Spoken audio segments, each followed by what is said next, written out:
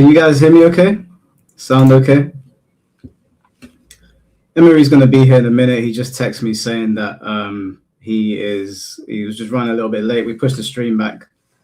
Kind of happy that I pushed it back so I could hear Red talking shit about me. Echo? Yeah, sorry, it's the room. I'm going to just say this now because Emery's going to be here and we're going to talk about a bunch of things. I will properly address Red on the things that he said about me. Now, I don't know if Red is high right now, and I don't know if he thinks that he can talk about me like I'm some sort of dickhead, but my being raised no bitch. And if I have a problem with somebody, I will address them directly, especially when you can see them in your chat. So I know Chad the Third said leave it alone, and I was going to leave it alone, but he decided to be disrespectful. He could have just messaged me. I did not bring him on to Drama Farm. I brought him on to hold him accountable for the things he said. I made it very clear at the beginning that the conversation was going to be about the community and not the game. I said that about 3 times. That was my opening statement. Yes, you did say it's therefore in your video. It's in your live stream. Okay? You forgot the things you said in your live stream, and I had to remind you of them. And even if it wasn't, I sent you the thumbnail, I sent you the Twitter post, and I sent you the link to the call beforehand, hours beforehand. You saw what I wrote on YouTube. It is not my fault if you can't read. It's not my fault if you don't do any research. And then you get on a live stream instead of just messaging me and saying to me, yo, I don't like this, yo, I don't like that, and then making the assumption that I wouldn't take the stream down. Fun fact, Red, since you wanted to pull that victim card, I know everyone will see you calling someone a snowflake online again. When me and Fate had problems, Fate asked me to take some streams down. And guess what? I took them down. I wouldn't have had a problem with it. You could have actually asked me, can you take that down? You know, maybe it's not my best moment. I said, you know what, OG? I got respect for you. I'll take it down, no problem. Or at the very least, I'll unlist it. But you didn't ask me. You went onto your fucking stream and made an assumption to try and make me look like the bad person. And then on top of that, instead of just calling me by my name, you call me the host. Do I look like a fucking alternate version of Reed Richards? Am I a Marvel character? Just say my name. What is this? And do you know what the worst thing is? I sat here for 6 hours with Red. He could have said whatever he wanted to me. He kept calling me passive. It's not because I'm passive. It's because I had respect for you, and I knew you dug your grave already, and I wanted to give you a chance to speak, which is why I sat in silence for so long. I asked you basic questions that you could not answer. And I did not want to get off of those questions because you wouldn't answer them. You think you answered them. But if you look at the stream chat, if you look at my reactions, you would know very quickly that you didn't answer them. You tried to skirt around them like a politician. I don't understand why you talk down to people like that. Like, people don't know what aftermath means, that you have to go and look up the dictionary definition. What the fuck is this? I was sitting in your stream chat, Red. You have my contact. You could just message me if you didn't like something. If you had messaged me and said, yo, the stream, I don't know, I kind of feel embarrassed by it, or I feel like I don't want it to be there, I don't want it to hurt me, this is how people are going to see me, and I didn't give my best effort, I would have said, okay, do you know, OG, I ain't got no problem with you. I'll take it down. No problem. No skin off my teeth. Not a problem. But instead, you go into your stream and flame me, and then at the end, or the last thing that I saw saying you ain't being disrespectful, let me tell you something, Red. In your stream, you might not remember this, but I remember. And if you want to start pulling clips, I'll spend 6 hours going back through it to get them if I have to. But you're the one that's made the accusation, so you should have the clips at the ready. But maybe you'll remember this. In your stream, you said there's not a single YouTuber that can challenge me on any of the things I've just said. And I sent you a DM. And the DMs, my mistake. I publicly said on Twitter, I do challenge the things that you have to say. Then I DM'd you. I asked you, hey, I don't want to make you look crazy in the thumbnail. Can I get a picture? You sent me a picture. I then tagged you. on Twitter. I'm going to bring this up on screen just because Red wants to play dumb. What does this say? I am joined by Red Related to discuss his grievances with the Dead or Alive content creators and the community at large. Who had a problem with your rhetoric around the game? Nobody. We all said that it was a fucking cash grab. The thumbnail says the DOA community did not do enough. You called them shills.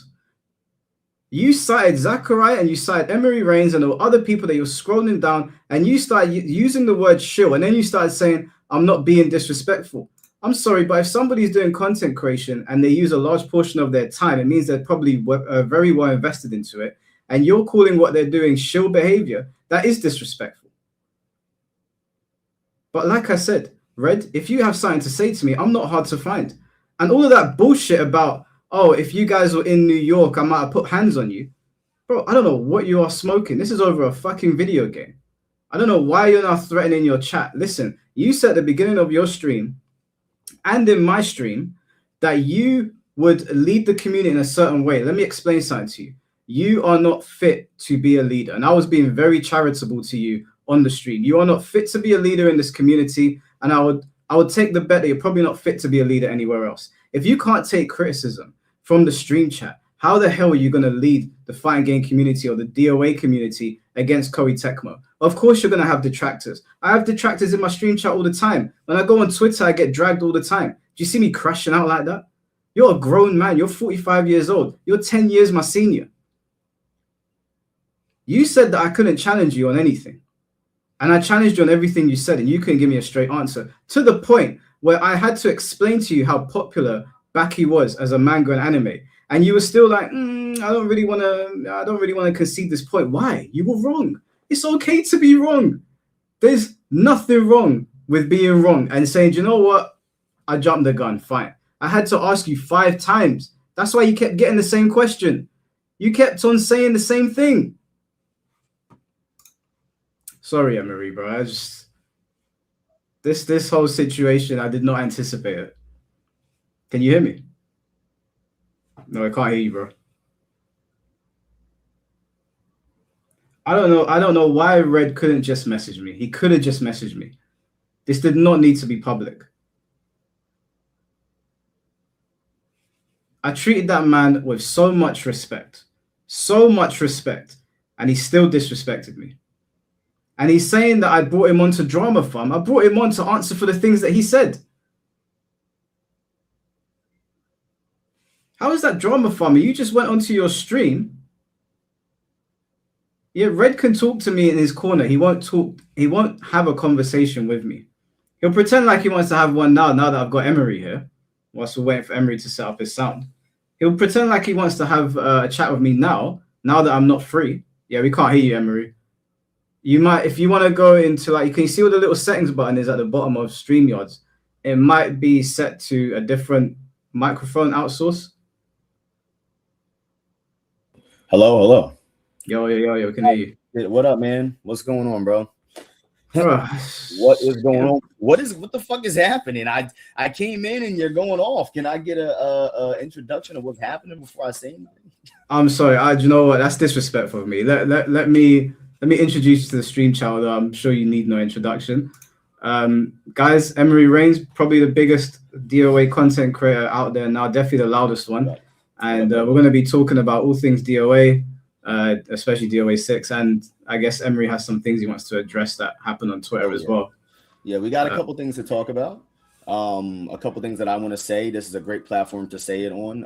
I'm not going to come on here and be messy because I know a lot of people were planning for that today, but you guys are not worth mentioning. I know you think you are. For some reason, you're not worth mentioning at all. So we're not going to give you guys any time of day today. But aside from that, I'm Emery Reigns. I am a content creator for Dead or Alive. I've been making content for this game for over 16 years now. And I've been one of the most consistent people to do it for this game. When there's been times where people wanted to jump away and do other things and put their ticket in other hats, I guess you could say. I've always stayed true to the game, and we've all ventured off a little bit, but there are people that literally completely disappeared from our scene, completely disappeared for years. Yeah. Okay. Sorry about the ice cream, guys. They bring the ice cream around. Y'all can hear that shit. I can hear it. Damn, my bad. Yeah. Mr. Salty is out there. Man. I've worked my ass off, and I'm very protective over my shit, and that's the problem. Like, People are always giving me shit for just being OD, and it's like, I'm protective over my shit. I'm protective over my brand.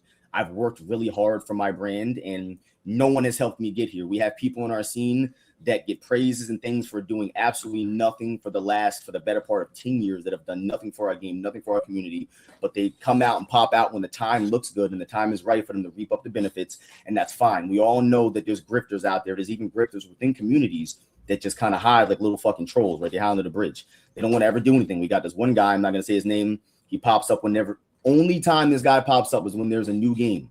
The only time he pops up, and he just shits on it the whole time. He streams the game to do nothing but just shit on the game. We're talking about a hardcore player that's been around for years, for 20 plus years. And he literally only plays the game to shit on it and then disappears for another year again. So trust me, we have people that are just vultures, even in the DOA community, bro. Like, as small as the community is, there are vultures. I have been around for a very long time. You guys can, I'm not lying. You guys can go on my YouTube channel, look at my first upload. And that was my first YouTube upload. If my first YouTube upload was in DOA 4 in 2009, you can only imagine how long I've been playing this goddamn game. Okay. Yeah. I watched your documentary. You did? Okay. That's awesome. Yeah. What did you think of that? Did you like that? I thought it was really good, man. Like, it's so cool to see, especially because I've gotten into virtual fight now, and I can see how hard it is to try and maintain a community when there's not much there. And like, you were showing how like passionate you were and dedicated, and all the roles that you've had. I thought it was really, really well done, and it showed, like, at least if I worked at Koei Tecmo, it'd show me, oh, okay, this is one of our guys. I thought it was really well put together. It was really cool to see like your evolution through DOA, because obviously you started as like just a passionate player, and then you got to work with them, and then your channel really blew up. And I know you've blown up on TikTok as well, and you're big on pretty much every platform now. So yeah, the evolution of watching that documentary was really cool.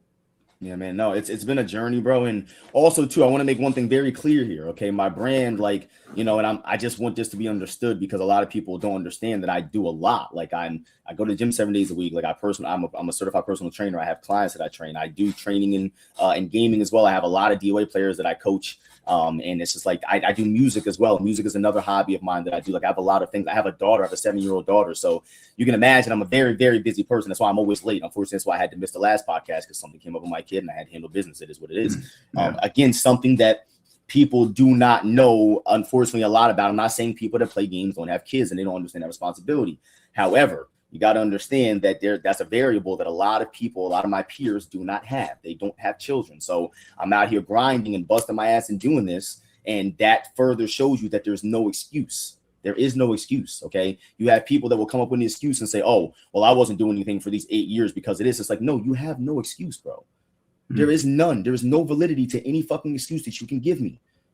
I was risking my fucking life for 7 years and still coming home and making videos and playing this game. You have no excuse that's going to mean anything to me. I'm sorry. So if you love something, you're going to love it, and you're going to put the time and effort into it, period. Who the fuck puts their time and effort into games and things that they don't like?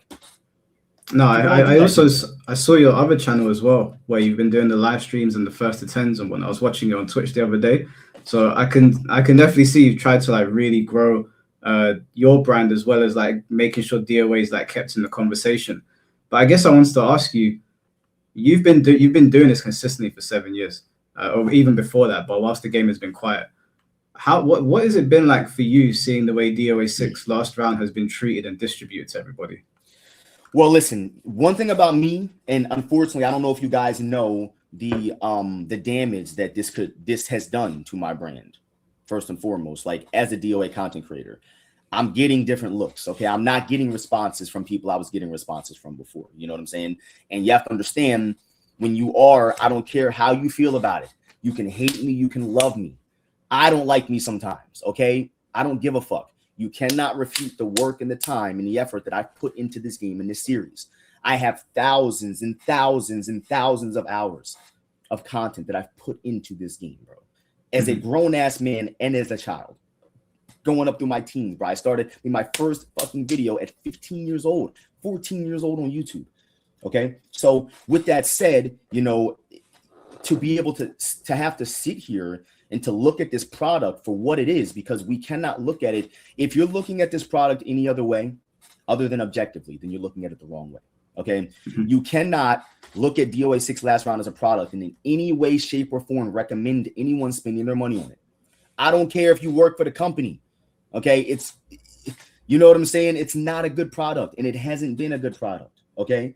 So the issue is that where you're in a space of being a content creator and you're one of the biggest, I am not the only content creator. There's plenty of people out there that make content for the game. You've got people that work their ass off. Okay. However, I'm still the biggest dead or alive content creator. That's what it is. If anyone wants to become the biggest DOA content creator, you can have it. Put some fucking work in and then we'll talk. But until you put the work in to do it for 16 fucking years straight, it's not going to happen. All right. And I'm not saying that to try to be an asshole or to be but do you know what it's like to put the work in for something? All right. Do you know what it's like to put the work in for something and just want what you're owed? That's it. Like I'm talking about, like, imagine the game comes out and you don't get a review copy for the game. And this is like some of the, and I want to talk a little bit about this because I saw some motherfuckers saying some stupid shit, talking about, entitlement and this, that, and it's like, entitlement. You're fucking right. I'm entitled. Bitch, I'm the lead content creator for the game. I wanted to ask you about that, actually. Why do you think it is you never got a code? Because I saw certain people getting codes, but then I saw your status saying they never sent you one.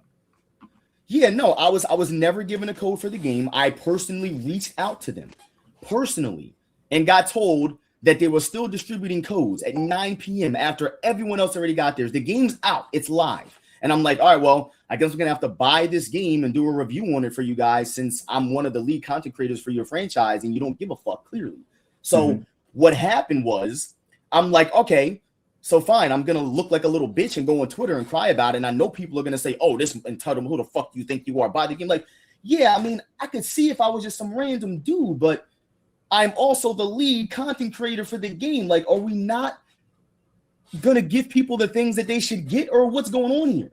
And I'm not going to talk about what's really happening because it goes a little bit beyond gaming. And I don't really like to air out non-gaming stuff in the gaming sphere because we don't do that as men. I don't do that. But wait, are you saying that there's something? There's shit going on behind the scenes. There's shit going on behind the scenes with a couple of individuals. And it's literally, you can see it in broad daylight what's occurring. You can see like a little bit of a change of the guard they're trying to do. And you guys can have it, bro. You guys can team up and Super Saiyan and fucking charge up all 40 of you motherfuckers. But you can't beat me. You cannot beat me. It doesn't matter what you do. You can't take me out. I'm always going to be here. I'm going to annoy the fuck out of you. So it's either we're all going to get along in harmony and just respect each other, or it's going to be nothing at all. Because at the end of the day, like, look at our community, bro. They just put out one of the worst iterations of the game of all time. And I'm not talking about with 6 vanilla. They just released 6 last round and it has absolutely nothing in it. Brother, as a consumer, if you wanted to play Dead or Alive 6 last round, what reason do you have to buy it? Just from what you know about the game. I was shocked when I saw, because I know the basic things you guys were asking for was like rollback and crossplay. They didn't have that in it. And then I watched the trailer and it was like, yeah, we're going to change the lighting on one of the stages. And I think the life bars. And I started laughing, thinking this must be some April Fool's shit. But no, I'm not buying it. I said it initially when they announced it. I was like, yeah, I'll get DO6 last round. It will get me ready for 7. I saw what was going on. I said, hey, I'm not buying it. So I completely understand why everybody's like sort of hands off. Understood. And listen, rightfully so. Like, I have never made a statement and said, go and buy this game. Okay. That's not something I'm ever going to say because I didn't do it. Okay. I was given the game, maybe not by the people that made it. That's fine. But you bet your ass I was given the game. There was no way in hell that people were going to not see me not have that game because I was not going to purchase it. Okay. Yes, I felt disrespected. Are you kidding me? Am I not supposed to feel disrespected? I've been busting my ass for you guys. I could be playing anything else. And I'm not saying I will be big in anything else. I'm not saying I will be good at Tekken. I'm not saying any of those things. However, I do know that I could go and play something else and put my time into it and I don't have to thrive. But at least I know that the game is going to come out and it's going to be something that at least we're all going to be like, all right, well, for example, Tekken 8, right? People can't stand Tekken 8 for the most part. In my opinion, the game has gotten much better. Like, it has gotten a million times better. They have improved the game so much to the point where they got me back on it, and I'm almost GOD 2, and I don't even play the game. I play ranked once a month. I just happen to have a natural knack to be able to play 3D fighting games. I'm just good at 3D fighting games. I'm not the best player in the world. I don't put the time to practice in, but anyone who's watched my streams, they'll know, yo, this motherfucker can box. In any game he plays, you're not going to tell me I can't box in DF. You're not going to tell me I can't box in Tekken. You're not going to tell me I can't box in DOA. I might not be the best player that's ever done it, but bro, I play the games as a novelty. I'm a content creator. I like to talk about the games. I like to, you know what I'm saying? Like I like to give the information about the game and kind of be that guy now. I did my competitive. And I'm not saying I'm not going to go back and compete in DOA, but what reason? What reason do I have to go and spend my hard-earned buckaroonies? DOA players ain't getting no sponsors, so you bet your fucking ass we're spending every single dollar we have to go to a 10-man tournament. These are also things that no one is taking into consideration. Nobody. Yeah. You want us to travel and go out to a – I'm sorry, I want to control, but you want us to travel and go out to a DOA 6 World Championship event, but we have no fucking sponsorships. We have no sponsorships because no one's looking at this fucking game. Why is no one looking at the game? Is that Emery Reigns' fault? There's something I do cause that because a lot of the times, for some reason around these fucking streets, you got people blaming Emery Reigns for things. A person who has no affiliations with Koei Tecmo, no affiliations with Team Ninja, no affiliations with anybody. But you're going to try to find let me just, dead or alive. Emery Reigns, it's his fault. Oh, that's easy. How? I didn't tell him to put this game out, bro. What are we talking about right now? Like, how are you blaming me? And I'm not saying you should blame any content creator or anyone. Let's just get that straight. We are people. We are not a multi-billion-dollar gaming conglomerate. Mm-hmm. We do not make the choices of what games are good. If you want people to play your games and not bitch about them, how about we make a good one? Can we do that? Can we make a good one? Do we want to see what happens if we make a good one? Do we want to, I don't know, be smart and go and compile all the data that we've had from the last 25 fucking years and just say, they clearly don't like this. They've mentioned they don't like it. Let's put it back in the game anyway. What? That's your fault. Are we going to learn and ever evolve and make games good? Like, for example, with Tekken 8, right? Take all the things people hate about Tekken 8 and we're going to go make Tekken 9, right? Why are you continuing to do fuck shit and put fuck shit in your games knowing that the last bit of fuck shit didn't work out? Power Crushes, for example. Who liked them? They made it into the next game. They did that shit on purpose. These are choices that they are making.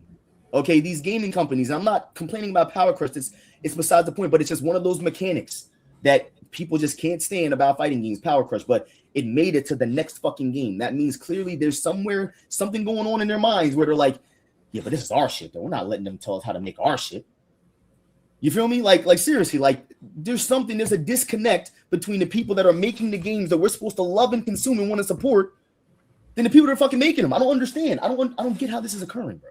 I saw a document that was sent over to me by Ghost Cartel, or Golden Ghost, sorry, that was compiled by the whole DOA community, and they managed to get into Master's hands to show to the higher ups in the DOA team, I guess.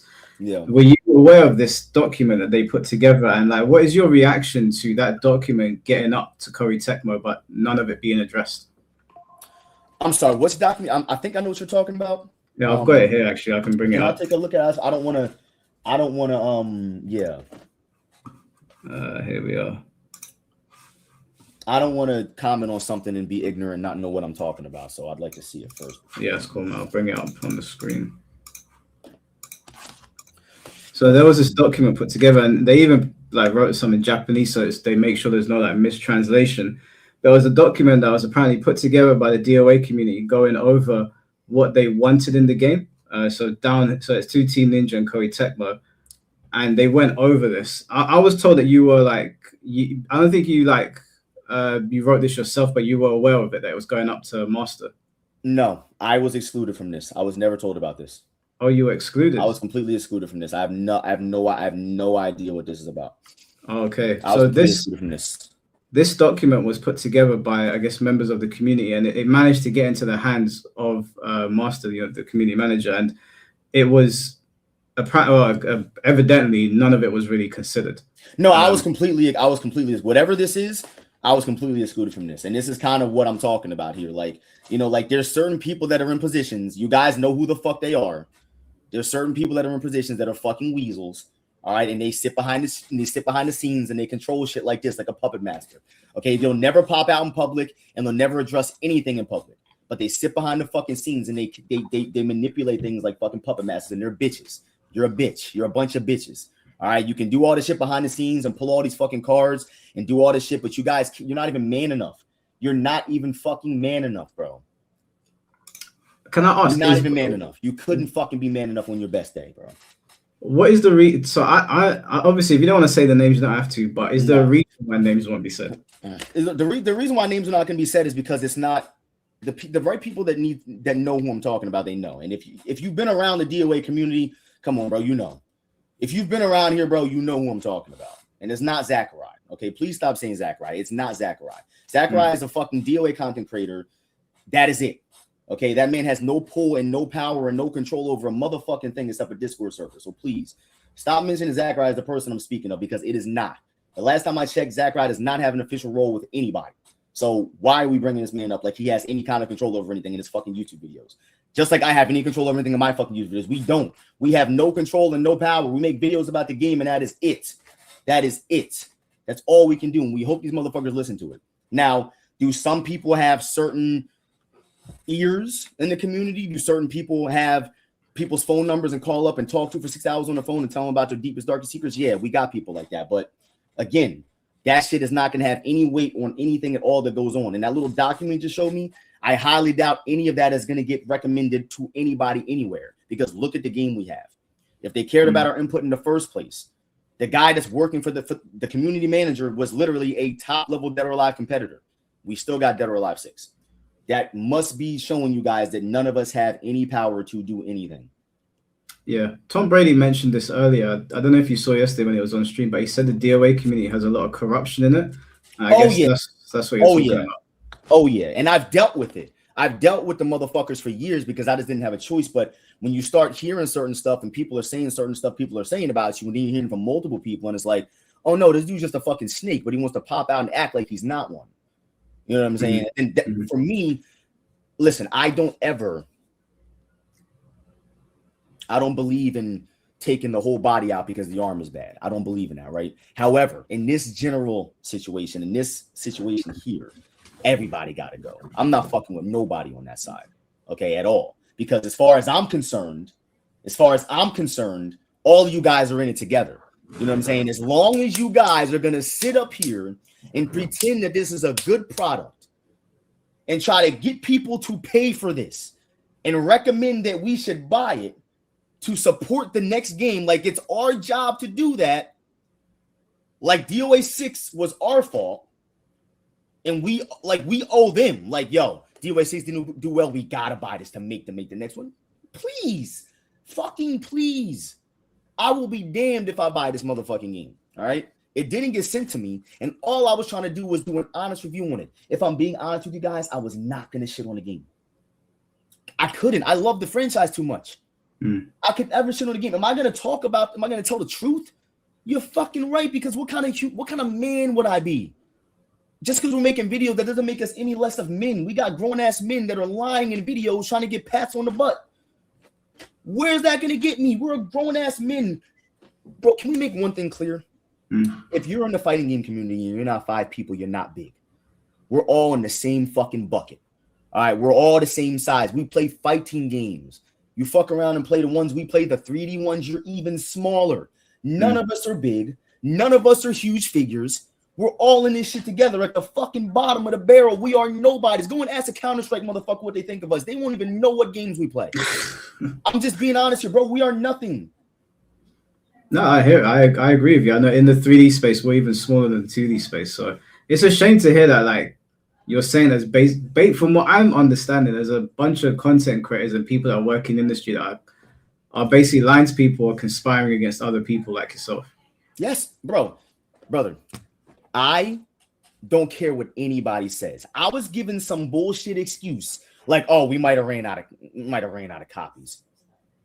How? Nobody bought the shit. So where the copies going? Where they at? You mean to tell me that I am the biggest? I hate to keep saying this because I don't want to sound like that guy, because I don't care, bro.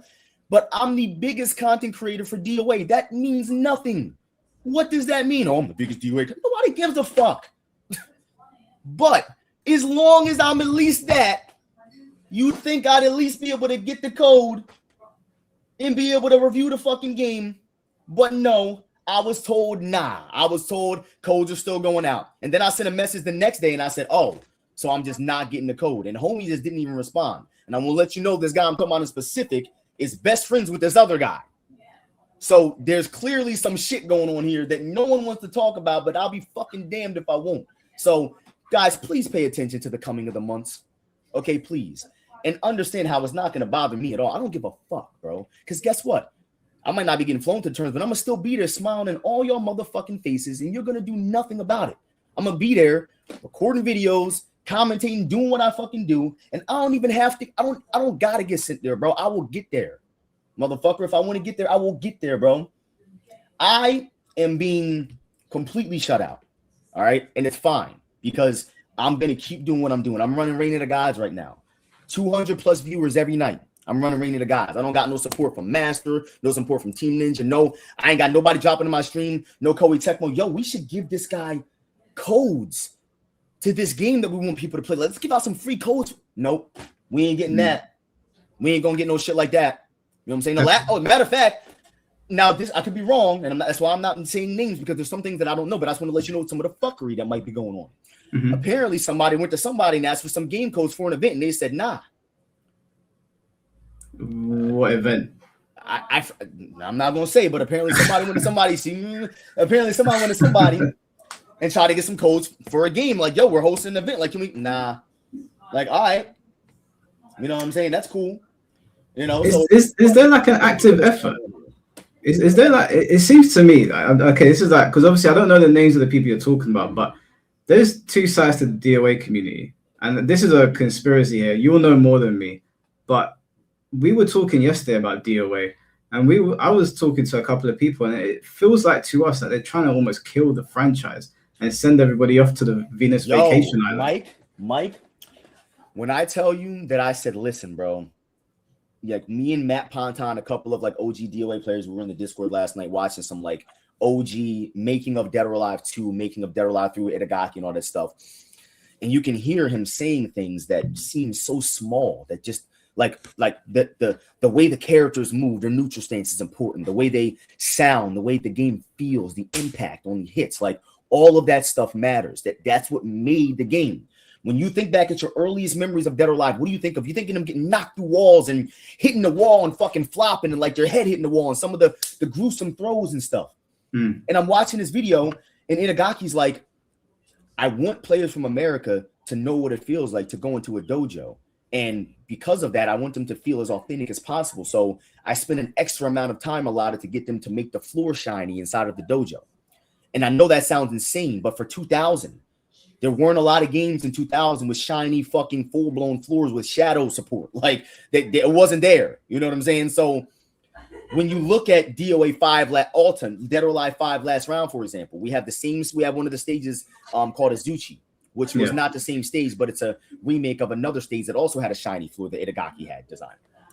There was no shiny floor to be found in 2015. But 2000, you mean to tell me there's a shiny floor? Now, people are probably like, yo, this stupid motherfucker, shut up with the shiny floor shit, bro. The point I'm trying to get at is it's the little things. Because Itagaki said, if you can't get the little things right, the big shit doesn't matter. What good is the graphics going to look good? Case in point, Dead or Alive 6. What good is the graphics going to look good? It doesn't matter if the graphics look good, if it doesn't feel good, if it doesn't sound good. It's the point. It's the little attention to details that make a fighting game. Because guess what a fighting game is? It's the little details. It's all we can do is fight. We can't get in cars and drive around and where you can critique the fighting because it's only one mechanic in the game. Fighting's all we got. You got to make this shit good. You can't come out with a fighting game that's used to having 10 modes and release it with 5. You can't. How are you going to release the US 6 with no fucking tag? That's part of the game's identity, brother. Yeah, 100%. I recently I started playing a DOA 2 hardcore, and I think that game's phenomenal. So when I look at DOA 6, I was saying this about MK1, but it feels maybe I'm wrong here because I am still a bit like new compared to you, obviously, but it feels a little bit soulless when I look at it sometimes. Right. So, bro, I've been playing the game a lot. Now, I don't know if you know this, but during DOA 6's lifespan, I was for the first, for the DOA 6 World Championship, I was a commentator for Koei Tecmo and Team Ninja. So we had in our contract, we were not allowed to compete in the game. Like I don't know if that's a normal thing for other games, but we couldn't compete. It was just a thing. Like you can't compete, and everyone kind of knew that. So mind you, it worked perfectly for me because I didn't particularly like DOA 6. If people knew me from the DOA 5 era, you know that almost every tournament that I went to, I was in top 8. I placed very well. If you go into the Free Stuff Dodge website, there's all stuff you can look up. I was top 13 in the world in the world, not like online, but in the offline leaderboards, in front of some Japanese players, some of your favorite players from America. I was grinding. I was in top 8 of mostly every event that I went to. I was beating some of your favorite players, okay? But Dead or Alive 6, it just didn't have that, bro. You know what I'm saying? Like, and like you're saying, it's soulless. Like, there's something about looking at the characters in that game, and it's like, bro, you ever like play a game and you click through the character and there's nothing inside? Yeah. Yes, that's what you see the inside. You're just seeing their eyeballs and shit, like fucking from the inside of their head and shit. Like, yo, back the fuck up. Like, it's like, yes, every character in the game feels like they're just completely soulless. But if you play the older DOA games, like, yo, it's like they have it's gonna sound like kind of ridiculous, but like a heartbeat and like it really feels like there's a storyline that goes there, even in just the way the characters move and they maneuver within the game. You know, when you look at DOA 6's story, for example, like, brother, what is going on? What is going on here? Like, and I did come to a realization, and it's something that I feel like a lot of our DOA players are going to have to come, you know, to the same realization. We might never see this game again that way. You know, like, how? Itagaki is gone, bro. Like, those thoughts and ideas, and I tried to tell Matt Ponton this last night, and, you know, even Matt was like, oh, well, the thing about Itagaki, I didn't like is how militant he was and stuff like that. And I was like, yeah, bro, but without his extremes, we would not love the game in the first place. Like, to do something great, you have to do something crazy. Everybody knows that. All right? You can't just do the status quo. You got to be able to, even when Dead or Alive 1 saved the company, you had Virtual Fighter out. You had Tekken 1 out, if I'm not mistaken. You're coming into the scene trying to make a name for yourself. How are you going to do that if you look like everyone else? If it's got the same building blocks, you know what I'm saying? If I'm not mistaken, Dead or Alive 1 ran on the same engine as Virtual Fighter 1 or something like that. It was ran on the same board. So, like, they had to do something. So, yes, they made the game kind of sexualized and they made it really sexy with the girls and the titties, whatever the case is. But even still, like, when you look future past the game, Dead or Alive 2, you cannot tell me that the game was not doing something that was completely revolutionary. Like, bro, Dead or Alive 2 from 1 might be one of the biggest like graphical upgrades. And I know it was from a different, you know, different generations of systems, but bro, Tekken 4 looked absolutely amazing. You know what I'm saying? Like, but brother, there's something about the way Dead or Alive 2 did that shit, man. Like, it's just, it was like fucking like, bro, there's no way. Do you guys remember turning that game on for the first time? I remember seeing Dead or Alive 2 and being shocked. Like, I wasn't big on DOA back then, but everyone knew about it. And I remember seeing it and being shocked at how beautiful it looked. But then I was even more shocked at the animations compared to what we had, compared to all the other fighting games. DOA seemed like it was well ahead of everybody else. Yeah, for sure. And that's the thing. Like, people are like, man, why do y'all keep holding on to this fucking dead game? Like, bro, the same reason why you guys played it. Like, why do you think that Dead or Alive used to sell millions and millions and millions of copies without a free-to-play version? You know why? Because it was a product that you wanted to own. You know what I'm saying? Like, look at those G4 icon videos and listen to those game, like the game reviewers and curators talk about the game. Like, you can do this and you can do that, and it looks so good. It feels so good. And yes, bro, that's what we're talking about here. If you look at the more recent reviews, we're not hearing none of that no more. We don't hear none of those comparisons, brother. And the reason why is because the love is not there. Now, on to my next point. Dead or Alive 7, or whatever the game is called, it's untitled at this moment. I'm hoping that they show us something. You know what I'm saying? Because we don't know what this game is going to be. If you guys look back at Dead or Alive 6 Vanilla, we got a trailer that showed all these hit sparks and all these crazy things that went on, and we didn't get nothing like that in the game. So, again, I hate to be the person that's kind of like dooming, and I'm not trying to doom, but going based off of past practice, because when you're looking to the future of things, you only have past practice to go based on. Dead or Alive 6 and Last Round at this moment have really not been too impressive. Am I wrong? So you cannot blame us, right? You cannot blame us for wanting to want that back. You know what I'm saying? Like, we want the game back that we all fell in love with in turn, and also to get everyone else who kind of shits on the game to give it a chance. Like, let's just say I wanted to give all of my fighting game fans a chance, you know, like a shot to play DOA. Like, how am I even going to get them to get on the game? You know what I'm saying? Like, bro, if I wanted right now, Mike, if I wanted you to get on DOA 6 and play it, like, and play like a 1st to 10 or something just for fun, you can't tell me in the back of your head you wouldn't be like, damn, do I want to do that shit? Like, just even as a content creator, you're gonna be like, damn, like, I got Tekken. I would say to you, can we play DOA 5 instead? Exactly, right? So let's listen, bro. I want to talk to you a little bit about DOA 5 real quick. Am I the only one? And I know I'm not, but I'm only asking this question only because like I want to get the same, feeling and response. But am I the only one that feels like, and I'm please, all respect to Itagaki, because y'all know I praise the man, but am I the only one that feels like that we don't even need Itagaki to make a good game? Itagaki did not develop DOA 5. He did not work on the game. I don't know. I think maybe I've heard, I could be wrong, that some ideas were bounced off of him. But Dead or Alive 5 was post Itagaki. We got Rig. We got Mila.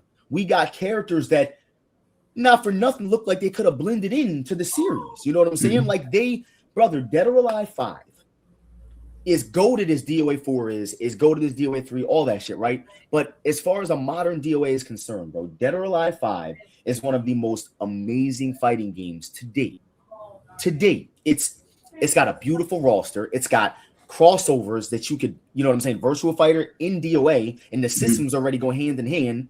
Even the Dead or Alive even has a built-in stagger system. It doesn't work quite the same way as VFs does, but like you could feel right at home playing this game. Bro, Dead or Alive 5 last round for me was like one of the most complete products. There was competitions where you could draw and put a outfit in the game on your favorite character. Like there were so many things, bro, like that they had going for the game. There was so many anime crossovers. Like you had Fairy Tail and Attack on Titan. It's like what do we get with this game here? I don't know. Tell me that don't sound good. Wouldn't you buy that? Yeah, I mean, I've got DOA 5 Lost Round. That's the only DOA game that I've actually sat and streamed. It's got really good features. Like VF5 has got like the Kumite mode. DOA 5 has it as well. And it was, it's from years ago. I was confused as well looking at DOA 6, how DOA 1 to 4 is Itagaki's games. 5 isn't, and how we got 6. I don't know how it got to that point. But yeah, no, when I go back and I look at 5, I'm like, this is where DOA kind of peaked. Even if it's not your favorite DOA, because I personally, maybe because I've been playing it more recently and it's still new to me, but DOA 2, I'm having a lot of fun with. But there's an argument to be made, clean, bro. That's a clean game right there. The tag animations in DOA 2, they're so sick. But there's an argument to be made that DOA 5 is the best one. It kind of, to me, DOA 5 looks like it satisfied everybody. It satisfied all areas of the fan base, because obviously there's people that are more interested in certain things. DOA 5 was at the sweet spot. So I don't know what they were smoking with DOA 6, and it makes me worried for where DOA 7 is going. Exactly, because like I said, past practice. You know what people say? You can be the best in the world, but you're only as good as your last tournament. You know what I'm saying? People don't give a fuck about what you did the one before that. But yeah, I got some. No one cares about that shit. Like, what'd you do with your last tournament? Like, what you doing now? Like, people don't care about what you did before.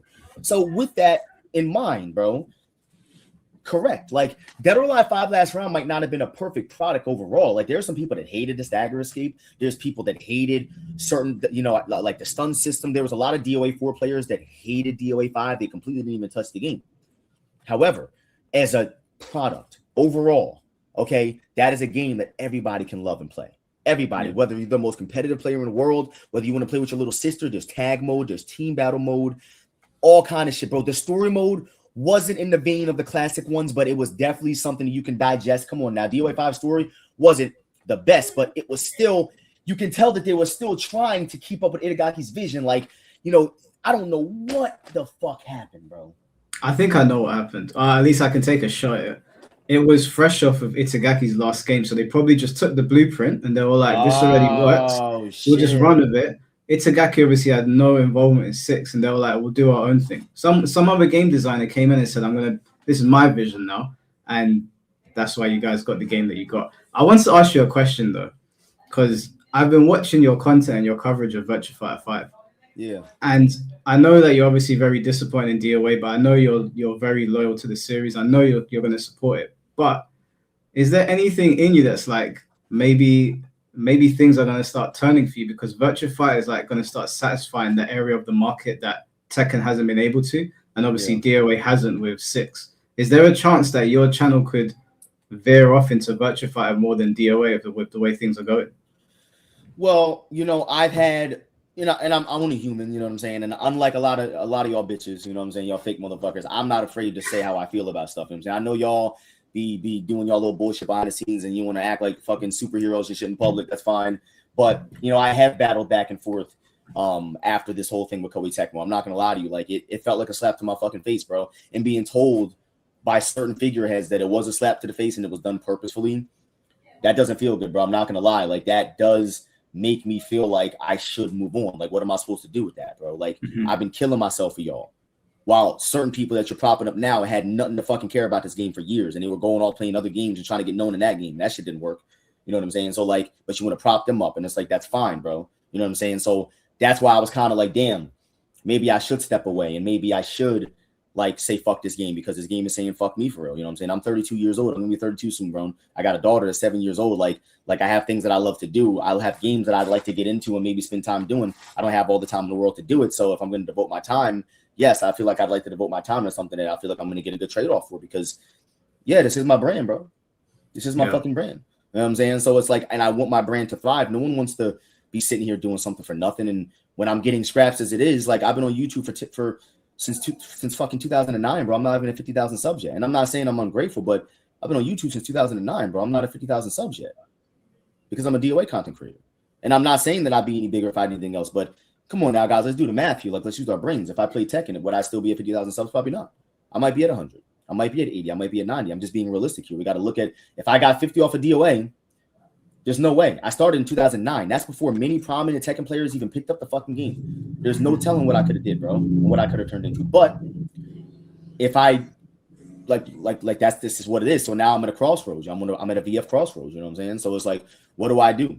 You know, do I keep supporting this game and these people that clearly don't give a fuck about the effort I put in, and they want to be salty in their feelings about personal shit that's going on? I'm not going to talk about. You know what I'm saying? That's fine. You know, but I will not be disrespected. That's just one thing, and people don't like that about me. I've gotten a lot of issues. I've had a lot of issues with people and stuff like that over the years in the FGC, but I don't care. Like, when you've done what I've done, you've seen what I've seen, you've done the things that I've done, you don't care. Like, you don't have a chill button, bro. Like, you know what I'm saying? I'm sorry, I'm not perfect. I'm human. I'm only human, but I'll be damned if I just bite my tongue and just sit here and act like I'm not getting played the fuck out right now. I'm not going to do that. You know, I'm getting played the fuck out right now. So I guess the answer to your question is, you know, as a person who just got put into the Sega creator program, you know, my plan is 100%. And I've always been a VF, you know, supporter and stuff like that. At least I've always played Virtua Fighter, but I didn't start to really want to learn the game until Final Showdown. Final Showdown is when I got into it. There was a little dry spell between that and DOA 5. So DOA 4 came out. I believe that Final Showdown came out in 2011. Mm-hmm. I want to say it was 2011, 2010, something like that. 2010, 2011. But regardless, DOA 5 wasn't out yet.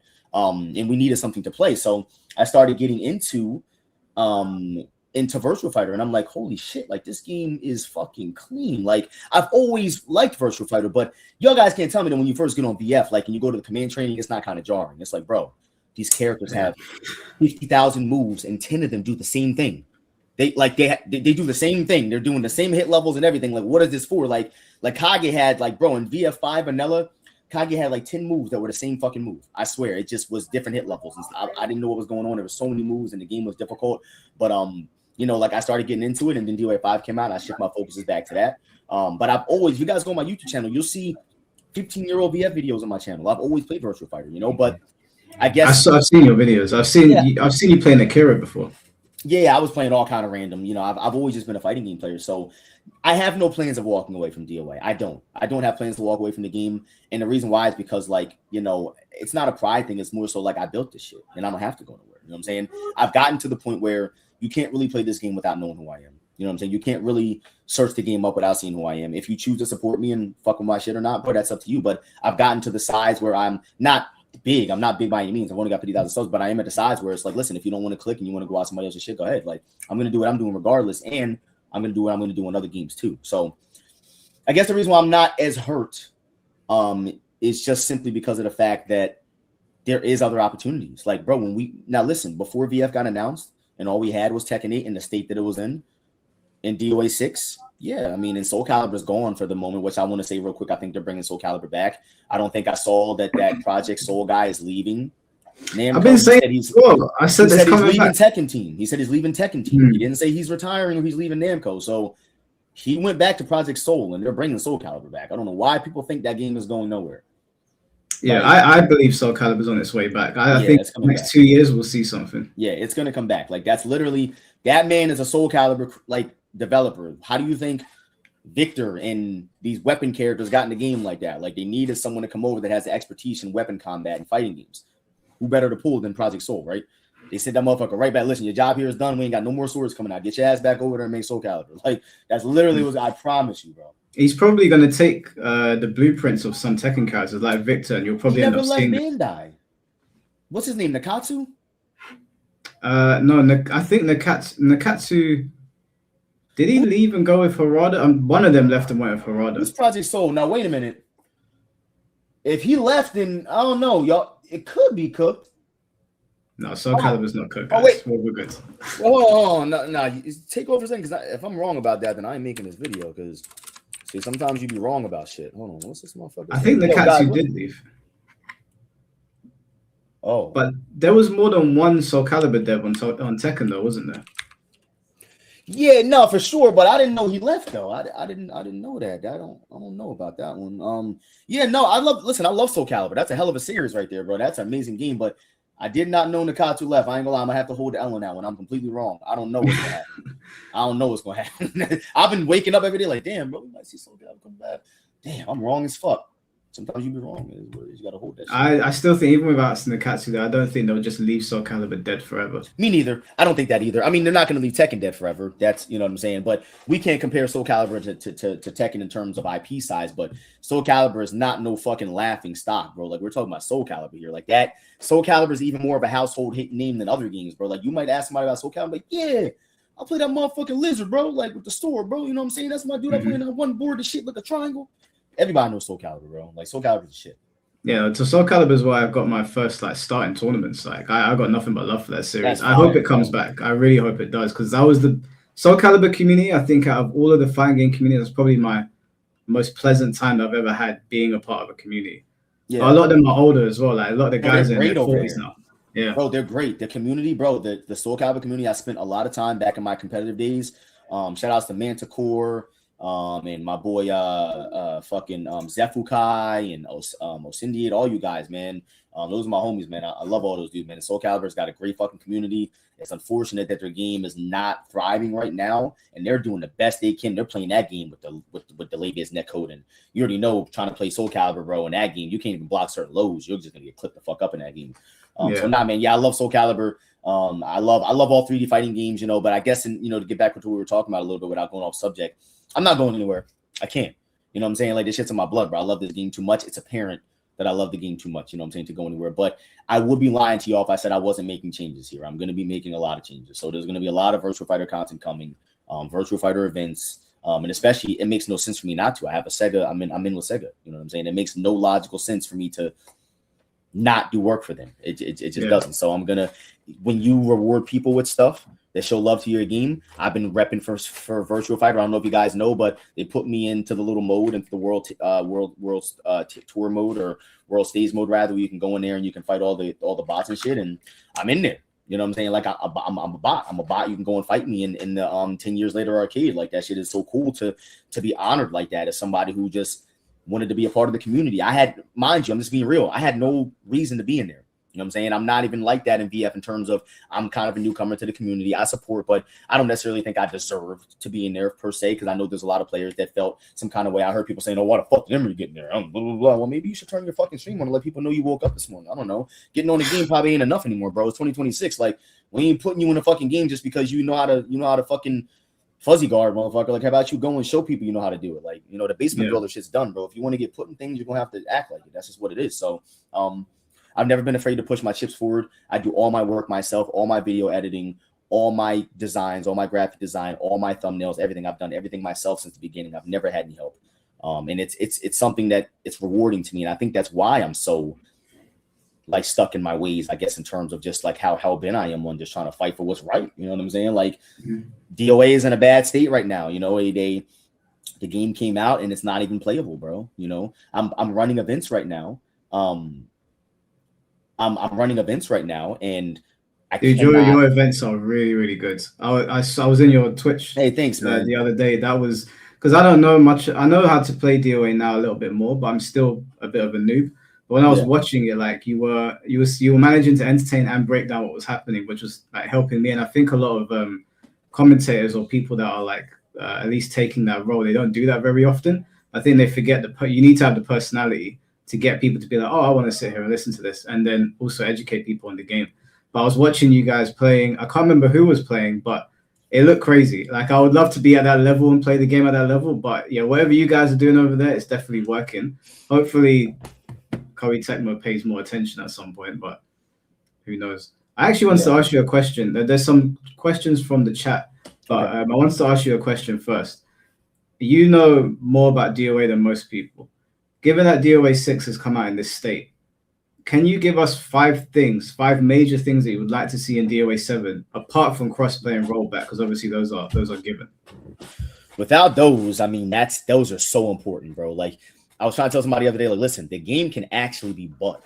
If I'm being honest with you, the game can be butt and people will still play it as long as it feels good. Like, Tekken 8, that first season was in shambles, bro. Tekken 8 season 1 was probably one of the worst fighting game experiences I have ever had.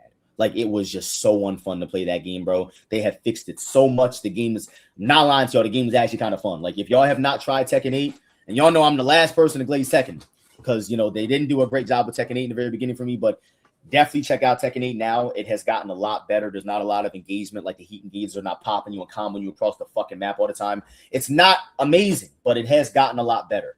But as far as that goes, like, we can all admit that with Dead or Alive, if the netcode was good, we would all love the game more, bro. We'll play the worst version of the game if we could hold the fucking moves we're trying to hold. If we could fuzzy the shit we're trying to fuzzy. If we could duck the things we're trying to duck. Like, y'all got to understand, if you weren't around the fighting game age of delay-based netcode, and let's just say, like, you're like somebody that came around in the last, like 6-7 years or whatever, started playing fighting games. Like, fighting games on delay-based netcode are never an accurate representation of how they're supposed to run. It can't be. We're talking about games. It's not Call of Duty where somebody's going to shoot you and you're around the wall and it's fine because, oh, fuck, but you're going to spawn back. Like, there is no spawn backs, motherfucker. Like, you're going to lose because it's lagging and be out. Like, that's it. You know what I'm saying? So you need to play the game in the proper infrastructure. Dead or Alive just does not have it, and it has never had it. And the issue, people are like, oh, I don't understand why this is such a big difference for Emery. He's a DOA veteran. He should be used to it. Like, how about, bitch, I've been playing other games with rollback. How about it's been like 3 fucking years since I really tried to sit down and play a game with delay-based netcode because I don't know. They don't have them anymore. Clay Fighter 64 has fucking rollback, bro. It's ridiculous. All right? Like, come on, man. Like, there's no excuse for this. There's a game called Rush with nothing but a bunch of diamonds in it. The characters are made of squares, and there's rollback. There's no fucking excuse, bro. Understand, like, come on, man, there's no excuse for this. So, but like, some people are saying we should just buy the game and support it for fucking what, bro? Why? How, Sway? Like, for what? Come on, bro, what's going on, man? No, I hear it, man. I hear it. I listen. My heart goes out to the DOA community. I know you guys have been suffering. In terms of what, I'm gonna start drinking this cut water here. I'm start getting a little lit on you. So, you know what I'm saying? In terms of what I'm trying to see. Rollback and crossplay, yeah, but we need better characters. We need better new character addition to the game. I'm not saying we need Itagaki style, quality characters, but we need better quality characters in the game. Everybody knows that. We need a better system. The system needs to be refined so that way it's something that people can approach, right? People like you that may not play the game a whole bunch, but let's just say you play Tekken, your fundamentals will somehow transfer over into the game. I think that's what they were trying to do with DOA 6 with the break hold by saying, listen, if you're not a veteran player, you're not going to understand stagger escape. You're not going to understand these super deep concepts that are deep within the system that have been here for years. So we're going to add something in the game, not only for newcomers to understand how to get out of stuff, but for example, let's just say in their mind, they were using break hold as their version of a breaker, like Mortal Kombat, or like fucking whatchamacallit, what's it called in Killer Instinct? Is the same thing? Combo breaker, right? Yeah. Let's just say it was them just trying to add something like that because people couldn't get out of stunned. It's not implemented the right way, bro. The system is flawed. You start the round with 2 fucking bars a meter. You get 2 super side steps off the bat. Why? You get half a super off the bat without playing any neutral. You're gonna give this man a half a super. that beats my moves, that goes through everything, that goes full fucking screen. The hitbox when the shit is stupendous. If you extend your hitbox at all, you're getting clipped. It's way too strong. It's plus on block, and it's a mid.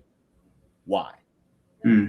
Like, and again, the problem that I have with this, if I know people call DOA a titty game, but if y'all ever played DOA online or if you went to a tournament, y'all know we don't fucking play.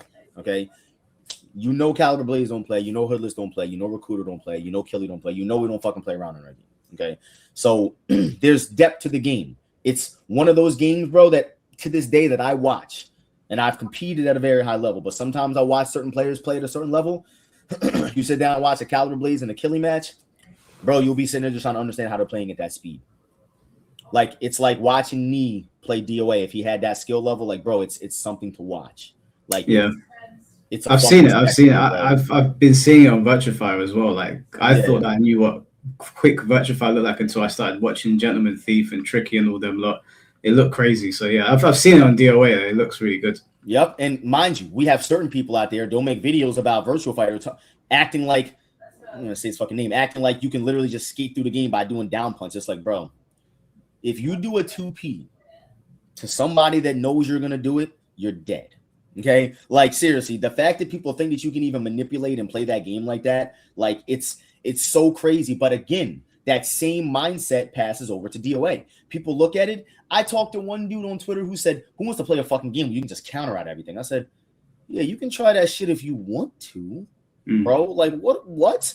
In what world are you gonna win by countering everything? I'm gonna grab you and drop you on your neck for 60%. That is not a tactic. And we have safe throws. If you counter and stun out of the wrong stun and I safe throw you, I can still keep advantage and go for my throw attempt. So how are you spamming holds to win? Like, it's just people don't know past the surface level. And we all know, just as human beings and anything in life, there's more to anything than surface level. There's depth to everything. There's no difference with this game. They did remove a lot of the depth in DOA 6, but it is still one of the deepest fighting games out there. Regardless of how deep the game system is and they changed it, it's still very deep regardless. You still have to have a lot of knowledge of the game in order to work in it. So honestly, bro, like I'm gonna sound like I'm beating a dead horse at this point. I mean, we need the modes back that we had. Like, we need tag, we need team battle, we need for the people that still buy video games and don't have an internet connection. Why are they buying DOA 6 last round? To play fucking DOA quest mode? What kind of quest is it? You're going on a quest to get what? What the fuck is going on here? Like, bro, there's no content in the game. They took out, bro, if you take out team battle and tag battle, you're already leaving us with 2 modes, bro. You take out online. How many modes do you guys have to play the game? Let's just say you don't have online. You can't play. You're not going to play those because they're not there. So you have nothing but arcade mode and time attack, which are exactly the same, except for arcade mode. They're the same fucking thing, man. You gonna go for story mode? I want based on the so on this mode topic, I was watching Chad the Third stream. I don't know if you know Chad, but he's one of my favorite content creators, a Virtuefire player, and he was talking about the idea of having Venus Vacation and DOA the fighting game merged into one. What do you think about having the dating sim in the fighting game? You know, somebody said that to me, and I'm going to be completely honest with you. I think that's a great idea. And the reason why I think it's a great idea is because we play a game that we cannot act like the sex appeal is not a big selling point. All right, 90% of the people who buy this game, they do it so they can smack their shit. Like, come on now, bro. We know why they're buying the game. All right, we know why they're buying the game. They bought the game so they can, you know what I'm saying, choke their shit all night. That's fine. But we also have 10% of us that actually box in the game. Would it be a good idea to combine them both? Yes. And the reason why is because, listen, I'm not going to lie. I used to shit on DOA Extreme. And the reason I used to shit on DOA Extreme is because I never played it. Now, yes, there are titties in the game and it is more sexualized. Clearly, they was on some gooner shit. But low-key, Dead or Alive Extreme is actually kind of cold. Like, the game actually has, like, mechanics and, like a real system in place. And there's millions, there's like a bunch of animations, all the characters fall different. There's actually DOA animations in the game. Like, it's actually kind of cool. I'm not gonna lie to you. I'm not gonna sit here and be like, oh, it's like the cool things in sliced bread. But for example, with Tekken, right? They're not gonna make Tekken Bowl mode a whole game. They're not gonna make Tekken Volleyball a whole game. But what they did was they put it in the game as a side option for people that might want to engage with it And not only that, you can actually play it with people. And I think that's great. So Tekken, I'm sure, I don't know that they didn't put Tekken Force in. There's no Tekken Force in there yet. No. But it might come. Like, I don't not see them doing something like that. But again, if they don't, y'all guys get what I'm getting at here. Like, there wouldn't really be much to do in order to really put a little mini Tekken Force mode in the game. Or like, they can even add Tekken Bowling. If they added volleyball, come on, bro, they can add bowling. They can add bowling. It will be nothing but a flick on their fucking pin to just steal assets or whatever they already have and just make the bowling mode, even if it's half-ass. But in context of DOA, having that mode in the game together, bro, they would sell so many copies, bro. Yeah, easy. You'd have all the community united together. It would encourage the side of the community that likes the more casual side of stuff, in terms of like the volleyball and like the costumes or whatever. It would encourage them to maybe say, maybe we should go and try this version today. Fuck it. It's right there. Let me just load up, the actual competitive version of DOA or the fighting version, and vice versa. There's been many times, not going to lie, maybe not as recently, but I have gotten on Tekken 8 and I was like, yo, let's go play some Tekken Ball for a little bit. You know what I'm saying? Fuck it. Like, so yes, that is a great idea, bro. I 100% agree that they should. Who said that again? Chad the Third. Oh, I like that guy. That dude's a beast. Yeah. I like that dude a lot. I actually went to his virtual fighter stream. He's actually pretty good at that game. I saw him play my damn motherfucking box in that game. He was playing DOA. I saw some of his DOA clips. Somebody said he was playing DOA, and I'm like, man, this guy knows what he's doing. I don't know what his. I think his main game is Street Fighter. I don't know for sure. No, it's Virtual Fighter. His main game is actually Virtual Fighter. Yeah, I see him playing Street Fighter. I guess he just plays games, and I guess he just be playing other games. I guess he might have popped on Street, but he's a 3D player. Like if He's he was good. playing He's good Street at Fighter, it'd be like a one-off if he was playing Street Fighter. I didn't know. Tekken he and was like Virtual that. Fighter. Yeah, He's like that Virtual Fighter. His lay face good. Yeah. Yeah, his lay face solid. If you don't mind, I've got some questions here for you from the chat. I'll just read them out. I will preface this. Some people are gooning over you, so I'll just let you make you aware that before You're doing what? them out. They're gooning over you. Reigns, do you think game journalists and other fighting game devs want DOA to fail because it doesn't follow core values but still has Itagaki DNA in it? I think that we all know that DOA is not what it was. And I think that we all know that Dead or Alive used to get like damn near perfect scores. So I don't think there's any surprise there or any question that journalists and people that may have been trying the game recently can see that it's just not quite what it is. And the problem with the core values thing is I try not to really get too much into the core value shit only because I understand like we need both. Like I can't go with the hardcore competitive players and say that the core values does not matter. It does. Like it needs to be there, bro, because that's when Dead or Alive saved Tecmo from going under. It was the titties. Okay, it was not the system. People was playing VF and they were playing Tekken. It was not the system, I promise you. It was the girls, it was the beauty of the game, and it was that new look that attracted players. That's what it was. So we cannot have this game without cheeks. That's just not possible. There's got to be cheeks, but there has to be a fair balance of cheeks and hands. That's all I want is cheeks and hands. Like, can we get core values and hands? Like, can we just find a way to do both so we can cater to everybody? It all is equally important, bro. Emery, I want to ask you a question because I got a lot of pushback from people on Twitter about this. I said that DOA should have the sex appeal because that's what it's largely what it's known for.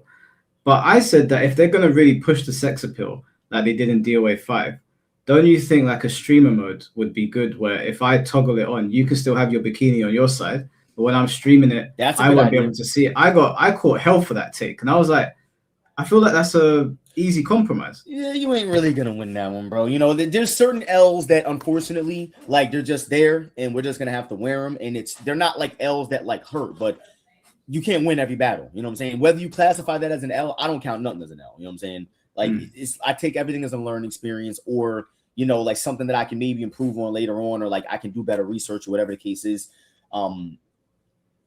Yeah, no, you wasn't going to win that one, bro, because they're not fucking playing with that, you know, but I think it's a great idea because not everybody really, it's going to sound crazy, but not everybody really wants to see all that. And I don't know who wouldn't want to see all that, but not everybody wants to see all that. So I definitely agree with the fact that there should be some kind of censor setting, not saying censor the game, but if I'm playing and like, let's just say I want to play a match with my little sister or something, like I don't really want her really seeing all that shit. You know what I'm saying? So maybe there's a way that we could maybe censor the game just for certain settings or like, for example, tournaments. We used to get shit because people were going and playing on big channels on DOA 5 and they were picking costumes with nothing but a piece of paper over the titties. Like, yeah, like we're not gonna look good, bro. There was this one outfit in DOA 5, I swear. Bro, Rachel had nothing on. They censored the fuck out of that costume in DOA 6. Do y'all remember that costume, bro? I know which one you're talking about. Yeah, I put it on screen and my video got demonetized, and I was like, this is a problem. I was like, it's cool, I don't mind, but in my mind, I was like, if you've got people trying to do content for DOA and they match up with somebody that's got the Rachel costume on, or the I think it was Mary Rose had one, or whatever her name is, and the luchador character, is it La Marisa or La Marisa? Yeah. She had a Borat costume on where it was like just about covering her vagina, and I was like, that's fine. I don't mind if it's in the game. I really don't mind. But if you do a streamer mode where I don't see that when I'm streaming, but you can see it on your end, then we all win. But Twitter got very upset about that. That's a great fucking idea. Literally, somebody just said it. Default outfit filter. That's all you got to do. Do you want your character is displaying a costume that depicts images of titties and butt? Do you want to censor this costume by using? Do you want to replace that your opponent's costume with costume 1 or something? That would be great. That's an awesome idea. So that way they can get what they want. We can get and the other player can get what they want. I don't mind titties. I look at them. You know what I'm saying? They're cool with me, you know what I'm saying? But everybody might just want, or let's just be real here, tournament.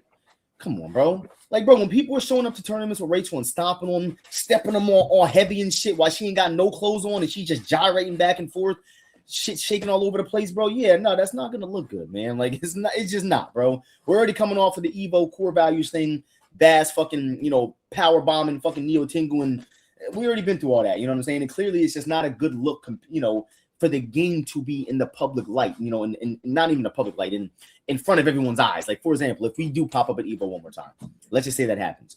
I'm hoping that people just make the right choices, man. Like, don't make us look fucking bad, man. You know? They did this with Street Fighter 6. I'm pretty sure there's a mode in the game that allows you to just see default costumes, because they've got bikini costumes in there as well. Okay. And I've never seen the bikini costumes being used at Evo. So you can satisfy both sides, because the bikini costumes were popular. They sold they'll charge for that. Yeah, somebody in the chat. No. That's 100% true. Somebody said no way that's going to come with a Koei. No, they're going to charge us for that mode. They would charge us for a streamer mode.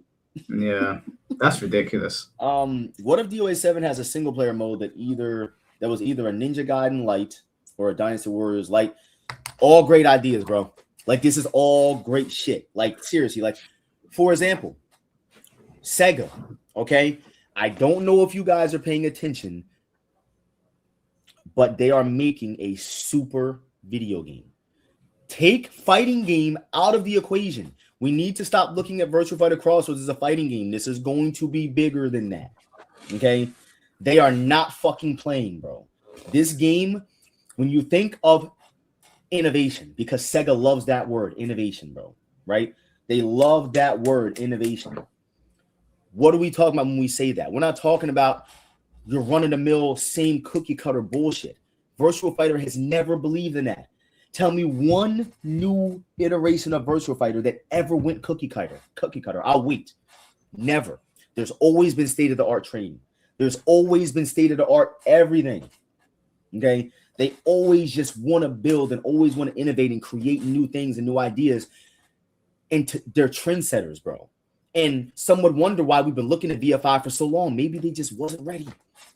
Maybe they're getting ready to innovate again, and they weren't ready to. I'm not lying. They took too fucking long. Y'all took a long time. But, bro, we are getting a Shenmue Yakuza-style story alone that could sell millions of copies.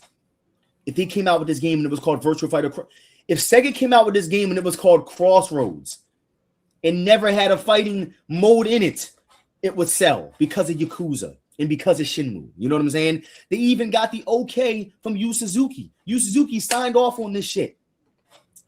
This shit is not a joke, bro. The fighting game aspect of it is just the other piece of it. You know what I'm saying? It's just the other piece of it. What do you think of the trailer with the Bakunawa killer? Oh, I love that. That shit was clean. I did my reaction to it. Excuse me. I'm really, really pleased with how the game is looking. One of the main things that I love about how the game is looking so far, the visuals, bro. They're unbelievable, dude. Like and again, people were saying, oh, downgrades. Yes, there could be downgrades, but the problem is, unless anyone can noticeably tell me this, I have never seen a real, like, over-the-top downgrade from Sega. I've never really full-blown seen a full-blown. I know Ubisoft is good for that. Other companies are good for downgrading their games. I've never personally seen an over-the-top downgrade for a Sega game before. So that's why I'm kind of getting at the point of, I think that they're going to end up making this game. Oh, fuck, hold on a second. Hold on, bro. I'm sorry. Can you take over real quick? Yeah, no problem. Muted myself. Let me mute Emery just in case. I'll get to your other super chats, guys. Now I've seen what you guys are saying in chat. I saw that Red is insulting me.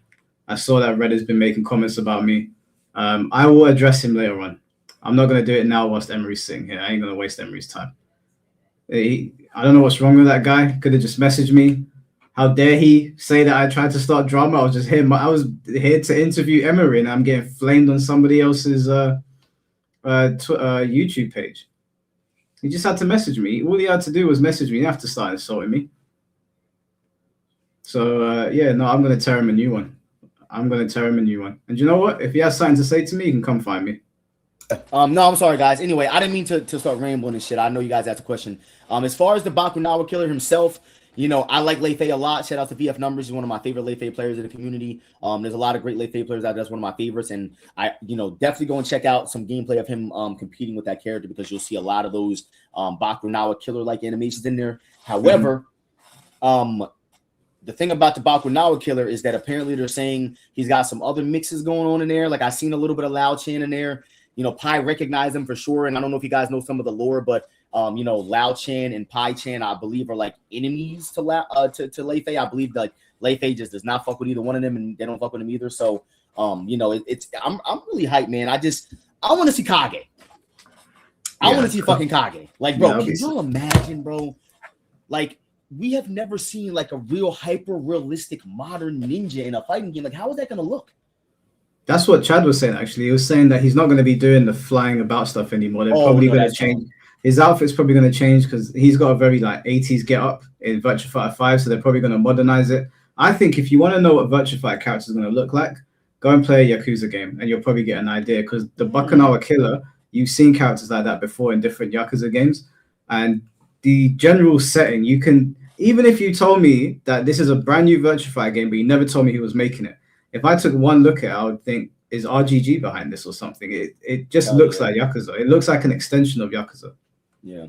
No, like, listen, Yakuza is the shit. I've only played a couple of the games. I own all of them, but I've only played. They're very long to get through. Like, you have to have a lot of time to just sit there. The dialogue is great. They do talk a lot in those games, but you have to really have like a desire to want to sit there and just play through all that shit.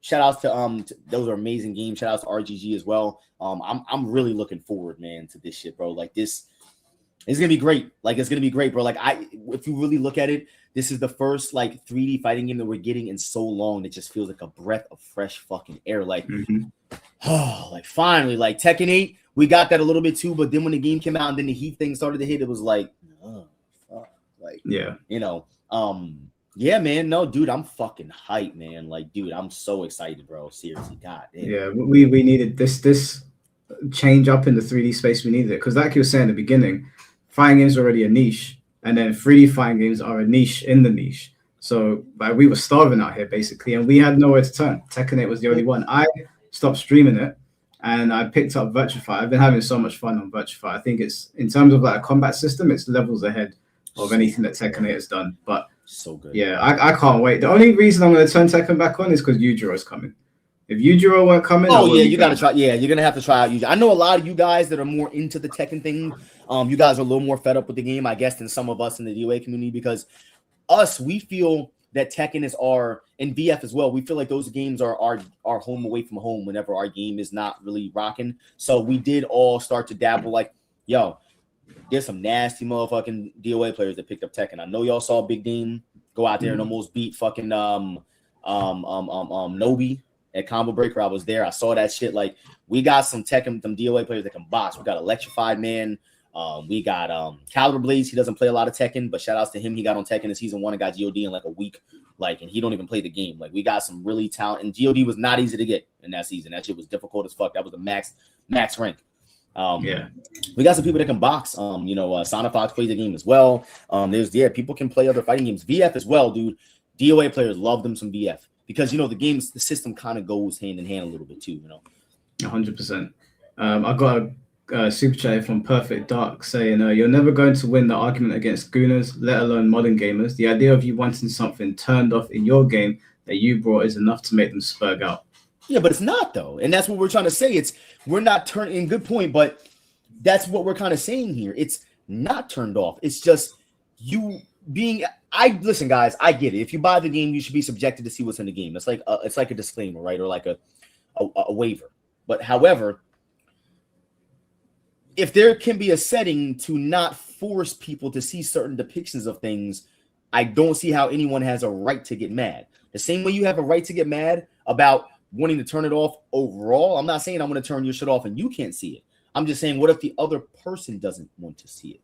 I don't know if you guys are understanding what we're getting at here. We're not saying if they incorporate like a tournament setting that fixes that, you'll still be able to see it. But like, I don't want to see that. Now, if we're playing split screen, we're competing on the same setup. Obviously, you're not going to be using those costumes anyway because you're not going to be playing in a competitive tournament with panties on. That's just no tournament is ever going to allow that. So I think that we are going to have to, at some point, wake up a little bit and be like, yo, maybe we're a little freak the fuck out here. Like, are we not kind of freak the fuck out just a little bit, guys? Are we not?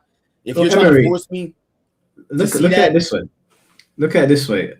I know that not a lot of MK players have been saying, can we get streamer mode so that if I match up with somebody online, the blood is just turned off so I can stream the game without YouTube demonetizing me all the time. And most people in the MK community that I've spoken to have said, yeah, that's a great idea. Like, we don't want blood gone from the game. I don't want gore gone from the game. But if I'm streaming it, like let's say Sonic Fox was exclusively a content creator, let's say he just did Mortal Kombat content, he would be like, well, I'm not going to play this game anymore because I'm doing content on the game and YouTube just demonetizes me constantly. So if you had a mode where you could turn off the blood when you're playing it with other people and it's only for you to see, it doesn't hurt anyone. It doesn't hurt you playing on the other side. Why are you forcing somebody to see something you want to see when it doesn't actually impact you? Yeah. It doesn't make any sense. For sure. And that's the point I'm trying to get at. It's kind of just like, we have to start like being like adults here and start being like, listen, I'm just trying to have my way. Like, and motherfucker, this is not Burger King. Like, motherfucker, there's like billions of other people that inhabit the planet. You can't just force shit on people that might not want to see something. I think we got to stop being assholes at some point, right? I mean, come on now. Like, you show up to the tournament saying, I'm not taking my costume off. Well, bitch, you ain't playing. Take your motherfucking ass over there and play some casuals. Get on the cabinet, motherfucker. What are you talking about right now? Like, seriously, we live in crazy times, man. Like, yeah, it just seems like people's that to me seemed reasonable. It seemed like people were looking for a fight rather than having a conversation. Because I'm willing to hear people out. Because I had somebody on here saying no, because it's going to lead into other things and the game will get censored overall. I'm willing to have that conversation, but I don't understand why it's not a good idea. Like, it's now to play devil's advocate, right? Because we always have to try to see both sides of things. Okay. We all know, even though that's not what it's about. Man, it's crazy because I have to be honest. I mean, listen, guys, Dead or Alive it's a very deep, very intricate fighting game, bro. There's a system in that game that will make your head spin if you finally understand what's going on there, bro.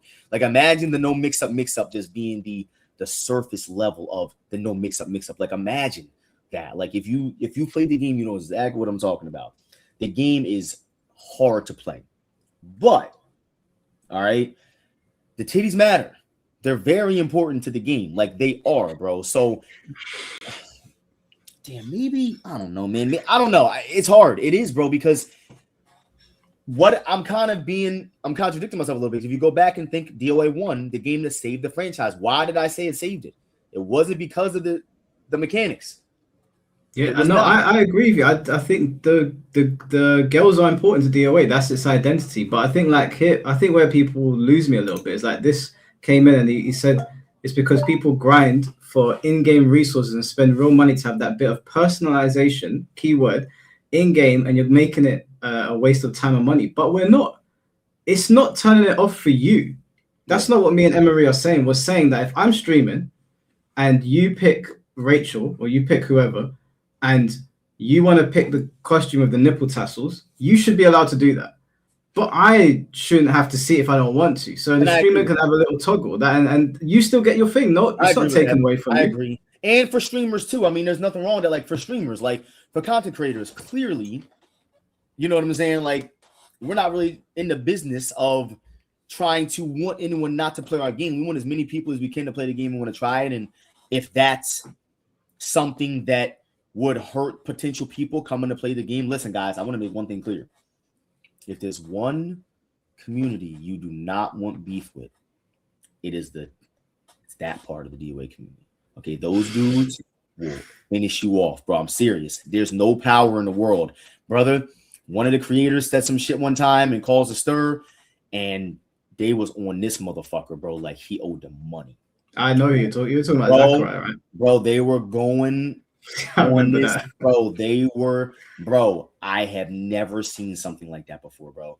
And I felt bad for him because that shit was so overblown. I'm like, listen, man, like y'all are ODing a little bit here, but bro, you do not want to fuck with them dudes. I swear.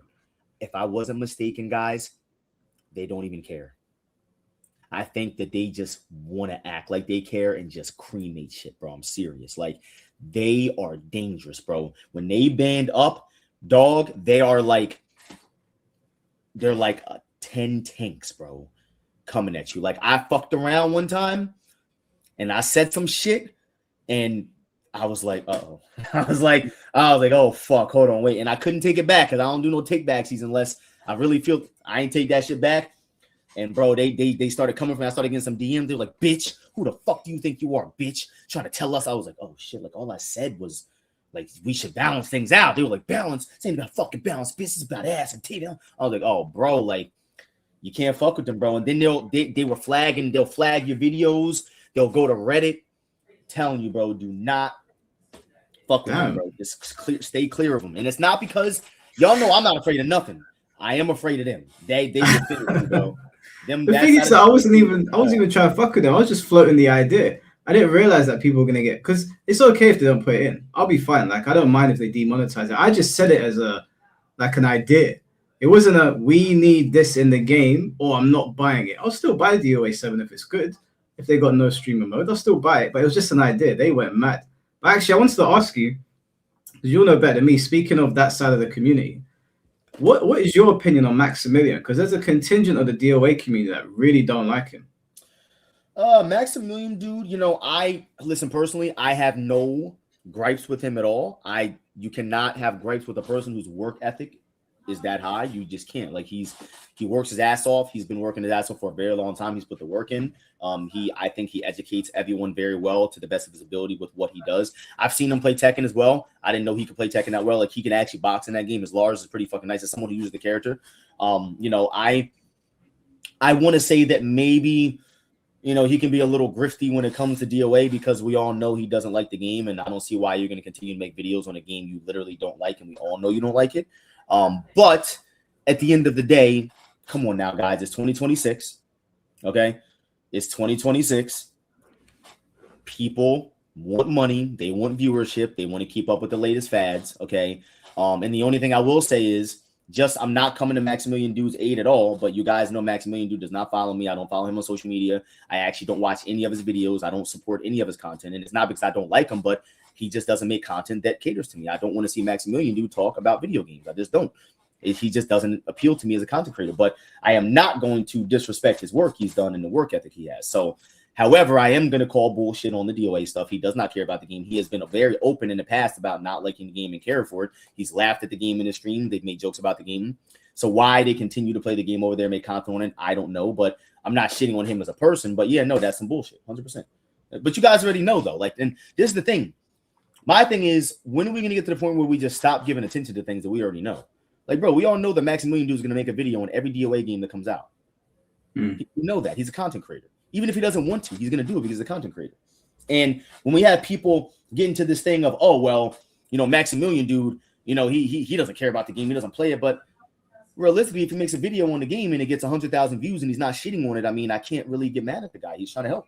He is trying to help regardless. You know what I'm saying? Now, if he's shitting on the game, then yes, I do take offense to that as someone who is like, bro, you don't really need to make videos on our game. You can do very well without ever having to step into our space. But this is the best part about it. You want to know? Max don't give a fuck. Do you think Max cares what I think? You don't care what I think. You don't care what you 600 people think. You want to know why? Because he's going to get 700 viewers on his video within 10 seconds of him uploading it. So therefore, he's like, bro, the 700 people that don't like the fact that I'm covering this game because they know I don't really like it, it's not going to outweigh the tens of millions that are going to watch my video. So that's why that's why he doesn't care, and he's going to continue doing what he's doing. And at the end of the day, any good publicity for DOA is good publicity, right? I'm not going to say any publicity is good publicity because it is not. We need people to say good things about the game. However, that was my stance before. With Dead or Alive 6 and last round, guys, we cannot sit here and act like there's anybody out there that should be defending the game. Okay? That is what it is. Now, as far as when I heard Max shitting on DOA, it was not those games. It was the ones from the past, which you ain't going to do that because we all know that most DOA games from the past are fucking masterpieces. It's either your cup of tea or not.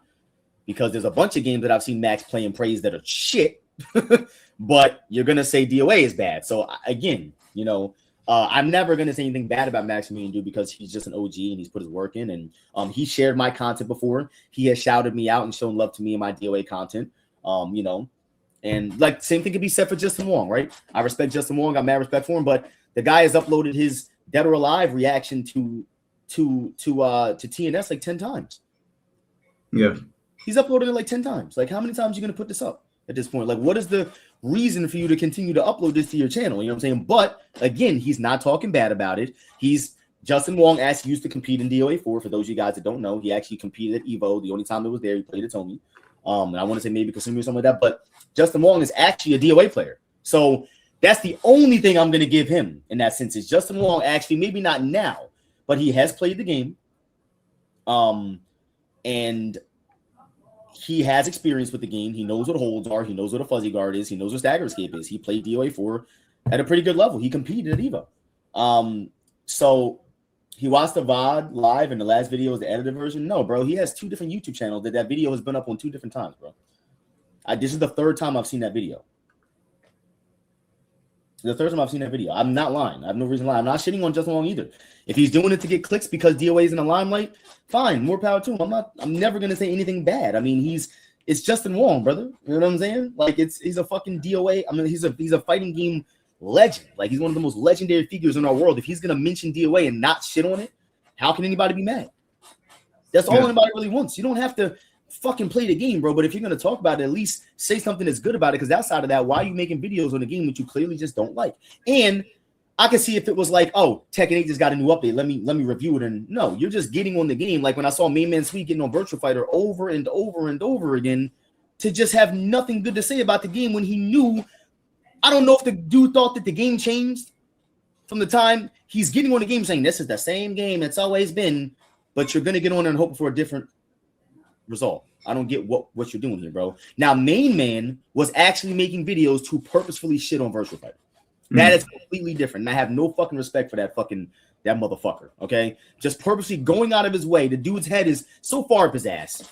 Okay. He just goes out of his way to shit on a game that he has no idea about and purposefully shitting on it. Doing dick jab over and over again. Talking about this is how you got to do to win. Bitch, fight me. Let me show you something real quick. I'm going to show you how easily that shit does not fucking work. And I'm not even the greatest VF player. I'll show you real quick about what the fuck this game is about. Keep your motherfucking ass on Tekken, bro. For real. Like, that shit is annoying, bro. I can't stand when people go out of their way to shit on games for no reason, dude. Yeah, I saw it. I reacted to the first time he did it. And I remember I don't know if he picked Jeffrey or someone, and he was just shit on the game. And I was sitting there like, why? Why are you doing this? Because his Virtua Fighter's got a very small community right now. He's got his gigantic Tekken base. It seemed like unnecessary. It just seemed unnecessary. I don't know why he did it. I don't think he ever explained it. He's not. You can't touch him. He's untouchable. He knows that no matter what he does, he can't be touched, and rightfully so. You can't fuck with him. How you gonna fuck with Main Man Sweet? He's the biggest Tekken content creator in the world. Everyone that plays any fighting game knows of him. So you can't fuck with him. And that's why he moves the way he does. And he built this shit up to be able to do so. But don't expect motherfuckers not to call you on your shit. They're going to call you on your shit. I made a video about it and everything. And I know he tried to act like he didn't see. He saw that shit. He didn't comment on it. He might not have liked it. He saw that shit. 100%, bro. That's the one thing I found out about people that act like they don't care. They always care. Okay? You're never going to know they do. But trust me, bro. Like, I had my back and forth with Main Man as well. Yeah, for no reason as well. It was so unnecessary. I had a comment here. That's a stretch. I had no idea who Main Man is before Tekken 8. Well, you were under a rock because Main Man Sui has been big for years. So if you didn't know who Main Man Sui was before Tekken 8, then I'm sorry. That's on you because everyone knew who Main Man Sui is, brother. So you might be one of the minorities here because he's been around for ages. And if you've ever played Tekken, you know who Main Man Sui is. So not hearing before Tekken, you must have just gotten to the FGC then. I don't know. I play Street Fighter. I don't know who Main Man Sui is. I don't know, but you guys are tripping. That's not, I don't even see, unless you guys are waking up every day and you're just purposefully just like there's a rock in front of you and you're not paying attention. I don't know how people know who Main Man Sui is. He's just too big of a content creator. Even if you don't know him by name, you've seen him. You had to have. It's just literally not possible, bro. I'm sorry. Like, yeah, he's been around for a minute. I was watching Main Man back when he was just doing Tekken combo videos with Kazuya. So he's been around for a minute. Most people know who he is. And I'm talking about a guy right now that I really kind of can't stand, but I'm not gonna act like he's not who he is. He's a big fucking figure. He's one of the biggest dudes amongst us. I mean, what are we gonna do? Emery looking like Jey Uso, bro. Bro, what's up with this Uso thing, man? Can I ask you guys what it is? I don't think I look like this dude. I've looked him up. I don't know what it is. Is it the skin tone or what? I've been getting this for let's bring him up then. Time. Let's bring him up. I can see the resemblance. What is the Jey Uso thing? Can you just do like a yeet so we can get a comparison? Oh, what the fuck, bro? Get the fuck out of here, man. No fucking way, bro. Hold on, let me see. No fucking way, dude. Hold on. I don't zoom in, bro. Bro, I don't look like him, bro. There's no fucking way.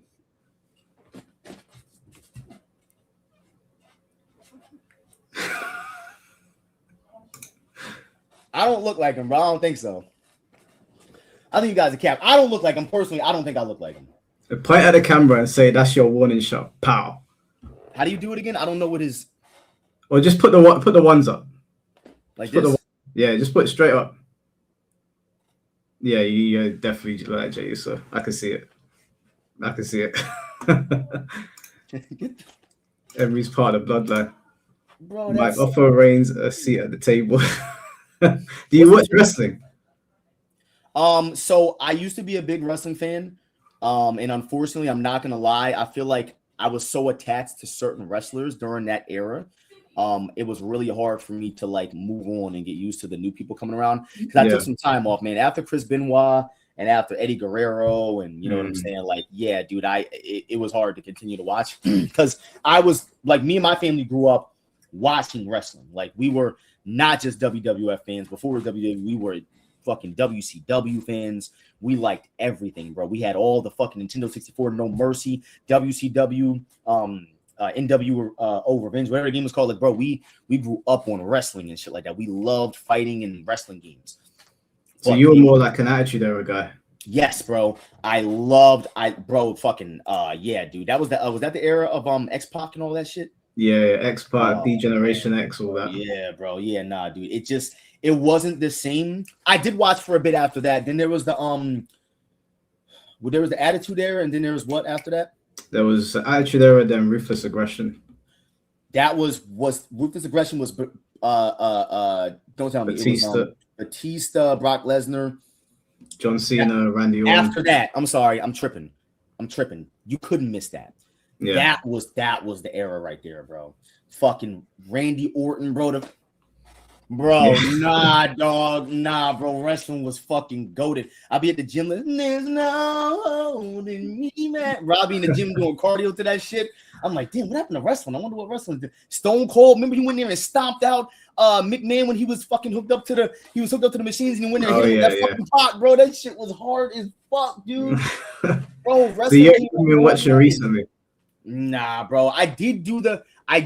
It was we had to come back and watch The Return when it came to Netflix. I don't think anyone missed that. I think everyone saw that. Yeah. We all saw that Netflix. What was it? A WrestleMania? They did Raw on Netflix, and then everything's on Netflix now. Well, if you're in the UK, everything's on Netflix. Okay. Yeah, dude. So I did try to give it a shot. I'm not saying it's bad, but there's just something about it just seems so childish now, and I just can't put my finger on it. I will blame modern technology on that. Somebody asked me the other day if they think that the quality of cameras have reduced realism, and I do believe so. I feel like I should not be able to see the pimple on your forehead. I feel like that's a problem with a lot of stuff. It's so hyper realistic that it looks fake now. When you look at wrestling back in the day, it was almost like it had this filter on it, like this grunge kind of to it. It's because it looked like shit because it was so old. But yeah, I'm telling you, man, stuff doesn't look as like convincing anymore. Nothing. When you see a movie now, you see a movie like, I don't know what it is about any funny movie, any movie you see with comedians. It's like they're trying so hard to be funny, and I couldn't understand what it was. I really do think it's just the over the top, extreme, crystal clear quality. When you're not wrong. You're not wrong. Right. When you go back and watch a movie from 2004, right? There's some reason why I'm watching movies from 2004 and they just feel like movies. And I go to watch one now and I feel like I'm at a fucking playground, bro, watching kids play. Like the movies are ass now. Don't get me wrong. Some movies will come out now and they still have that same tension and feeling. Like No Country for Old Men. This is kind of going off topic. I want to kind of talk about great film. No Country for Old Men. One of my favorite films of all time. A timeless film. You would never tell me it came out in 2007. Old ass fucking movie. 19 years old. I watched the movie 2 days ago. And I'm just like, bro, I haven't felt this tension in so long. Yeah. I watched have you ever seen a film called Falling Down? Falling Down? I haven't seen that one, no. It's a Michael Douglas film. It's so good. But I was telling these guys, one of the reasons that like you watch it and you feel like you're going back in time, the cameras that they used back then. Now, because the cameras are too good, you won't get that same feel because the film starts with him like being really hot. He's sitting in traffic in a car, and when you're watching it, the camera gives you that impression that he's in a very heated situation and something bad's about to happen. But now, because everything is like 4K, 8K, whatever, it looks nicer, but it feels soulless. It doesn't feel like a movie anymore. Michael Jackson movie, for example. The Michael Jackson movie was a pretty decent film, but there's some reason why people keep saying, yeah, but the old one was so much better. Yeah, because it's old. And Michael Jackson's story is old. Like, not to bring up the whole, but even still, when you watch the new Michael Jackson movie, it looks like something that was made today. I'm pretty sure there's motherfuckers driving around like 2005, like Mercedes in the movie and shit. I'm like, that shit wasn't out yet. Like, they're just doing shit all wrong now. They're driving in cars that wasn't out. Michael Jackson picked up a sidekick phone. I'm like, that shit wasn't out back then. Like, bro, there was all kind of shit in the movie going on. I think that the modern technology has definitely decreased the quality, and it's not even the quality. It's just the like that feeling, the immersion. You ever see Gone Baby Gone?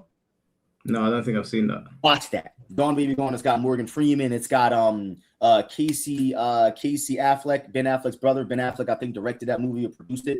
You know, like that movie, it's old as fuck, and it's one of the sickest movies you will ever see, bro, because you'll never see the twist coming. If you've never seen that, Gone Baby Gone, bro, get your shorty. They're going to tell you in the chat. Get your shorty, bro. The twist at the end, you're not going to see it coming. It's not possible. And you're pretty smart. You ain't going to see it coming. You're going to be like, bro, what the fuck? It's so raw, the dialogue, the way they talk to each other. Yeah. And they pulled a bunch of actors from the local area, and you can hear their dialect. You know what I'm saying? You can hear the way they're talking and just be like, damn, like this really feels good, bro. Such a good fucking movie, man. Definitely. Yeah. I'll 100% watch that. The reason I put Kane on the screen is, you know what you were saying earlier? It feels too kiddie now, and it doesn't feel real. The reason I put Kane on the screen is that even though he's obviously not a monster, because the guy's a fucking unit, he looks like a tank. When he used to come out and JR would start screaming, as a kid, I was like, yeah, I would probably scream if this guy was walking down the ramp towards me as well. But the wrestlers today, I know they're not on roids, and I don't want them to be roided out and dying young and whatever. But the con of that is that sometimes when I'm watching NXT or I'm watching Raw and SmackDown, it feels like the guys I'm watching are just at the local shop. Like they're the shopkeeper or whatever. Like they don't look like wrestlers anymore. They're it doesn't look believable. Like we don't really have Brock Lesnar anymore, other than Brock Lesnar himself. Like when Brock comes out, you know someone's about to die. You know about to get the ass. But with Undertaker, When the Undertaker came, bro, the OG Undertaker, man, when he used to come out, bro, you know someone was getting fucked up. Especially at WrestleMania, because wasn't he undefeated for years until he lost? Yeah, he lost to Brock Lesnar. Like, bro, you knew if he came out at WrestleMania, somebody was getting meeked up. It was just gonna happen. They were not walking away, bro. But then they made Undertaker lose, and I'm like, well, you know what? I'm tripping. That was that the Netflix one they made him lose? No. He lost to Brock Lesnar at WrestleMania 30. So it was quite some time ago now, like over 10 years ago now. Okay, that's when it was. That's when I stopped. So you got me there. That's literally when I stopped. I couldn't do it anymore. I'm like, bro, y'all gonna make the Undertaker lose. Nah, bro, I'm good. Yeah, it wasn't a good decision. I was shocked. I remember it happened and they didn't play his music and everybody went silent. And we were all sitting there. Me and my boys were sitting there. And I remember one of them dropped their pizza. We didn't know what the fuck was going on. Damn, he dropped the slice? We dropped the slice. We didn't know what was going on. One of my friends had to throw water in his face. And then no disrespect to the women, but they went from like that match to like a women's battle royale. And I was like, I can't pay attention right now. Yeah. It's when I don't know. It was weird. But WWE's cool. Maybe I'll try to watch a little bit more in my spend. I'll give it another chance. I've heard that it has gotten really good over the years. People have improved it. Apparently Triple H is running shit differently. When they started the Netflix era, it was good. It's gone downhill dramatically. Already? It's in one of its worst states that I've ever seen. Like it's really bad. And one of the things I didn't think it was going to piss me off, but it pissed a lot of people off initially, and I ignored it. It started to annoy me now. There are advertisements everywhere. There's a Slim Jim advert on the table. The ring is full of advertisements. The turnbuckle's got ads on it. Every time you watch a pay-per-view or a live event, whatever they call them now, there's adverts. TKO took over, and it, like we say of a lot of things today, it feels soulless. It feels like the soul of WWE, even though Vince McMahon did a lot of questionable things on his way out, the soul of WWE it's gone. I don't know. It's just a corporate cash grab now. Yeah, and one more thing too. This guy, I gotta ask, bro, what happened with this guy in the chat? Did something happen? Red? Yeah, what happened? Because he was on here yesterday. Listen, bro, I'm not gonna lie. Yesterday was the first time not yesterday, but whenever y'all had that podcast, that was the first time I actually had to turn the shit off. I was like, bro, I feel like nothing is getting accomplished. Nothing, because he doesn't answer questions. I asked him direct questions and he just skirted around them. You see, I've asked you questions today and you've given me full explanations. Like you started and you got to an end. He'll start and then not get to an end. Yeah, but he knows what I'm saying. He didn't want to answer them. The problem with what happened yesterday, I'll come back to the super chat, guys. Let me just explain this to Emery. Is he made a live stream about 4 or 5 hours long and I watched the whole thing because I was going to have him on here. Shit. Yeah, I don't bring people on unless I watch their stuff. Like I watch your stuff, so I can reference your documentary. I can reference your reactions. I've seen your other live stream channel where you do the first attends or whatever. So I can sit and talk to you about your stuff. Yeah. I brought him on here to question him about his live stream. His live stream mentioned you multiple times, but he said multiple times, not being disrespectful, I ain't got no beef with Emery. But my problem was he was saying that, but then calling you and other content creators shills. And he was saying that without watching your content. So he was going to your videos, looking at the thumbnail and saying, I ain't watching this shit. This shit ain't good enough. And I'm saying to him, did you watch his content? He argued with me about watching it for some time. And I guess you came into the podcast at a point where we were talking about you.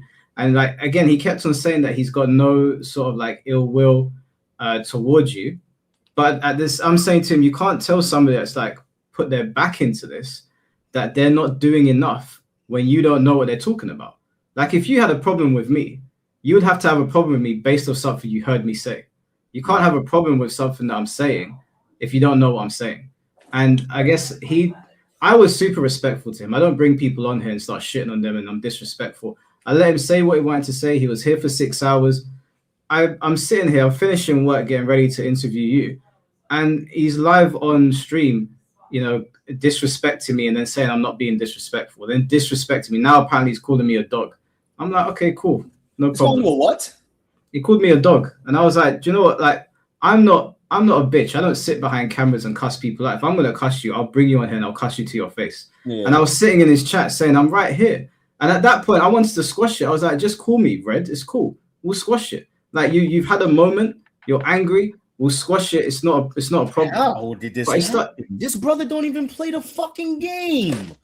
bro, the craziest thing was what a stagger escape is. Like, how does a person? All right, now this is my fucking problem with the guy. Okay, how does a motherfucker that doesn't play this game have so much to say about a game that they don't fucking play? I play Tekken. I play Virtua Fighter. I've even played Soul Calibur. Ask the Soul Calibur community. Icy Chains, they will tell you I was in the trenches with them trying to learn the game. That's why I talk about games that I play. You see me making Street Fighter videos criticizing the community? No, it's not my fucking place. Stay in your fucking place, bro. Like, what is going on here? I came in here and this dude's running his fucking lips for hours saying a bunch of gibbly gobbly boobly bobbly bullshit. Not a motherfucking thing. Just, well, I'm red related and there's shills around here. Like, bro, who gives a fuck what you think? Like, this is my problem, bro. We have YouTube and people can just make videos and just talk shit for hours and hours and hours about a bunch of dumb shit. I wasn't even gonna acknowledge this shit, but they keep talking about it in the chat, and I'm trying to understand what this dude's leg is that he's standing on right now. You came over here starting some shit, telling me, and listen, I have the fucking right. I've been here. I put the work in. At least have a video on your channel of you doing a punch in the fucking game. Like, show somebody you own one of the games in the past that should give you a valid voice to talk in the present. Or is do you want to hear something else? What's up? Do you want to hear something else? So this is what really got me. He was saying that you and other people in the DOA community have not done enough in terms of like trying to get DOA 6, trying to get the attention of Koei Tecmo so DOA 6 could potentially get to a better place. And he was trying to take this leadership position on what he would do. And I simply said to him, how could you get me or even you on your side to go at Koei Tecmo to get their attention if you don't even listen to what I'm saying? And he wouldn't answer the question. He kept on going around it. And then he got annoyed when I kept on asking him the question. But I said to him, if you answer the question, we can move on. So we kept going in circles. So he's challenging people's leadership. Now, I don't mean this in a disrespectful way, yeah, but he was coming at your thumbnails and he was coming at some other people's thumbnails. Red can't talk on people's thumbnails. Okay, respectfully. Okay? Listen. It looks like it was made in MS Paint and nobody can read what the fuck is on there. And you're insulting other people for that. He went too. Apparently, he's calling me a gay dog now. Like, no. I wasn't disrespectful. You got every reason to go ham on Bruddy because he's been disrespectful to you, and whether he disrespect me at this point or not, you know what I'm saying? I could care about that. This dude literally doesn't realize that he's the one who initiated all these problems. You're mad at Mike for coming on the platform and saying a bunch of fucking hoopla. All right, he said a bunch of hoopla yesterday. I came in here and said, I know this red guy. I actually liked some of the points he made in his video.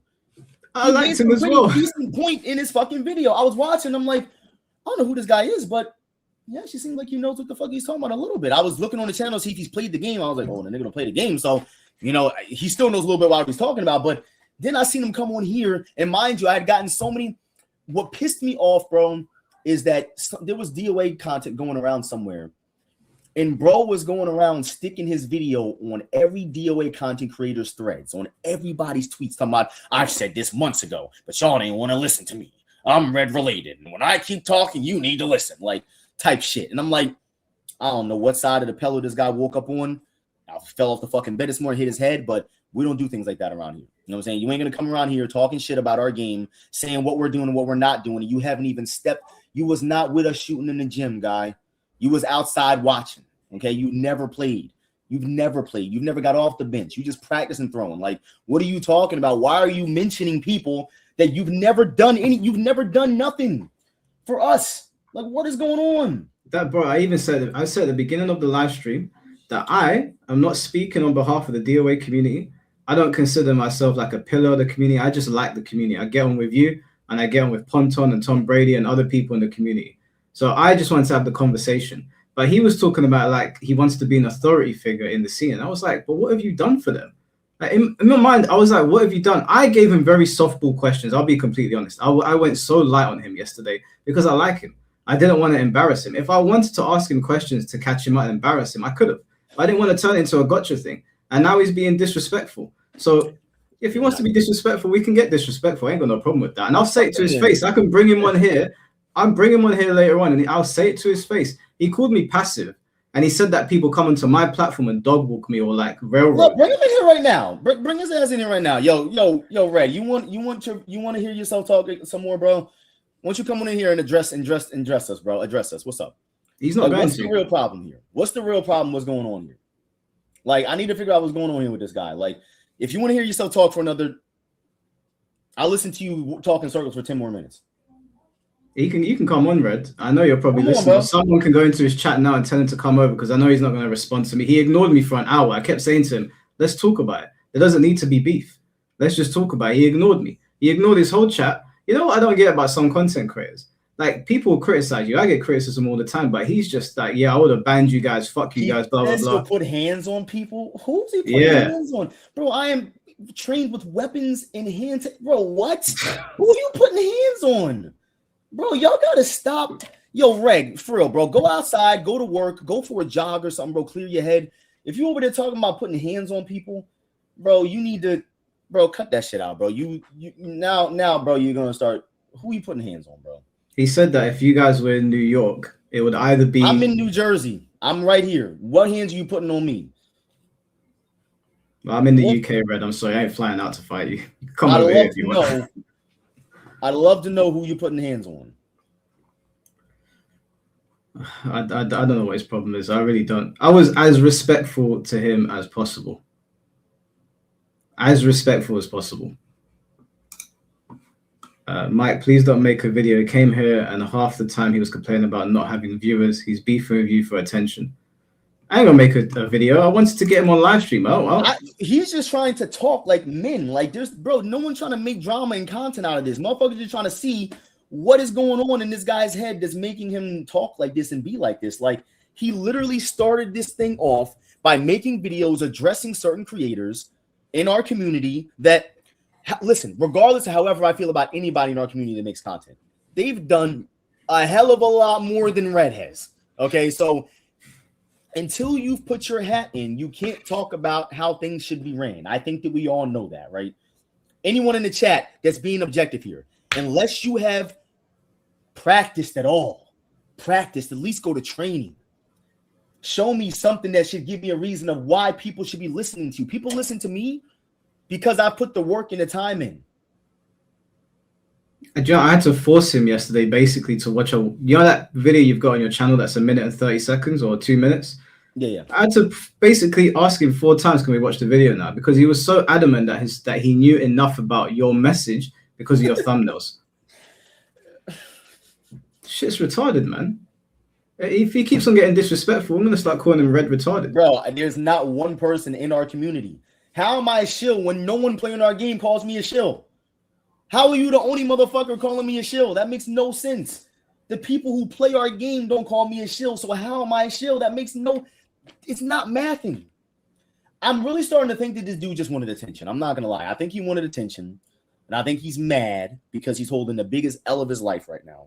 He did. He openly said that he wants people, he doesn't understand why certain people get donations. He doesn't understand why he don't get viewers. And because I like Red, I was like, okay, cool. I'll bring him on my platform. So maybe we can have a discussion. And my live streams are not edited. There's nothing in there that's edited. He had 6 hours to prove me wrong. And he didn't. So he got platformed, made himself look stupid. And now he's calling me a gay dog. You're meant to be an OG, ain't you, from Empire, bro. Arcadia? What the fuck is this? That's really not okay. You can't be, bro. I've never heard you call him anything out of his name to be called that. Like, I don't understand what we're doing here. I let him sit here and rant about ESG and DEI and all this stuff, and I didn't really know what it was on about Dragon Age. I was like, I'll give him the time and space to say what he wants. I let him say what he wanted. I didn't say nothing. Did you say Dragon Age? He started talking about Dragon Age. He started talking about DEI and trans people and stuff. Did we start talking about an RPG? Nah, bro, there's no fucking way, dude. Yeah, and he said that I didn't want to talk to him about it. And I said at the end, I don't know enough about Dragon Age, but it sounds interesting. I'll talk to you about it later. And he's on his stream going, oh, Mike didn't want to talk about that. God, bro. There's no way. Fuck a different topic. That's a whole different genre. He's not, at least wrestling, they're still fighting each other. Like, bro, these motherfuckers are throwing magic balls at each other and wands. This is not the conversation for this. How did he get onto that? 45 years, previous fighter, bodybuilder crying over Twitter streams wanting to fight motherfuckers is the wackest shit ever. This is what I don't understand. Red is 45. He's from the Empire Arcadia era. I'm pretty sure he was affiliated to them. What Oh, has happened here? Empire Arcadia is OG, man. There was who was in that shit? Black Mamba was in that shit. Mm-hmm. There was a lot of Empire Arcadia. I think they also had who was that guy? He don't play anymore. He was a NetherRealm guy. What's his name? Damn. They did have some NetherRealm guys in there. I forget his name. It was CD Jr. I think CD Jr. might have been Empire Arcadia too. Damn, Empire Arcadia, bro. Y'all in the chat probably don't even know what the fuck that is. Holy shit. Empire Arcadia was like esports before the E was even there. Like they didn't even put the E there yet, but that is old. Holy But he's affiliated to Triforce and all them, so I don't understand why he's behaving like a child. Oh. I mean, at the end of the day, brother, you know, we can't control what anybody does. People are going to do what they're going to do, and they're going to hate. People are going to hate and hate and hate and hate.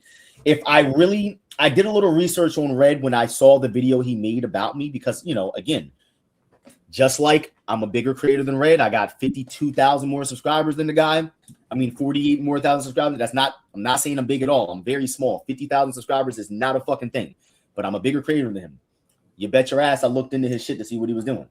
So when I, looked into his stuff a little more and I'm seeing his channel is literally more or less the same. He's just mad all the time.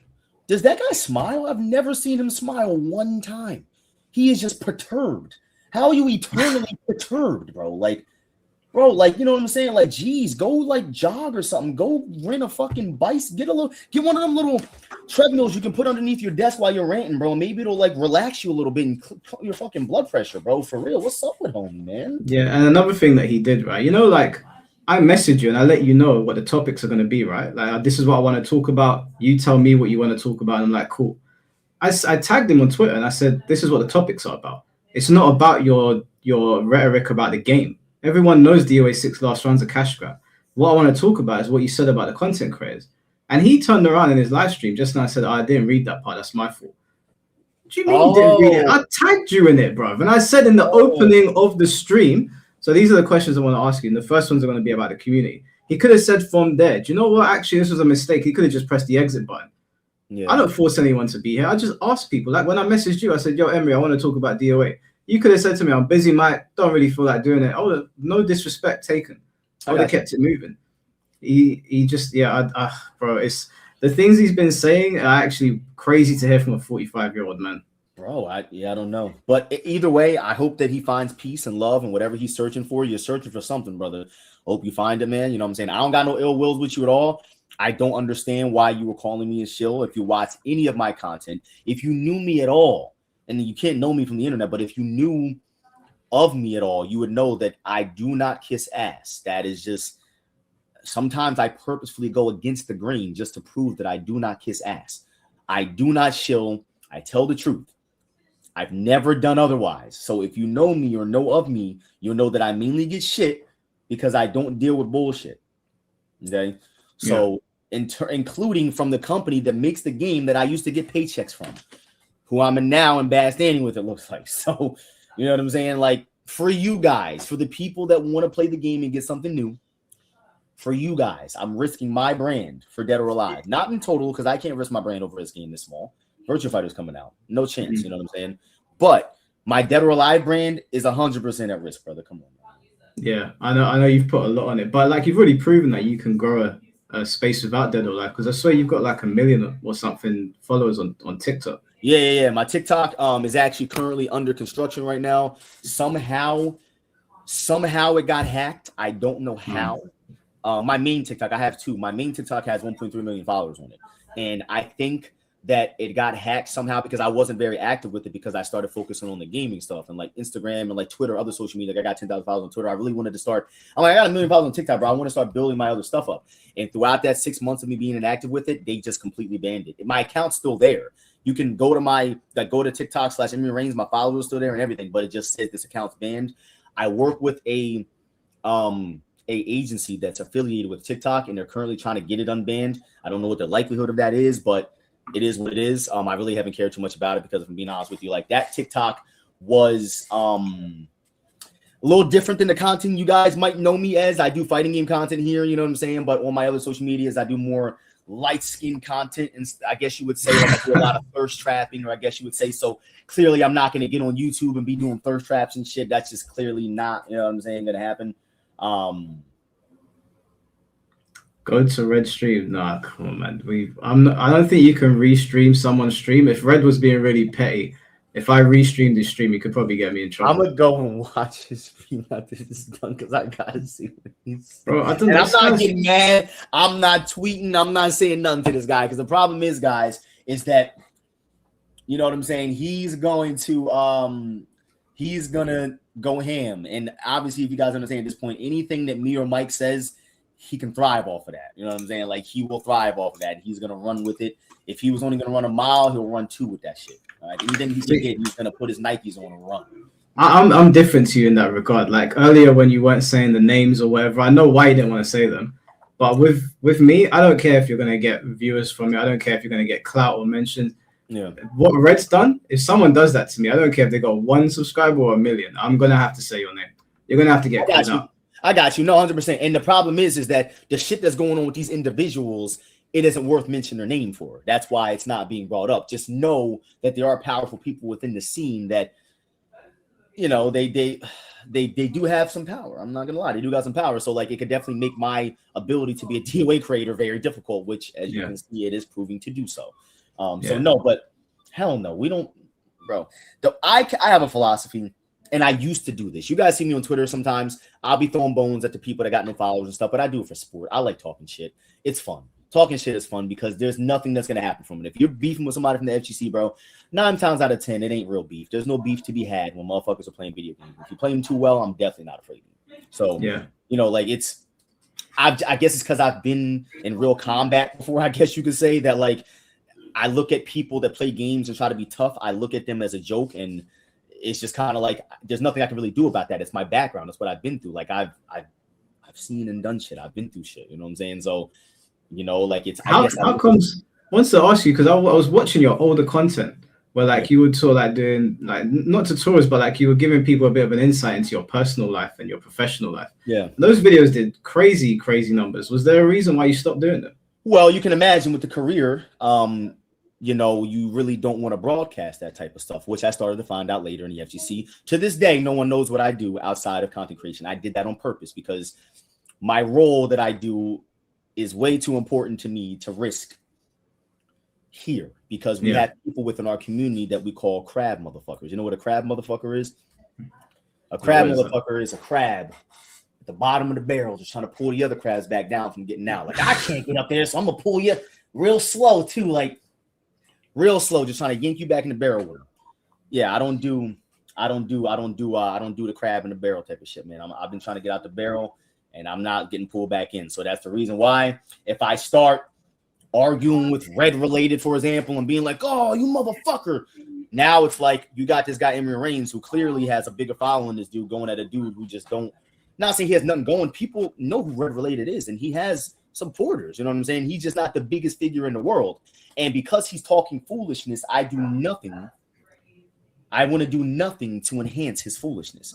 I'm not sending any viewers to Red Related to see further foolishness. Now, if he was mentioning good stuff about me, or you know, even if he was shitting on DOA, but it was with validity, it'd be like, yo, this Red Related, just like, remember, I did not say like, yo, at first I'm like, yo, this guy, he's kind of onto something here. Like, who is this Red Related guy? Like, I kind of like him. I followed him on Twitter. I unfollowed his ass, but I even followed him on Twitter to the point where he was going around saying like, oh yeah, I'm not the size of those guys. You know what I'm saying? I think Emery knows of me, blah, blah, blah. In the back of my head, I'm like, man, I fucked up. I followed him because now he thinks I know of him. But I did. But that's what I'm trying to say. You do certain things and people's heads, the size gets a little bigger. You ever play big head mode on Virtual Fighter? That's Red Related right now. His head is enlarged because you let him on here. I'm talking about him now. You're talking about him. He's going to run 10 miles with this shit. He's going to turn to a VF Kid mini head. All right. Yeah, like, but I think the thing is that like it's very rare that people like Red will turn this into a positive because his head, unfortunately, is stuck up his ass and he can't understand where he's gone wrong. I was willing to talk to him. Like if you had a problem with me, Emery, I assume you'd message me, right? Of course. You'd be like, yo, you did me wrong here. Or like if you were like, yo, can we do a live stream because you publicly did me wrong? I want to publicly address it. I'd say no problem. But you wouldn't like you wouldn't see me in chat going, "Yo, Emery, I'm right here. We can just talk about it right now," and ignore me. Like he's calling me a drama farmer, but I was like, we can take this off stream, have a conversation, and squash it. Delete the stream. It don't need to be there. And he said in this stream, if Mike was a decent person or something, he would have taken down the stream we did yesterday. And I said to myself, do you know what? Because I like you, Red. Because I like you. If you had messaged me and you really felt like you were embarrassed by the stream, you did it to yourself. But if you really messaged me, I would have considered taking it down. I did it for Fate. Fate asked me to take down certain streams. I was like, do you know what? Fine, I'll take it down, no problem. But he didn't. He went onto the live stream and flamed me. I don't want to cut you off, bro, but just really quickly, if you don't want to talk about it, because I like that guy, Fate, but did he do something?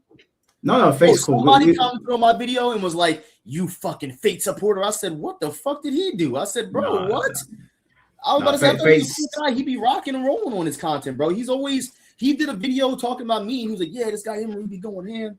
You know, I'm like, I fuck with Fate. What y'all talking about, bro? No, Fate's cool, man. Like me and Fate had a beef. It was a petty beef. I can hold my hands up and say I was being super petty as well. And we squashed it. I was actually going to go and see him when I was in Australia and break bread with him, but I got the flu and I didn't want to make his whole family sick. So yeah. Red is not Red. Sorry, he's not cool. Fate's cool. Fate's blessed. Me and Fate are good. I have Fate on the podcast. He was here a couple of weeks ago. We were doing an MK podcast. So yeah, he's all good. Would you agree to a Mike Hollow versus Red related streamer boxing match? Right, we can set this up in the UK. We can crowdfund Red to get to the UK, get his passport, bro. How y'all feeling about a Mike Hollow / Red related like celebrity? You know, because Red, he's pretty big now at this point. He's got a name for himself, like Gambit. Yeah. You know what I'm saying? Like, what we doing, bro? Like, listen, if somebody think that shit. Yeah, listen, if you offered me a contract and you were like, hey man, you want to box Red and this is what the money's gonna be, yeah, I'll box Red 100%. That shit will be tight, bro. Bro, that will do fucking numbers, bro. Come on, bro. And it's a boxing man, so y'all can't get really minked up for real. Like you can get hurt, but you know what I'm saying? Because I heard Red got hands, you know what I'm saying? So yeah, I mean, if he wants to fight me over a game, by all means. It's not the first time. I went to Comic-Con and some guy was in the comment section saying if I see you in real life, I'm gonna fuck you up. And I got to Comic-Con and I said to him, "Well, you the guy that was talking shit." I didn't want to fight. I really didn't want to fight, but I was like, "Well, I'm here now." And it was like, "Oh no, I was just messing with you." Now, to be fair, I think if Red did meet me in person, I think he would throw hands. I think I would have to defend myself. But it's crazy to me that it gets to this point where it's like, yeah, like we want to throw hands because I brought you on the podcast and you weren't intellectually sound enough to navigate the questions. That's not my fault. I asked you softball questions. But actually, there's someone here that wants to explain the Red situation to us a little bit better than I think either of us will understand. So I'll quickly bring Finn on just so he can let us know. While you're setting it up, can I run to the bathroom real quick? Yeah, go for it. Go to the bathroom break, guys. I'll be right back. How do I turn this shit off? How do I turn my camera on? Bam. All right, guys, be ready. All right, man. No worries. What's up, Finn? Hey. Sorry to keep you waiting, so I didn't want to cut him off. That's not a problem. The gloves are off, yeah? The gloves are off, man. Fuck that guy. The gloves are off? All right. Yeah. So he unnecessary disrespect. He could have just messaged me. So I mean, I guess I start with I wanted to ask Emery this as well. I wanted to ask him about. No, just wait until he comes back. Wait until he comes back. Okay. Because it's I don't want to let Emery come back and. Well, you know, something in me kind of waited for this day, but it's always karma is just a beautiful thing. I don't know. The cosmos can be fair sometimes, I guess. Because but Finn, how many times have we had conversations? And I've said to you, Finn, if I ever do something to upset you, just tell me. Or if you want to do a live stream and call me out it, let me know. We'll set it up. If I publicly accidentally disrespect you, let me know. I've never been difficult to get in contact with. Even if I might take a day to respond or whatever, I'll respond to you. Yes or no? Yes. I've always been easy to get in contact with. There was no need for Red to do this. There was no need. Bro, but you know what? Since he wants to call me a gay dog, I'll say this. It's kind of funny. I'll say this though. I went super light on him. And there's a lot of things I could have said yesterday, which I will now say. But sorry, go on, Finn. No, that's what I was talking with Obellion about it. We were literally watching this because this is already a little bit of a doesn't matter. But I was talking with Obellion, and we were both like, wait a minute, Mike even is like really like we knew suddenly Red has a problem. He's like kind of crashing out on his stream, and while that was happening, we already watched like 3 hours of your stuff with him, right? And we were like, Mike is like super chill. Like, I was like, Mike, like, why is he even like? Mike is even like, I even was about to say like, you were kind of very respectful, like very, very soft, right? You didn't even press him like super hard. I'm like, what even was the problem? But he actually, embarrassed himself a little bit, I guess, even further now. So, Bruv, it's the dumbest shit ever, man. Like, he said that my title was clickbait. Yeah, let's grant him that. Let's say that my title was clickbait. I sent him the stream beforehand. All he had to do was look at it and go, "Hey, Mike, I didn't say that." And then obviously it's in a 4 or 5 hour live stream, so now I got to go and watch his whole live stream to show him, yes, you did say that. It's right here. But if he was so adamant, no, I didn't say that, or do you know what, Mike, that's too crazy. Don't put that in there. How many times have we had? I had a discussion with C4, and I had a stream title, and C4 was like, "Nah, Mike, that title is gonna cause a problem." I said to C4, "No problem, bro," because I thought it was funny. I said to him, "No problem, I'll change it." I sent it to him hours beforehand. All he had to do was say to me, "I don't like the thumbnail. I don't like the stream title. I don't like the description." I would have said, "No problem." And on top of all of that, I said to him, I tagged him and I said, "This is what we're talking about." The opening statement was, "This is what we're talking about." So he's there like, "Well, I wanted to talk about this. And I wanted to talk about it." It's not your podcast, motherfucker. It's my podcast. If you wanted to talk to me about something, I actually told him halfway through the stream, if you've got questions for me, throw them at me, because he tried to make out like I was getting him in gotcha moments. But I said to him, this is live. If you want to say something to me right now as it pertains to the conversation, say it. I'm not afraid to answer questions. If I don't know the answer to it, I've always said, I don't know. I'll look into it. So I don't know why he's pretending like I got him in some sort of gotcha situation. I don't need to get anyone in gotcha situations. Those were his words. I used his words against him. It's insane. Like, you did. I mean, you could have done that. Like, you could have, but you didn't at all. So he's saying first thing, like, he's saying your fault stuff, right? That's like that part of the title is like clickbait, yeah. Like that. That's kind of his assessment, yeah. Now, I watched some segments of all the DOA stuff he did, and he is directly speaking about the content creators and saying they are fucking shills. So obviously that is literally, I mean, it's like, it's not their fault then, but they are shills. What do you mean when you call someone what do you mean when you call the DOA content creators shills? What are you saying? What are you saying? These were such easy questions to answer, Finn. They were so easy. I actually can't believe it. I can't believe it. Bro, the sick part, like, he specifically focused in on Emery and Zachary. Yep. And then he has the Zachary video on, or like he scrolls past it and literally is like, yeah, I don't even need to watch that shit. Like, I already know that, yada yada. And it's a 6-minute video. I'm like, what are you doing? You can't even give another man that you are very heavily.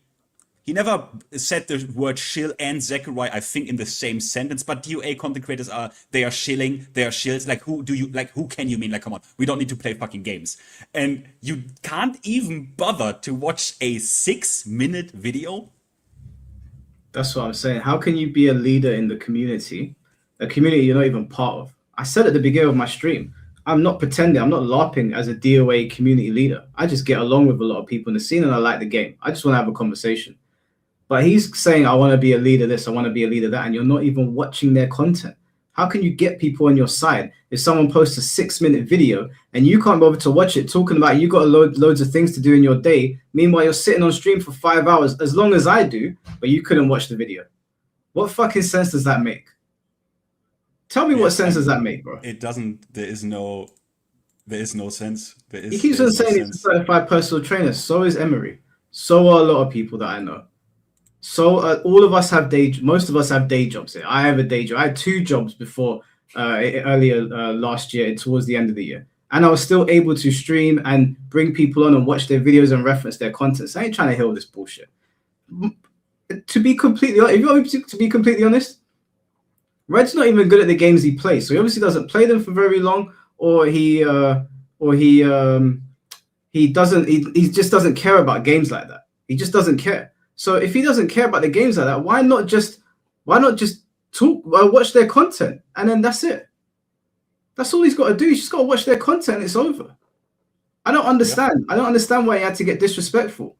Why did he have to get disrespectful? He could have just messaged me. This didn't need to happen. There was no plan for me to start drama with Red and start making live streams about him. My plan was to talk to the guy, and if he had a problem with me and a problem with the way I conducted myself, just message me. Well, that's all he had to do. That's all he had to do. And now we're here. Well, but considering that we were already like in meme territory, Mike, do you see the video that I uploaded in StreamYard? No. It's wait, hold on. Yeah. So this is because I'm not kidding. I'm already memeing this shit. So angry.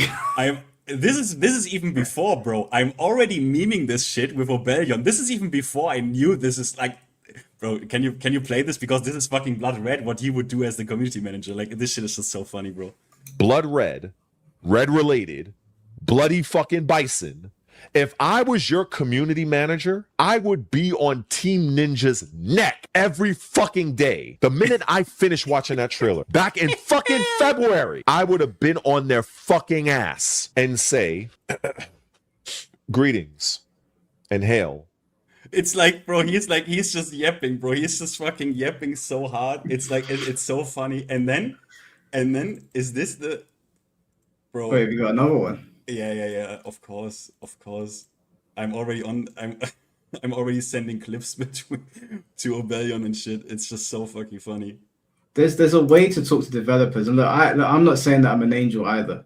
The way I've spoken, I can understand why people don't want to fuck with me. I can get that, but at least I can admit it. But I've never gotten that disrespectful. Talking about stand on their necks. That's why developers talk to me. I have conversations with developers, because even though I think I've crossed the line sometimes, they still reach out to me and have conversations with me. I speak to them. I speak to people with Square Enix. I've spoken to people with Sega. We have Dell here. We had Jay on here as well. I've spoken to people from Capcom. I've got good relationships with developers. Some of them can't come on here because of the nature of my podcast, but even Master came on here, the DOA community manager. So even though I think sometimes I've gone too far, but Red has gone way, way, way over the line. Talk about stand on their necks. They don't want to hear that. They ain't trying to hear none of that bullshit. So I'm looking at my chat right now. It's a guy right now. Can you pause it? Go to the beginning. Okay. So one thing. This is something that is like I'm not kidding, bro.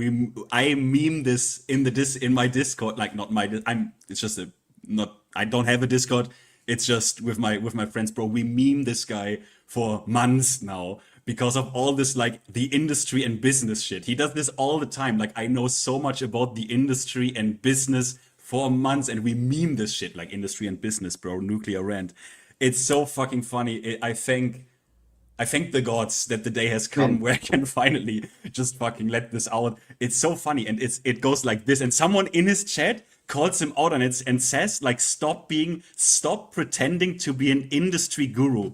And look, it's so funny. Just before I play, I want to highlight to everyone watching right now that yesterday Del Walker, who has worked for Sega, who has worked for PlayStation, who has worked for Naughty Dog, who has close relations, I think, to the guys over at GTA, was in my stream and super chatted in, and Red thought that Del didn't know what he was talking about. Can you imagine that? I can very much imagine that. Because he works in the industry. He has ties to all of these people. He knows things that we are not privy to.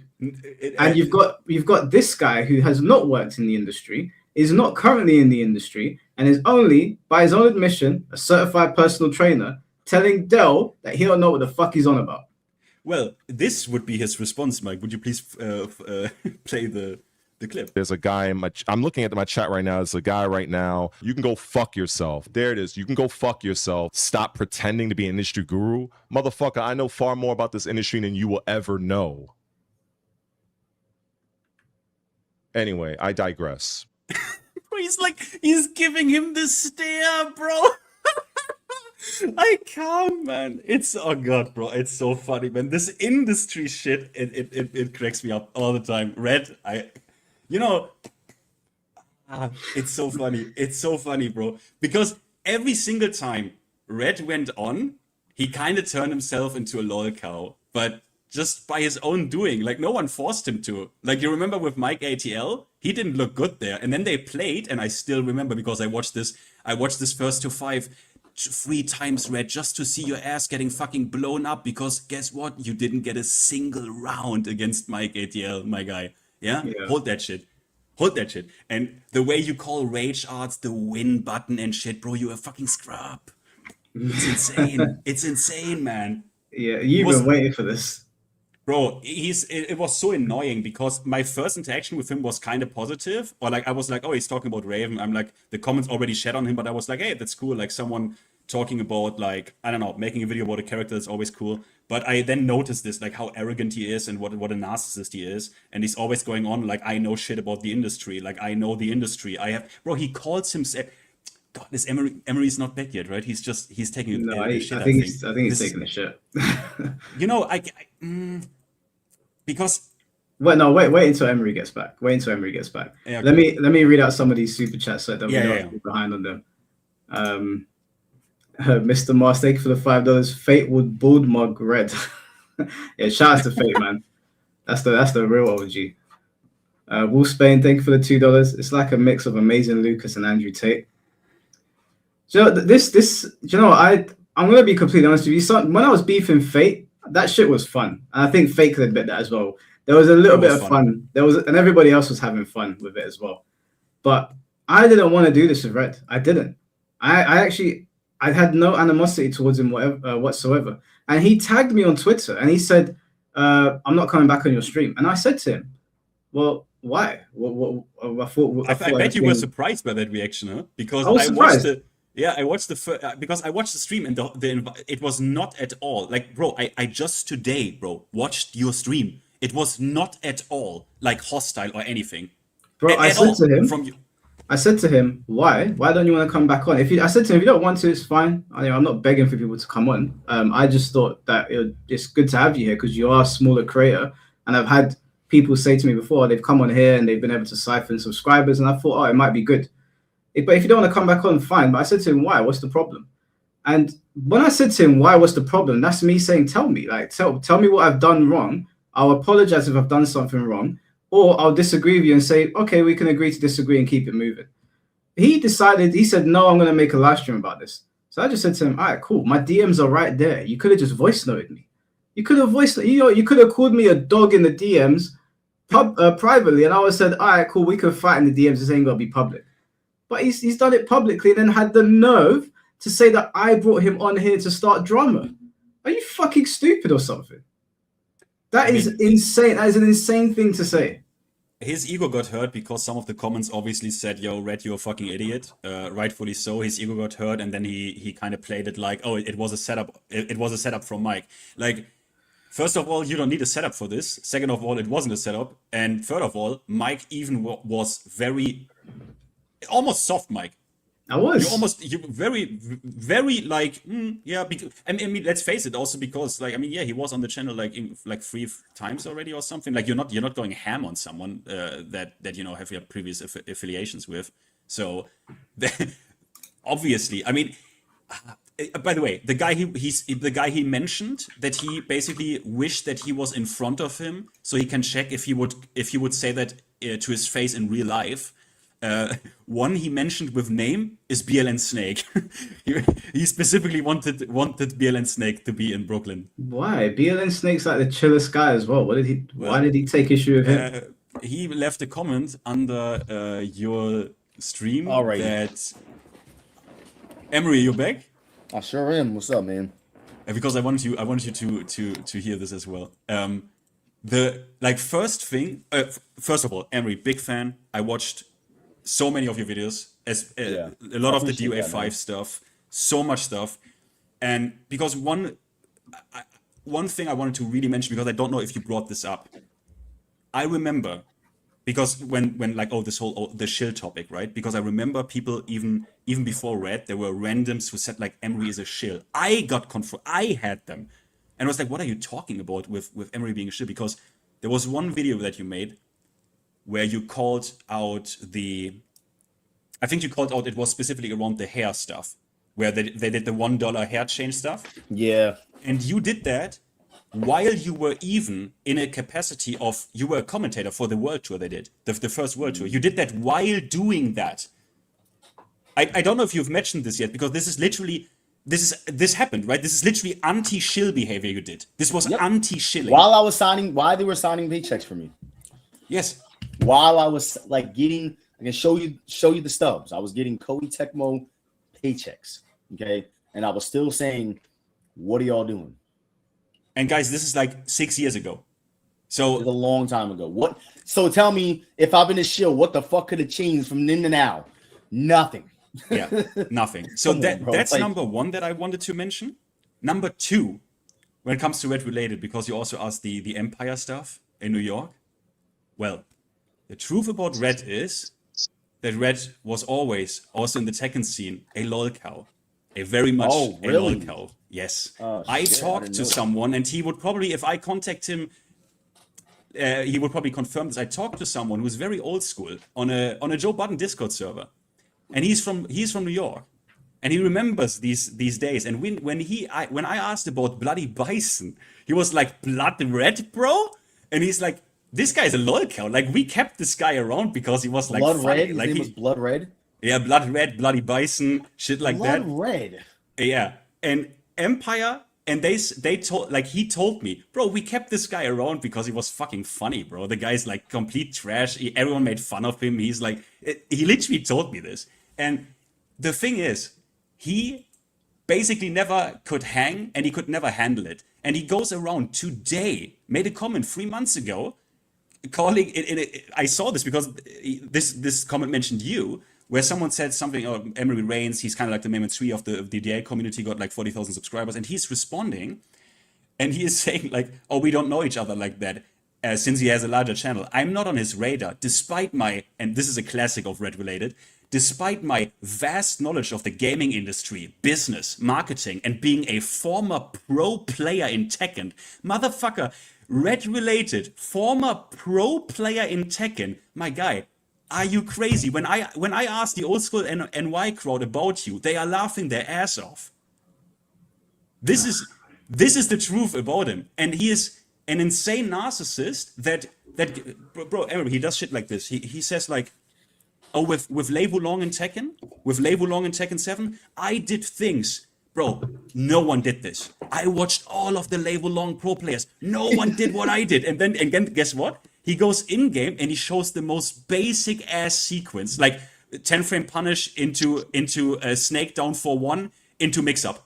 And it's like, my guy, that's like literally a layer 1 tutorial sequence. And he's acting like no one did this. So that's the type of guy he is. I just wanted to get this out because it's so funny that someone from New York told me this, and that's who he really is. There's nothing. It's just I've never heard of the guy before this. Again, that's not that I really would. I mean, I'm not like a Tekken head that heavy. I guess more so like I've caught up with the scene. Like everybody knows about like NYC Fab and like players like that, but I've never heard of Red in Tekken before. I'm not saying he doesn't have a brand there at all, but just the only twinings, you know, that I've had with this guy has just been him calling me a shill, and they said that he didn't even watch my videos, and that means that I actually watched his videos and he didn't watch mine. I watched that whole video because somebody told me he was talking shit in the video, and I didn't really see him as talking shit. I just seen him just saying a bunch of shit that he just didn't know what the fuck he was talking about, and it seems like there is a common trend with this. Yes, there's a very common trend with this, even in Tekken, the game he may have even played the most. It's just This was all unnecessary. I mean, like C4's here. C4's proof that like I run things by people first, and if they don't like it, I always say, okay, I won't do it. Yeah. Right? Like I've done that multiple times. I always message people before, and there was no need for this. You know, just all's good, Emery. What's up, bro? I'm here to be the contrarian. I'm on my peaceful arc. I will say, in his in the description for the video, he's got a big gripe with that. He only read it once, so I can't remember it verbatim. But he really didn't like what you said in the description. I don't know if it was much different to what was in the title. So like heavily blame the community, something like that. My video? Oh no, the live stream he was on with Mike. Sorry, my name is Mike as well. I don't know if you guys know that, but my name is actually. My bad. I didn't even know that. Yeah, my name is Michael. You know what? That's even more reason to call Mike the host. That's interesting. So the description says, Red Related heavily believes that influential content creators are largely to blame for the release and state of Dead or Alive 6 last round. I strongly agree. I strongly disagree. Today we debate our points. I sent this to him beforehand. It's on Twitter. What he quote retweeted it. Oh, okay. He quote retweeted it, C4. I'll show you. He quote retweeted it. If you had a problem with something that I was saying, why wouldn't you just say to me, yo, that's crazy, bro, I didn't say that. And I'll be like, okay, cool, maybe I got it wrong, even though I know I didn't. Okay, wait, hold on, let me put it on screen. Hold on. Yeah, go ahead. I'll bring it on screen. Just real talk, how many people give a fuck about the description? Like this isn't the reason that people clowned on you. Like knowing the way that guy is, he definitely cares about that fucking description. He cares about it, but that's Red. That's not the reason fucking people clown on you. People clown on you for I clown on you for half a year with Obellion, bro, and we have a feast doing it because it's just fun. With the way that guy's acting, he don't like nothing, bro. I ain't gonna hold you, dog. He don't even like making videos. He's miserable in every video. He hates it. Bro, look at this. Look at this. If he did it, he quote retweeted it. Wait, let me go to post engagement. Where is it on here? View post activity. Look, he quote retweeted it. If you didn't like what I was saying, and the thing, if you're gonna take it a step further, I sent him the StreamYard's link. He can see it on YouTube. It's preloaded. Like, you know, when you go to set up a stream, it has how much time is left before the stream starts. You can see everything there. Everything was, and I put it forward to him. I said to him, I'm not interested in talking about DOA 6, the cash grab. We all know it's a cash grab. I'm interested in why you called Emery a shill, why you called Zachariah a shill, why you said the content creators didn't do enough, why you're putting so much blame on them, why you're being so aggressive, why you won't watch their content. There was no bait. I didn't bait anyone here. Do you know if he said verbatim that the content creators aren't doing enough?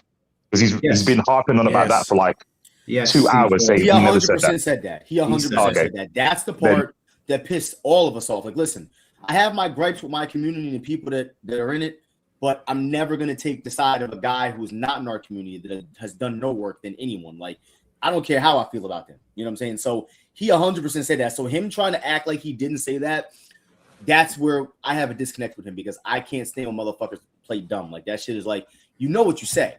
You know what I'm saying? Like, I don't get why you're trying to backtrack on it. That shit is crazy. Like, you know he knows he said that shit. Like, he seems pretty intelligent to me in terms of like he sounds smart enough, right? Like, I think that's what it is. One thing I've learned about certain people is that they think if they use a certain type of vocabulary, that it would just trick people into believing that they know what they're talking about. Like, he was speaking away with a certain level of authority that will make you think, oh, yeah, he must work in marketing or whatever. But I brought him on here and I asked him basic questions.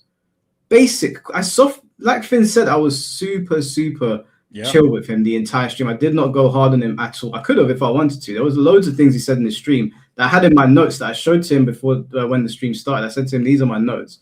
I think I either put them up on screen or I referenced them. And I didn't even get into half of them. I left it because I was like, do you know what? He's OG.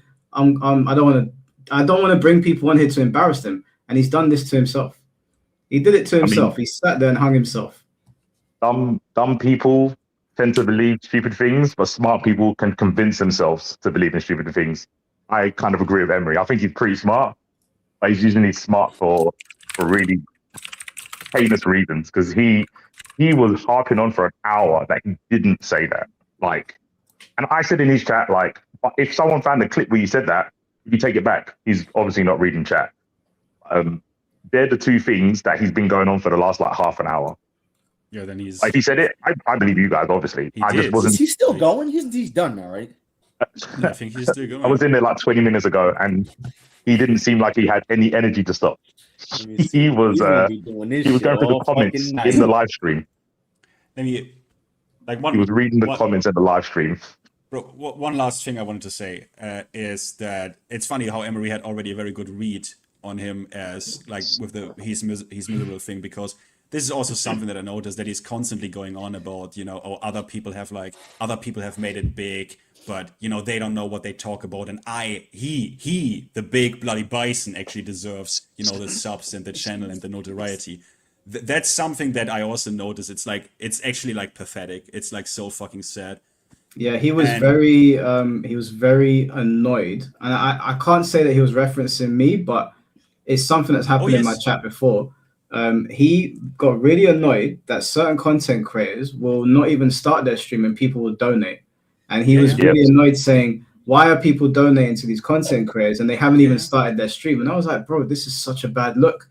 And I wanted to say to him that you have to earn your stripes. People, I've never asked. I don't ask people to subscribe. I don't ask people to like, and I will never ask people to donate. People donate out of the kindness of their heart because they want to, and I appreciate it. But he's on there going, "Give me a sub, give me this, give me that." I'm like, bro, you have to earn that shit. You have to earn the recognition. Absolutely.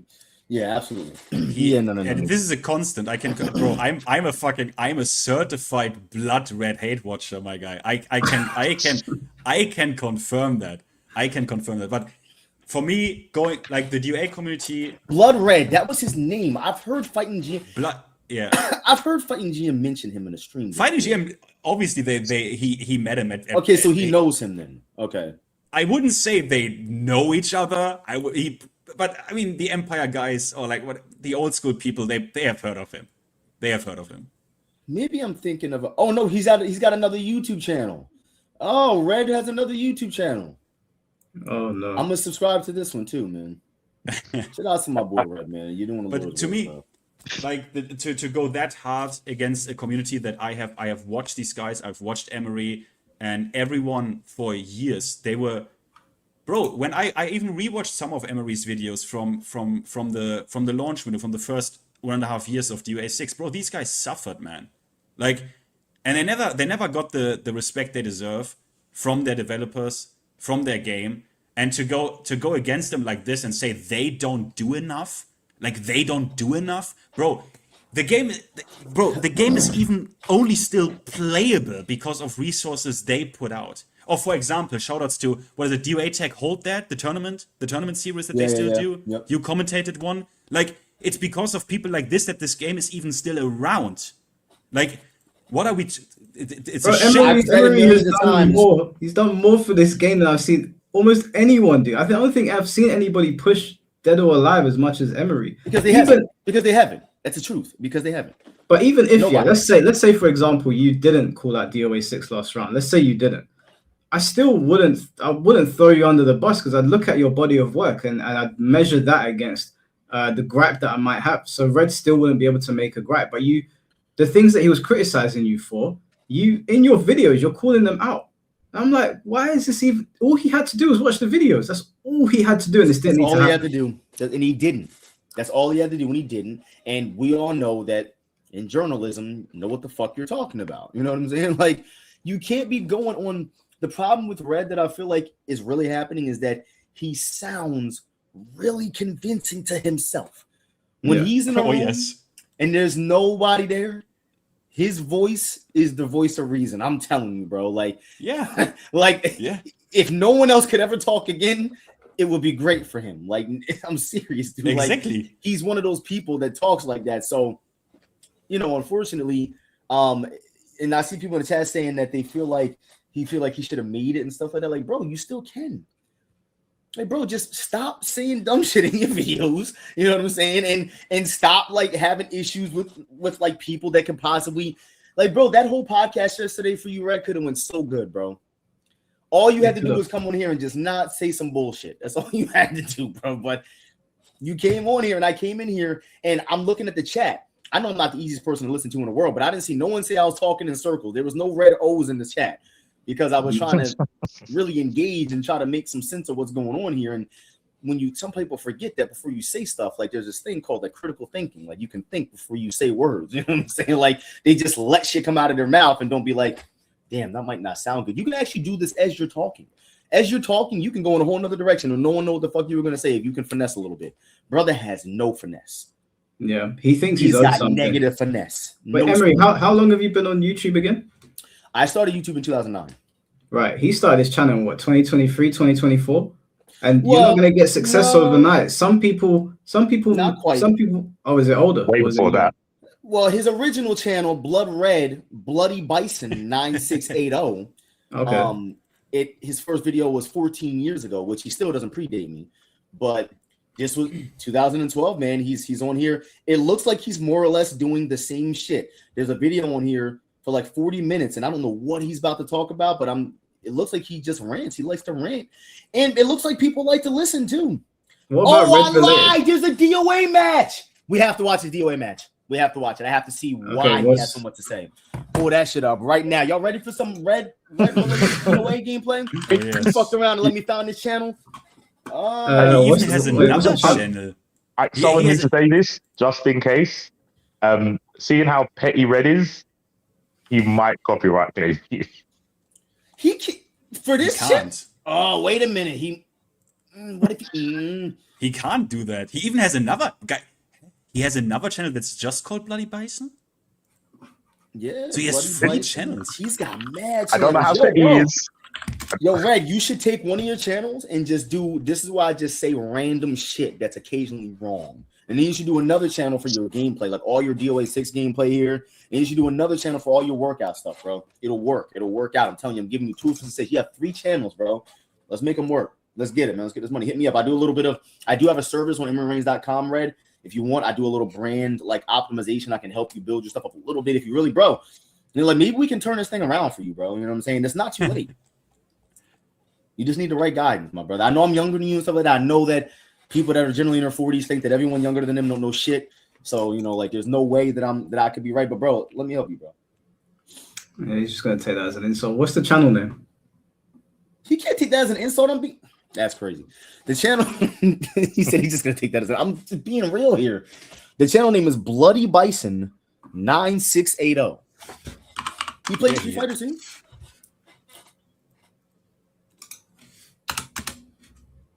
That man on here shadow boxing. Actually free. He's definitely shadow boxing. He was reading the chat. He was reading the comments and then argued about stuff they didn't say. There was a lot of like No. He's like really shadow boxing. Like like in real life, he's only shadow boxing. This guy ain't fucking around. So the motherfucker's real. Physically and virtually shadow boxes. So what I can say about his second skills is that they are I need to just repeat this. Wait a minute, Mike. Before you put this on, like just this one thing, because I'm not making this shit up. Can I? Because I don't want to get called a liar on that shit. Yeah, I feel like his gameplay's 14 years old. He could have gotten better. Maybe this isn't fair to show him up like that. The thing is a little bit of like CBD or something, bro. He just needs to, can we get this brother some kind of relaxation? Like he needs to just goose fucking fraba, bro. You ever see Anger Management? Yep. Yes. I'm starting to see something. I'm starting to see what's going on. Red. Come on, like this, yeah. So I can speak to his Tekken stuff, though, yeah. I can speak to his Tekken stuff, also Tekken 7 and before that. This is that you call yourself a former pro player in Tekken. Is if the Empire guys could hear that now, that you call yourself a former pro player in Tekken, the whole city, the whole state of New York is fucking ashamed. Okay, this is I can speak to that. I can really speak to that. So that's just. Listen, guys, for everyone in the chat saying that they feel like this is petty, are you going to go to his chat and say that he's being petty for saying he wants to punch us in the mouth? Yeah, it's bro, he's literally over there inciting violence, and you're saying we're being petty? Come on, guys. Like, get it the fuck together, man. We're being petty. He's literally over there saying he's going to hurt people. What? With in a crazy hypothetical, say somehow there was a way to squash this, would Mike and Mike go on his channel? I don't have no problem red related, bro. Bro, you know what I'm saying? I have no. Hold on 1 second. Because I'm thinking he's really upset about you guys getting kind of followers or super chats off of drama from him. But if you said like, oh yeah, we can talk to you on your channel, then he's kind of got nothing to complain about, right? Look, I said in his stream that he's gonna have to apologize to me first, okay? Because he spoke disrespectfully to me. He is a New Yorker. He is a New Yorker, and he's a real fucking New Yorker. So I think that's what's going on. He is a full-blown New Yorker. I just found that out. So because I know he's a real New Yorker, bro, he was outside, Mike, at 3 a.m, like Rocky boxing, bro. Like, yo, he's a real New Yorker, bro. Like, I think that's what we're failing to realize here is that, bro, he was outside. He had little music edited in the background and shit, bro. He's not fucking around. He's real, bro. So I think that's really what's going on, bro. I think that, yeah, bro, I'm willing to squash the beef with Red, bro. You know what I'm saying? Like, there's no beef anyways. Okay, I want to make something perfectly clear here. I don't care about his shadow boxing. I'm not threatened by him physically. If he pulled up on me in real life, I'm not threatened at all. Not even the slightest. However, I like Red. So if he says sorry to me and we squash it, we can squash it. This ain't gonna go further. I don't want to make a video on this, and I'm not going to. I'll probably, if anything, we'll talk on live stream. It doesn't need to be a dedicated video over this shit. If he wants to say sorry to me for being disrespectful, then he can. And he can let me know. He can let me know where I went wrong, and we can talk about it. So yeah, C4, if you speak to him, because I tried for an hour. I even super chatted. I don't know if you saw. Yeah, I super chatted into his stream to get his attention. He ignored my super chat. So I was like, I tried to be diplomatic. So I don't want people over here going, Mike's farming drama. I'm not. But don't get it twisted. Nobody get it twisted. This is not because he threatened somebody. If Red threatened me in real life, there will be a problem. I'm not. My mom didn't raise me like that. But even if I did get my ass beat, even if I did, because he's a New Yorker, right? He's outside shadowboxing. He might fuck me up because he's crazy. But I don't want to get it twisted. If he says sorry, it's cool. It's all blessed. We can move on. We can leave this behind. I can even have him back on the podcast. I won't even talk about this. But he has to say sorry now because he stepped. Yeah, no, he's going to have to apologize to Mike, bro. Like Mike allowed him, and I would feel the same way, bro. If I allow somebody on my platform to say a bunch of bullshit, like, and then go outside and then feel offended for something that, like, bro, first and foremost, if he's mad at anybody for the context of what he was saying, it should be himself. Okay, like the chat was not feeling him. Okay, I think that he's mad at the wrong people here, brother. He definitely is. He was saying that the live stream. Sorry, I was just about to say, like, for these two, yeah. For me, nah, he can be mad. Like he can be mad at me, like rightfully so. What were you gonna say, C4? I was gonna say he is under the impression that he lost like followers or subscribers or whatever being on your live stream. And I was in the chat saying, no, it's this live stream. It's the one you're doing right now that's making people think like you're crazy, bro. Like he's just convinced himself of craziness. Like it's not even delusion. Like Ray was saying, he's probably smart and he's just cherry-picked bits of information and gone like, oh yeah, Mike has made people dislike me. And I was like, I think it's this stream. The one you're doing right now, like going over the same things about how you feel kind of like hard done by and stream numbers and all the fucking from the alphabet stuff was mad. I was like, alphabet stuff? Yeah, he was talking about the LGBTQ and it was calling the alphabet people and stuff. And I was like, you talk about trying to be respectful. That's not respectful. It's weird. Red, why do you want to see us in person? Like, I don't even want to give this attention. Like, but like, you guys are saying that he's saying he wants to see us in person for what? Listen. I'm gonna make something perfectly clear. Red, if you're listening, yeah, I don't want to fight with you. But if you're in the UK, you can see me in person. I'm not afraid of you. Okay, don't ever get it twisted. I don't care if you're some psychotic New Yorker. Okay, we're not allowed guns in the UK anyway, so you can't shoot me. You're gonna have to throw hands. Listen, I'm not gonna be like Mike. You don't want to see me. Can we have a vote in the chat? Because my money is on Emery Reigns is a police officer, right? A trained police officer. I just have like certain training and certain like he don't want to see me. You know what I'm saying? That's what's not gonna happen. So if you see me, it's gonna be in a way you don't want to see me, bro, because I'm irrational. Okay. I'm not the same. I'm irrational. I'm really irrational, bro. anyone anyone in chat who wants to hold that bet, I put 10,000 Tekken coins on Emery Reigns. And this is not even that type of thing. But if he's over there talking about like hurting people, he shouldn't be saying that either. Like, I don't know what has gone into him. Like, he could lose his channel over that shit, threatening violence over people. Yeah, bro. Like, you can't be over there like acting like you want to fight people. And mind you, bro is in New York, so he's like right around the corner. It's like, that's kind of crazy to be saying stuff like that, bro. What is going on? All from a game he doesn't play and thinks is a cash grab. And this all happened over something that he doesn't play. And from what I understand, he's inciting like physical violence against like my boy Mike right now, who didn't say anything at all. He didn't say anything to get to the point in like a physical. Guys, we've all had problems with people in the FCC that we feel like we might want to beat up at one point. I know we've all been there at some point, but come on now, bro. Like, nobody is really fighting like that. Like in the FGC, nobody's really doing. I'm not saying Red is not about it. That's not what I'm saying. But what I'm saying is that it's completely different when you're going and saying that I would love to see y'all in person. Like, for what? Yeah, it's so dumb. Like, he can come here right now. Dude, he can just come here right now. We can squash it, or we can have it out. Like, it's up to him. I'm not the one that's better for me away. Just coming here and talk. I don't think that there's any better bet because he's talking crazy over there, bro. And now I feel like we actually have a real problem. I'm not talking about in this whole game and shit. Like, we have a real problem. Like, what are we talking about? Mike, do you think there's anything you could think of in the stream where you'd have to say sorry to him? I didn't watch it all, remember? I only watched like the first hour, and then bits in the middle.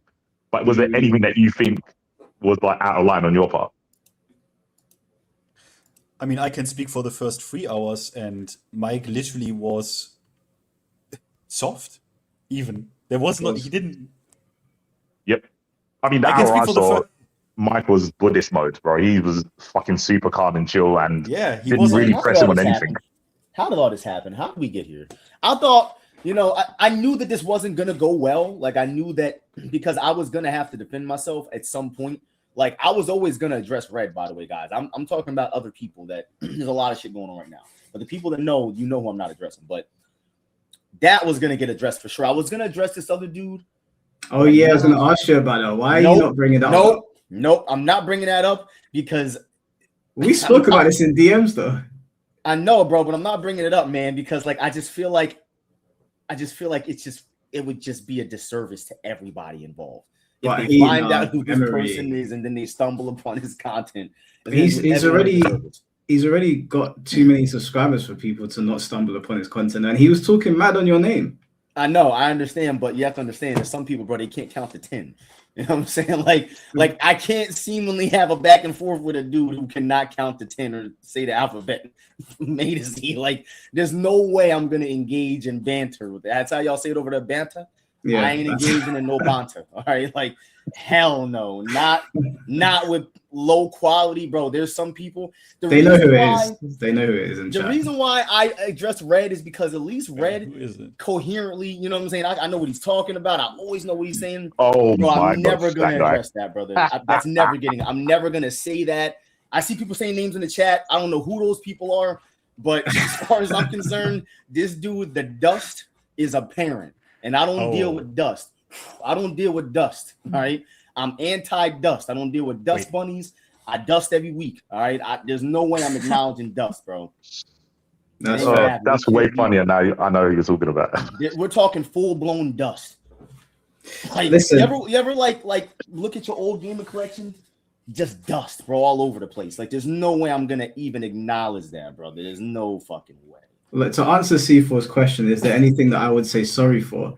I don't mean this because it's me, but I really felt like I was very zen with him yesterday. Like, I realized what I was dealing with, and I thought, you know what? I'm not going to go in too hard because I can already tell how this is going to go if I do.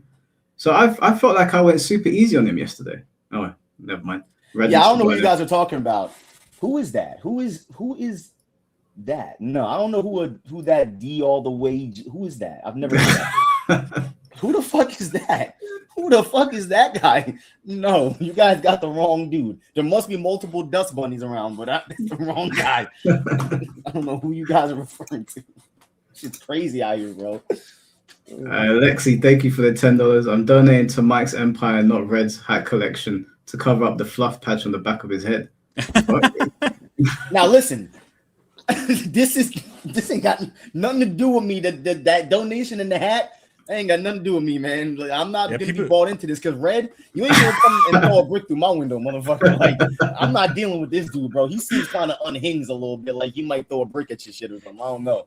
I ain't want no problem, yo. Don't be donating saying shit like that while I'm in here, yo. I don't need no issues.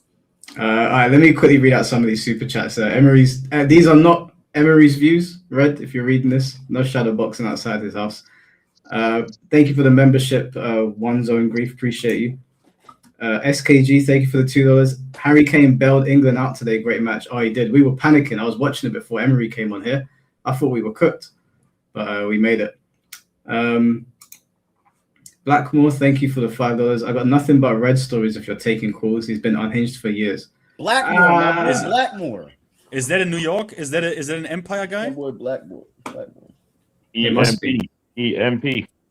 Because these EMP guys, they can. I'm not lying about this, guys. I'm not lying about this. The New Yorkers know. It's someone who is very old school told me about this shit. The thing is, Finn, is I don't want to bully the guy. Sorry, I forgot that I'm not here in private. Sorry. Yeah, no. I don't want to bully him. I want him to come here and address me like a man. Just come and talk. Or just call me in private. He could have called me in private, or I can go to his stream and have a conversation with him. But he has to address me directly. You can't sit behind a monitor talking crazy about me, but then say, "Oh, you're going to throw hands on people." I don't think you will. You can't even talk to me like this. How are we going to have a conversation in person? Yeah. Listen, I want to make one thing clear again. I got to say this again. I have no problems with this Red-related dude or anyone he's related to. Any of the other colors he might be related to, I don't have no problem with this dude. All right. I literally only came on here because I wanted to, my boy Mike asked me to come on and talk DOA. Clearly, I was the topic of discussion yesterday. Okay. So or the day before yesterday was it? I forget when it was. I just wanted to come in and just talk, obviously, because there's a lot of stuff going on with our game right now. And it's Mike's got a good platform. There's a lot of people in here that might never know about what's going on with DOA unless a dude with a platform this big does a podcast on and talks about it. So, and also not to mention he's involved with all the different communities, like people that follow Tekken follow him, people that follow DOA, obviously Virtua Fighter, Mortal Kombat, whatever. It's like a variety of people that get to watch this podcast. So there's a lot of people that don't have a lot of information that I feel like needed it. But on the other part of things, brother talking about hitting people and hurting them, we can't even begin to even get into that kind of talk on the internet, bro. Like, that's just insane. And you should know at your big age, brother, your very big age, that we don't do shit like that, bro. Like, come on, man. You're over here talking about fighting people on a Twitch stream. Like, you already know.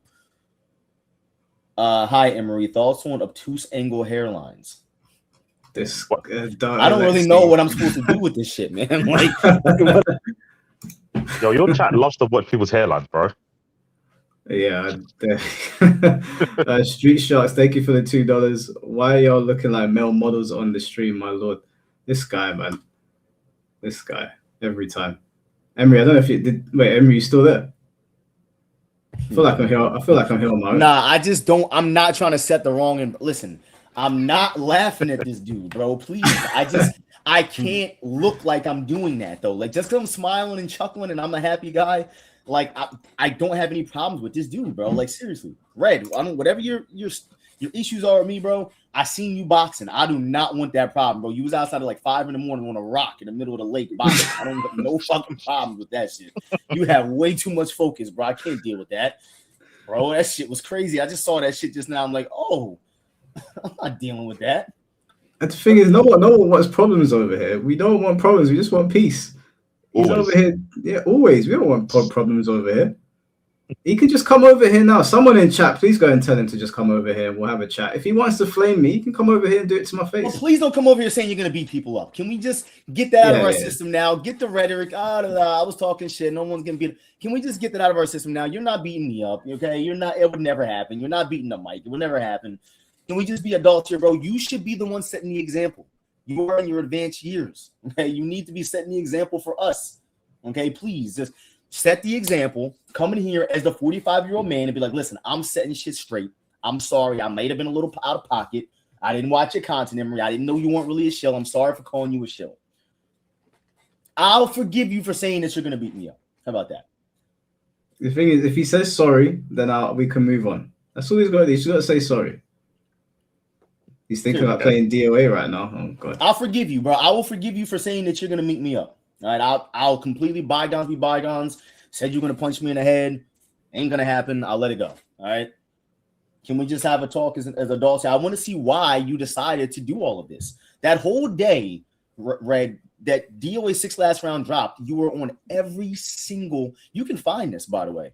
He was on every single post he could find that even hashtag DOA 6 last round, and he was pasting his video there. I mentioned this months ago in my video when I went against the commentators of this game. Fucking chills. On the back of my head, I'm just like, man, like, why does this guy want him to be? Why does he want to be heard so bad? It's one thing to just say something, but when you're just repeating it over and over again and just trying to get everybody to hear it, like, dude, the video got a pretty good amount of views. Like, we got your point, dog. We get it. 7 videos for a game you don't play is a bit mad. Well, you already know he drank the Kool-Aid and got a couple views, so he was like, he got a fucking supercharge and was like, this is where I belong. I'm gonna shit on these people that have actually been making content for this game. Like, brother, showed no respect whatsoever, and then expected respect back. It's just baffling. He's taking down names in the chat. Nah, bro, he needs to be. What? They need to put him on a watch list. What are you talking about? Nah, yo, Mike, what are you doing to me, bro? Like, what's going on here, bro? Like, I should have took my ass to the gym. I canceled my workout, and now my name is getting added to a list and checking it twice. What is he, the Grinch? What the fuck is going on, bro? I mean, I would be a bit careful what people are relaying. Presents this Christmas. I gotta put a lock on my Christmas tree. Somebody's making a list. I didn't. Being naughty over here, bro. Like, man. Emery, did you see the end of the stream? Did you watch? Did you stay till the end? Bro, I couldn't, man. You know I could, bro. The only reason why you did, bro, is because you couldn't get up, bro. Bro, he was saying a bunch of hoopla. No, but what I'm saying is it ended peacefully. Like he said, thanks for letting me on. I said, appreciate you being here. And I sent him the link to the stream this morning so he can connect it to his channel. So when people go to watch it, they can see his channel then. I said to him, maybe you can get some subscribers from this. And he messaged me back. He put the hands together emoji. And I thought, we're good. Then I come to see this. So essentially, Red's a snake. It's a snake. Listen, bro, I don't have any personal problems with this dude, but I can see why you do. And especially, and also too, I'm trying to see things because it's really good to be objective in situations, right? I'm trying to see things from his side. I don't see what was so necessary to get so angry about it. And the whole thing, you gave him a platform to talk on, bro. You know what I'm saying? Which is kind of what he fucking wants. Does this guy not want to be heard? God damn, if you don't want his voice heard, bro, it's almost like he wants y'all to hear him, man. He moaned about not getting views and then got to a place with views. Off this list. I don't know what that list is for, motherfucker. Hell yeah, I'm trying to get I was chill.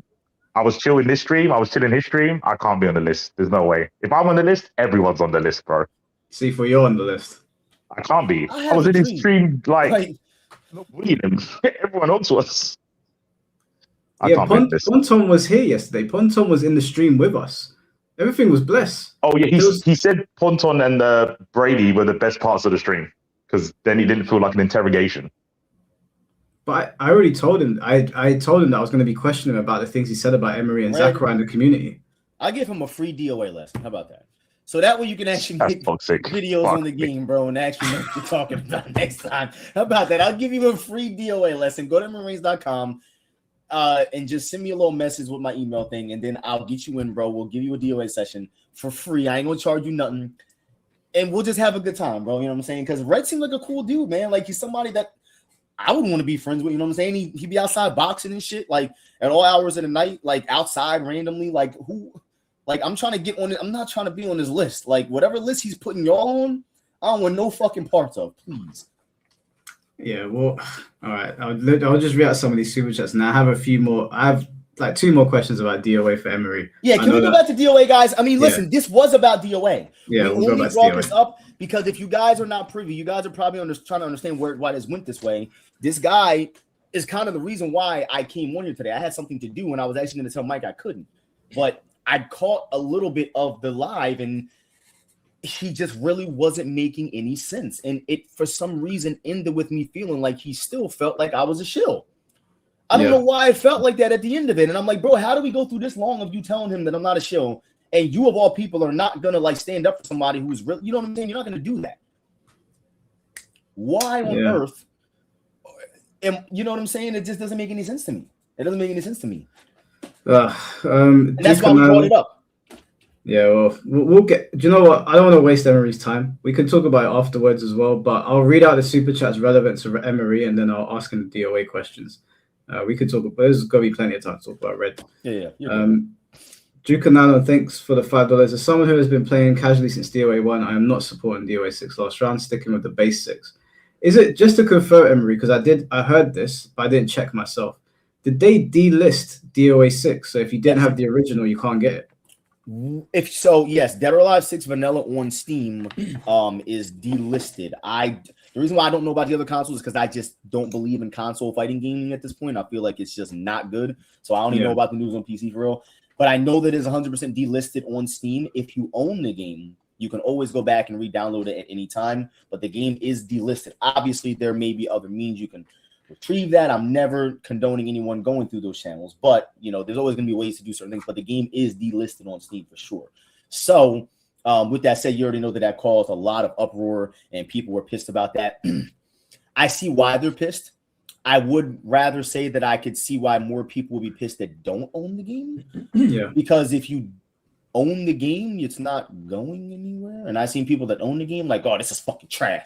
Fucking delisted. I'm like, yeah, but it doesn't affect you. Then I started to realize there were people that were just complaining to complain. Guys, do not pay attention to the complainers who just want to complain for no fucking reason. Like, bro, I didn't complain about it because I have the game. Like, I get it. Now, I'm more pissed for people that maybe wanted the orange light bars or maybe wanted the game because you guys know that a balance patch is coming, by the way. We don't have one yet, but this new character is what I'm assuming is they're going to release the new patch when this new character comes out. I'm hoping it's sooner because they said summer. That could be anywhere throughout the next couple of fucking months. I'm hoping it's sooner than later, but we didn't get anything at Evo for real. So the idea is not a big a deal because it doesn't affect you as bad. Well, no. You're not understanding what I'm saying. Like the point I'm trying to make is that I can't go out of my way to complain about something that it's not. I don't want to say it's not that big of a deal, but if you own the game already, you have the game. Like, I'm just not understanding that. Yeah, I think they're arguing the principle of it, like delisting something. I think just the idea of doing that, maybe because I own DOA 6. If you're upset about it, I can't fault you for that. I'm not gonna. Everybody has their own opinion and their own faults on stuff. But again, I guess I'm just more so thinking it's just like DOA 6 at this point. Like, I don't know, bro. Like, do y'all want that? I mean, I don't know. Like, I just feel like the game is. I'm just not really seeing. I understand it. It's anti-consumer practice. I don't know, man. The principle of it. Listen, if the principle of it is wrong, then I'm not going against what you guys are saying. I'm not saying, oh, the principle of it is right. Listen, I'm just saying that in this particular situation, I just feel like there's bigger problems at hand. Like, I can talk all day about them delisting the game, but what the fuck is it good in that when we have no rollback, no crossplay, no patch, no characters, no nothing? I just feel like there's more. Yeah. I could complain all day about them delisting the game, but bro, would you guys rather have the game listed still, or do you want some good content here, bro? And like, I mean, honestly, you had 6 years to get the game. Like, I got the game. I just I'm not saying you guys are not right. It's wrong that new people can't come and get the game if that's the case, bro. But what I'm saying is that, like, bro, imagine you could still get it, and then they were like, yeah, well, you know what I'm saying? You guys can still buy the game. You don't really need these new features or what. Like, I don't know. I just feel like there's more important things to work. I mean, I think honestly, if the guys really want the game, where were you the last 6 years? I got the game, and you get the game, and can install it if you only get the core fighter stuff. It's available on console. They said still PlayStation, and they said Xbox for sure. Yeah, no, guys, listen. I'm not saying that it's not anti-consumer. If that's you guys' belief system, and that's what you're just like, I'm a consumer and I'm against them delisting that shit, brother. More power to you. I wish you guys luck on that crusade. I'm on a different one. We need rollback in this motherfucking game, bro. Yeah, I hear. We have some shit going on in 2026 where we still have people complaining about netcode. Brother, there's so many fucking problems with just not having rollback alone. I'd love to complain all day. Yo, Team Ninja, Koei Tecmo, you're out of fucking pocket for delisting this game. But come on, man. We have really big problems here. Like the fact that we have 10 people to play the game and 3.5 of them are on each console. It'd be nice if we can get all 10 on one fucking console. Yep. Like, seriously, 100%. We have bigger fucking problems here, bro. Delisting it on Steam. Come on, guys. Get a fucking grip, man. There's problems here. Can we complain about the right shit, dude? And that's why I guess like the delisting thing hasn't really been all over the place for me, because most of the people that play this game know. How about DOA 6 in general is anti-fucking consumer? Yep. How about Makes 6 sense. last round is anti-consumer? Like the whole fucking game has got to go, man. Y'all talking about some fucking anti-consumer? How about the whole project? The whole thought of it was anti-consumer. We can talk all day about this, but guess what? Me, maybe not you guys, but people like me that play the game and love the game, we need fucking rollback and we need crossplay and we need better characters. We need better crossovers. They're putting fucking Baki characters in Tekken, bro, and I'm over here looking at Kula flipping the fucking around, and there's nothing against Kula and KOF, but bro, where the fuck is Kyo Kusanagi? Where are the cool? Come on, man. It's just there's so many problems going on, man. It's just like we need change here in this game, dog. And you know, I'm not enough to do it. I only got 50,000 subscribers, bro. They don't give a fuck. Kobe Tecmo flagged my YouTube channel. All right. Do you have a relationship with Swoozy? Because I know he was a DOA guy, and he's got. I know Swoozy. We've had conversations. I don't got any issues with the guy. We're not like particularly friends, but we don't have like a relationship or anything like that. He's a little too Hollywood for that. Yeah, yeah, because he was on here with you last time. Yeah, and that was also the last time most of us probably ever saw Swoozy or spoke to him again. He's very, very Hollywood like that. You know, you can talk to Swoozy. Oh, okay. Yeah, no, I'm not on Swoozy's level. I tried to talk to the guy and talk to him, but yeah, no, you ain't getting I got Swoozy. He wasn't having it. So, Mr. Jamie, thank you for the $2. Emery held his L with respect. Yeah, 45-year-old red con. Yeah, I think that was the Nakatsu thing. 100%. That's all you gotta do. Just say, I got something wrong. Simple. Can I ask Rain a question real quick, and I'm gonna jump off? Yeah. I was gonna ask, what goes through your mind, or like what plans do you have when there's nothing going on for DOA, like tournaments or patches for content? Because I want to do this for Tokon, and there's obviously going to be a point where Tokon's not in like the mainstream, but I don't want to just not do content because there's no tournaments or shit going on. So like, what do you do when that happens for DOA? Can you rephrase that question because I don't want to answer. Yeah, sorry. What kind of content do you do or think is a good idea when the game you're playing hasn't got anything going on, like tournaments or patches?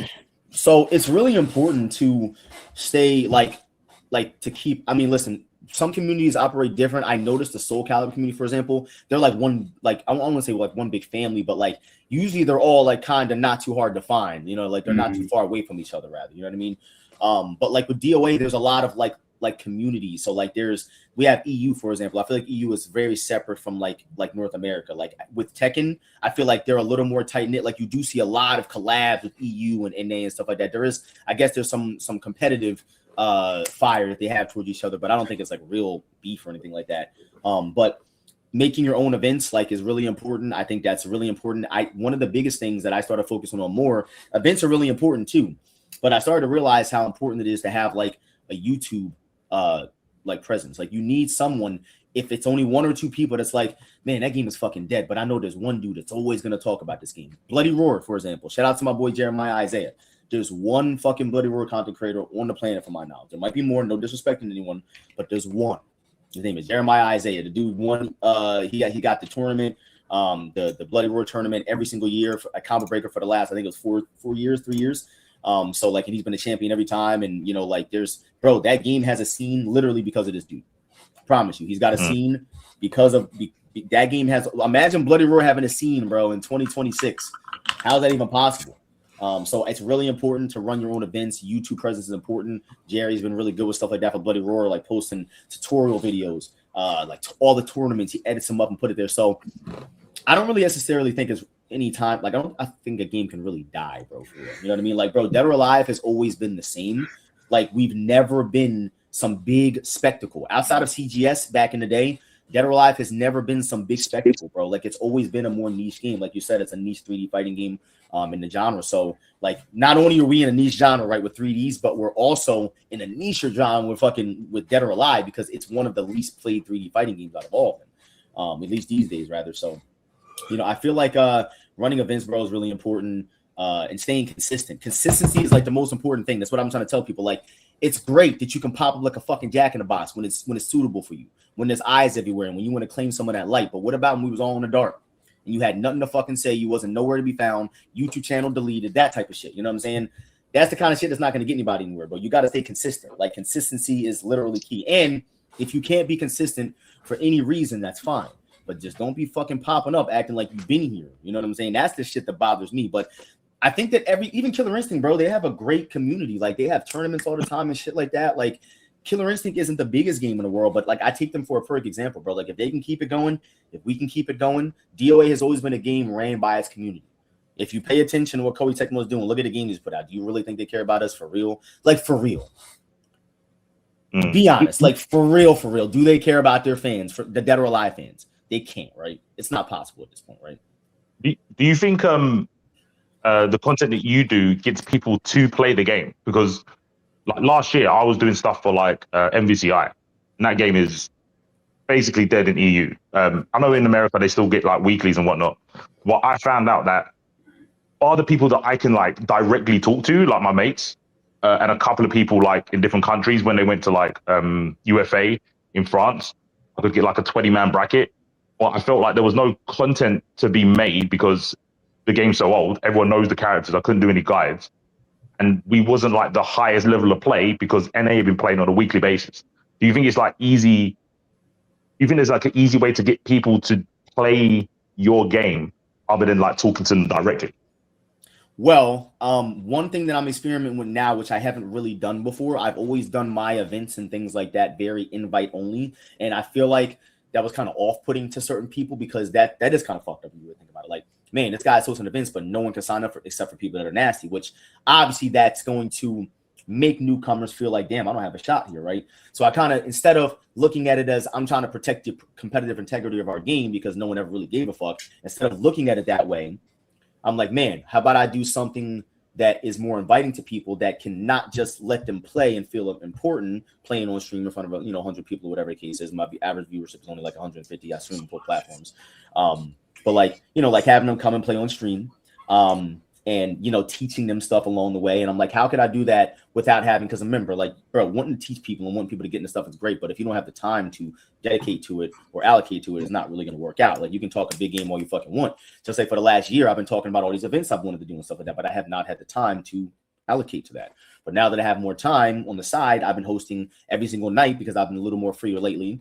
I've been hosting every night. I've been hosting my new Reign of the Gods series, which, Reign of the Gods is a very high level event. You got to be, it's actually funny. We took the ranking system from Tekken and we're using like God of Destruction now. So we have God of Destruction prospect. And then if you prospect and beat a GOD, you'll demote them. They'll be a prospect and then you'll go up. So, and it goes up to GOD 3 and there's like prizes. And so that's pretty cool. Something I just literally generated in my head because I'm so fucking smart, right? What happened is, people were like, damn, like I'll never be to playing this because how am I going to get to be a prospect? You know what I'm saying? How am I going to prospect if I'm never going to get attention enough to be good? So I said, that's kind of a good point. Like, so I'm going to open up a beginner's lounge. So after every time we do a Reign of the Gods, I open up a beginner's lounge where where only news, if I see you do anything too good, something that indicates to me that you know a little bit too much about the game, you get kicked the fuck out. All right. Only beginners can come and they can come. And then people in the Discord, you can come join the Discord and talk to us. We'll give you tips as you're playing. And it's only a beginner environment. Then we switch up from that and we do a battle lounge, which the battle lounge is literally all skill level. So they can come in and get minked up by the higher level players too. And it's really just a cool overall experience for everybody. So I want more people to play the game. The one thing I'm realizing about wanting to get people to do it, you can want people to play your game all you want, but how are you going to do it? Like, it's execution. It's all about the execution of stuff. Like, one thing about me, I know how it feels to feel left out. I went through that when I was younger, not to sound like a little bitch, whatever, but I know what it feels like to feel left out. I kind of went through that, in my younger life. So I don't want people to feel left out in that context. You know what I'm saying? So, but I understand how I can make you feel that way without purposefully trying to do it by saying, if you ain't nice, you're not playing. So what I did was I'm like, all right, if you show me that you got something in these lobbies, come in the battle lounge, come to beginner lounge, then we can work on getting you up to Gruff. What's up, bro? Shout out to my boy Gruff's one of the best Lisa players in the world right there in the YouTube chat. Shout out to Gruff. We can all level up together this way. And I'm like, man, like I know what it feels like to not get to play on stream ever. Going to tournaments and having to work your name up to be able to get seeded to be on stream. Because, bro, you won't play on stream if you ain't good enough. Even in DOA, you wasn't getting no stream time. You'll go to a tournament and motherfuckers will not know you was there. I know how it feels to not get stream time and get any attention. So I'm like, yo, come play on stream. Like, come join the Discord. You know what I'm saying? Like, come and chat with the community, like type thing. So community is the key. And that's never going to get us millions, bro. That's the one thing people have to understand. Your community efforts, if you are a community ran by the community, and the company really is more so just handing you crumbs to build a castle with, right? You're only going to get so far. I'm just being honest. We're never going to have 10,000 people at Evo, guys. It's not going to happen. I don't care what the fuck they do at DOA 7. And I'm not trying to doom it. It's just not going to happen. It isn't. So because of that, that's why I've always went with the mindset is I'm going to carry people that want to be carried. I'm not begging nobody to play my fucking game. I'm not going to beg you. So, but at this point now, it's like, man, what if we try a little more? What if we stop the whole I'm not going to beg you to play and be like, yo, come fucking play DOA, bro. Stop fucking playing. Come play DOA, man. Get off that fucking Tekken shit. We already know you can play that. We already know it's tight. Come play something else. I converted like 4 Tekken players already, bro. They're playing both now. They're playing both. Okay. Yeah, no, that's helpful. Yeah, I'll keep that in mind. I appreciate that, man. And polls, bro. Polls on Twitch and on YouTube and Twitter. Polls for like what people want. Like, yo, would you guys want to see an event? I started doing, would you guys want to see a high level elite event? I got the votes and I went and started crafting shit and I made the event happen. You know what I mean? So like the number one thing is feedback. Like that's what I understand about gaming companies. We know what we want, guys. Do we not all know what will make a perfect Tekken game? Mm-hmm. The information's out there. I'm pretty sure Namco knows too. Are they gonna make one? Probably not. And that's the part I don't understand. Just like Valve could make a gajillion, bajillion, bajabble dollars off of fucking Half-Life 3. You think they're gonna come out with it? Oh, no. Exactly. Why? I don't understand. Like, if this is the money business and we want money, we want to sell fucking copies. All right. Why are we not doing that when you have all the data you need? I'm not understanding. You have all the data you need for Dead or Alive 7, guys. Come on. Yeah, they actually do. They know exactly what they want. Look at DOA 6. Spit on it and don't do it again. It's that simple. There's no redeeming qualities, bro. It doesn't feel good. It looks good, but only in some lights. The characters look plastic as fuck. Yeah. Just don't do that again. That's all you have to do. Can we just do anything but that? For real? Come on, man. Hey, chat, quiz. We do a quick quiz. How many backflips did Emery do for the rollback promotion? How many did he do? Chat. Anyone in chat who knows the number? I know the number because I asked in chat. I think I know the number. Anyone in chat? 9? No, way more. Actually, I actually did one. I did one at Combo Breaker on the concrete outside. Oh, really? That was the last one. That was the bonus one.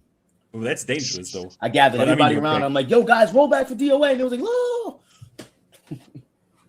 I remember I told people that you were doing. I told Red that you were doing that series for rollback. Just didn't acknowledge it. I was actually listen, bro. I know that's some dumb shit. I know it was some stupid shit to do. Okay. No, it wasn't. It wasn't stupid. That was smart. That got people's attention. Cool. That was very smart. Attention, like it did. It was like, bro, this guy's rolling around like an idiot. I know, but it's just to try to signal boost a little bit. Like you know, I wouldn't that shit to end up on event hubs or something. You know what I mean? Like, bro, like what's going on here, man? Like we need to get roll back and we don't got it.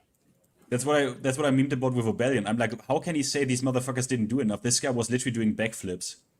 Like this guy was literally doing fucking backflips. What are we talking about? Like, what do you mean? They didn't do enough. I don't really know what they wanted. So that's why I'm happy that you guys all know this. And the one thing that I do know, and it bothered me, that's the only, I'm not bringing up Red again, but it did bother me because he's the only person I've ever heard call me a shill. And because he had this platform he was talking on and people were agreeing with him, I said, people think of that of me? I thought they thought I was kind of like an asshole that just says what I want and just what I think. Like I never thought I was a shill. I thought that people kind of knew that about me. People just use words flagrantly now. Like the meaning doesn't apply anymore, unfortunately. So everyone gets called a shill now. If you don't like someone, it's either shill or grifter. Oh yeah, one or the other. Yeah. The one guy, fuck is his name, man? I would call him out if I knew his fucking name. I don't remember. He was like, yeah, I'm nobody supporting that fucking shill Emery Reigns. I'm like, damn, you just hate me because I'm light skinned because I've never shilled. Like, yo, Mike, you ever just felt like light skin hate, bro? Like I tell people about light skin hate all the time and they don't believe in it, bro. Light skin hate is a real thing. You know what I'm saying? Like, bro, I really do believe, okay, that people just, I'm sorry, I'm light skinned, bro. Like I it's not my fault. You know what I'm saying? It's crazy.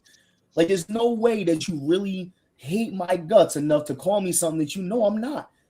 I've never shilled for this fucking, especially not in the last 7 years. Bro, I was getting paychecks and I was still talking shit. That is true, yes. That's true. Bro, I don't know if I've Guys, ever been hated on for being light skinned. It was prevalent in the UK years ago when we were younger, but now That's what they say now, bro. Light skin dudes ain't style no more. They love saying that shit to me. yeah, that's what we get. Actually, That's we're the not in new style thing, anymore. bro. yo, guys, but I'm gonna fuck off now. I didn't wanna make this about or more about Red than it had to be, but in the moment it felt appropriate to share what a lolcow he is and that it dates back so long. And shout outs to the DA guys. You're awesome. Like I'm Force of Nature, like great guy. Zachary, Matt is in the chat. Matt, I know that was my on the shirt and not Momiji. I knew that, man. I knew that. But great shirt, and also the whole. Honestly, guys, if you want to see some good like higher level DUA, you can obviously watch the DUA tech hold that. They still do that occasionally, right? Every month, still. I think the DUA tech tournament. They hold that. I think it's like every so month. that's Johnny the Flash. So there's a couple things going on right now. You got Johnny the Flash. He's got his hold that, which he's got personal things he's doing right now, but he will be back. You got Hoodless. I know he does Hood weekly, but if I'm not mistaken, I think he's working just directly with XFS now, which there is a Dead or Alive major coming up called XFS, and that's going to be in Austin, Texas. I think I know it's in that part of Texas somewhere. And if you guys are DOA fans, make sure you guys go. I'll be at XFS saying what's up to everybody. And there's some good shit going on. I have my Reign of the Gods First to Five Friday. You know, First to Five Friday is our 2v2 style. It's going to be switched to a 2v2 now, only 2v2 style First to Five event against like other teams and shit for a little prize. And that is with Rise Gaming as well. So they do sponsor that, and there's always a crowdfunding thing. So there's some cool shit going on. The only thing about that, Emery, if people want to play with like you, with other people in NA, for example, mainly, I don't know if we have that many for Europe. Probably not that many. But if they want to, the lead platform, I assume, is PC. Yeah, so that's the problem. So if I'm not mistaken, PlayStation is more active, but I never recommend PlayStation, bro, because the game is so bad on there. Like, unless anyone can confirm that the delay, from what I know, is that it's just nothing that can be done about it because it's more a PlayStation delay than the game itself. So I could never recommend people with the delay-based netcode and then also playing on PlayStation, bro. We're talking 8 frames. We're talking at least 8 frames of delay every fight, bro. It's so Okay, bad, dude. I mean, it's and so guys, bad. Like, personal recommendation in the chat, if you want to see something that's mega entertaining, that's a stream that Emery did with, what is he called, the guy, Jaeger? You were both drunk as fuck, and you played DA, and this shit was so fucking funny. Guys, just go to him, like, watch. It's like he plays with Jaeger like the whole night. It's like so funny, and they talk about DUA and kind of also like shit on it. And they talk about, oh, do you remember this in DUA 5 or in this DUA? Wouldn't it be great if that came back? That's a good video, bro. That's a good video. It didn't get a lot of views too. I think it got like 1,300 views or something. Like that might be one of my best videos of all time. I love that.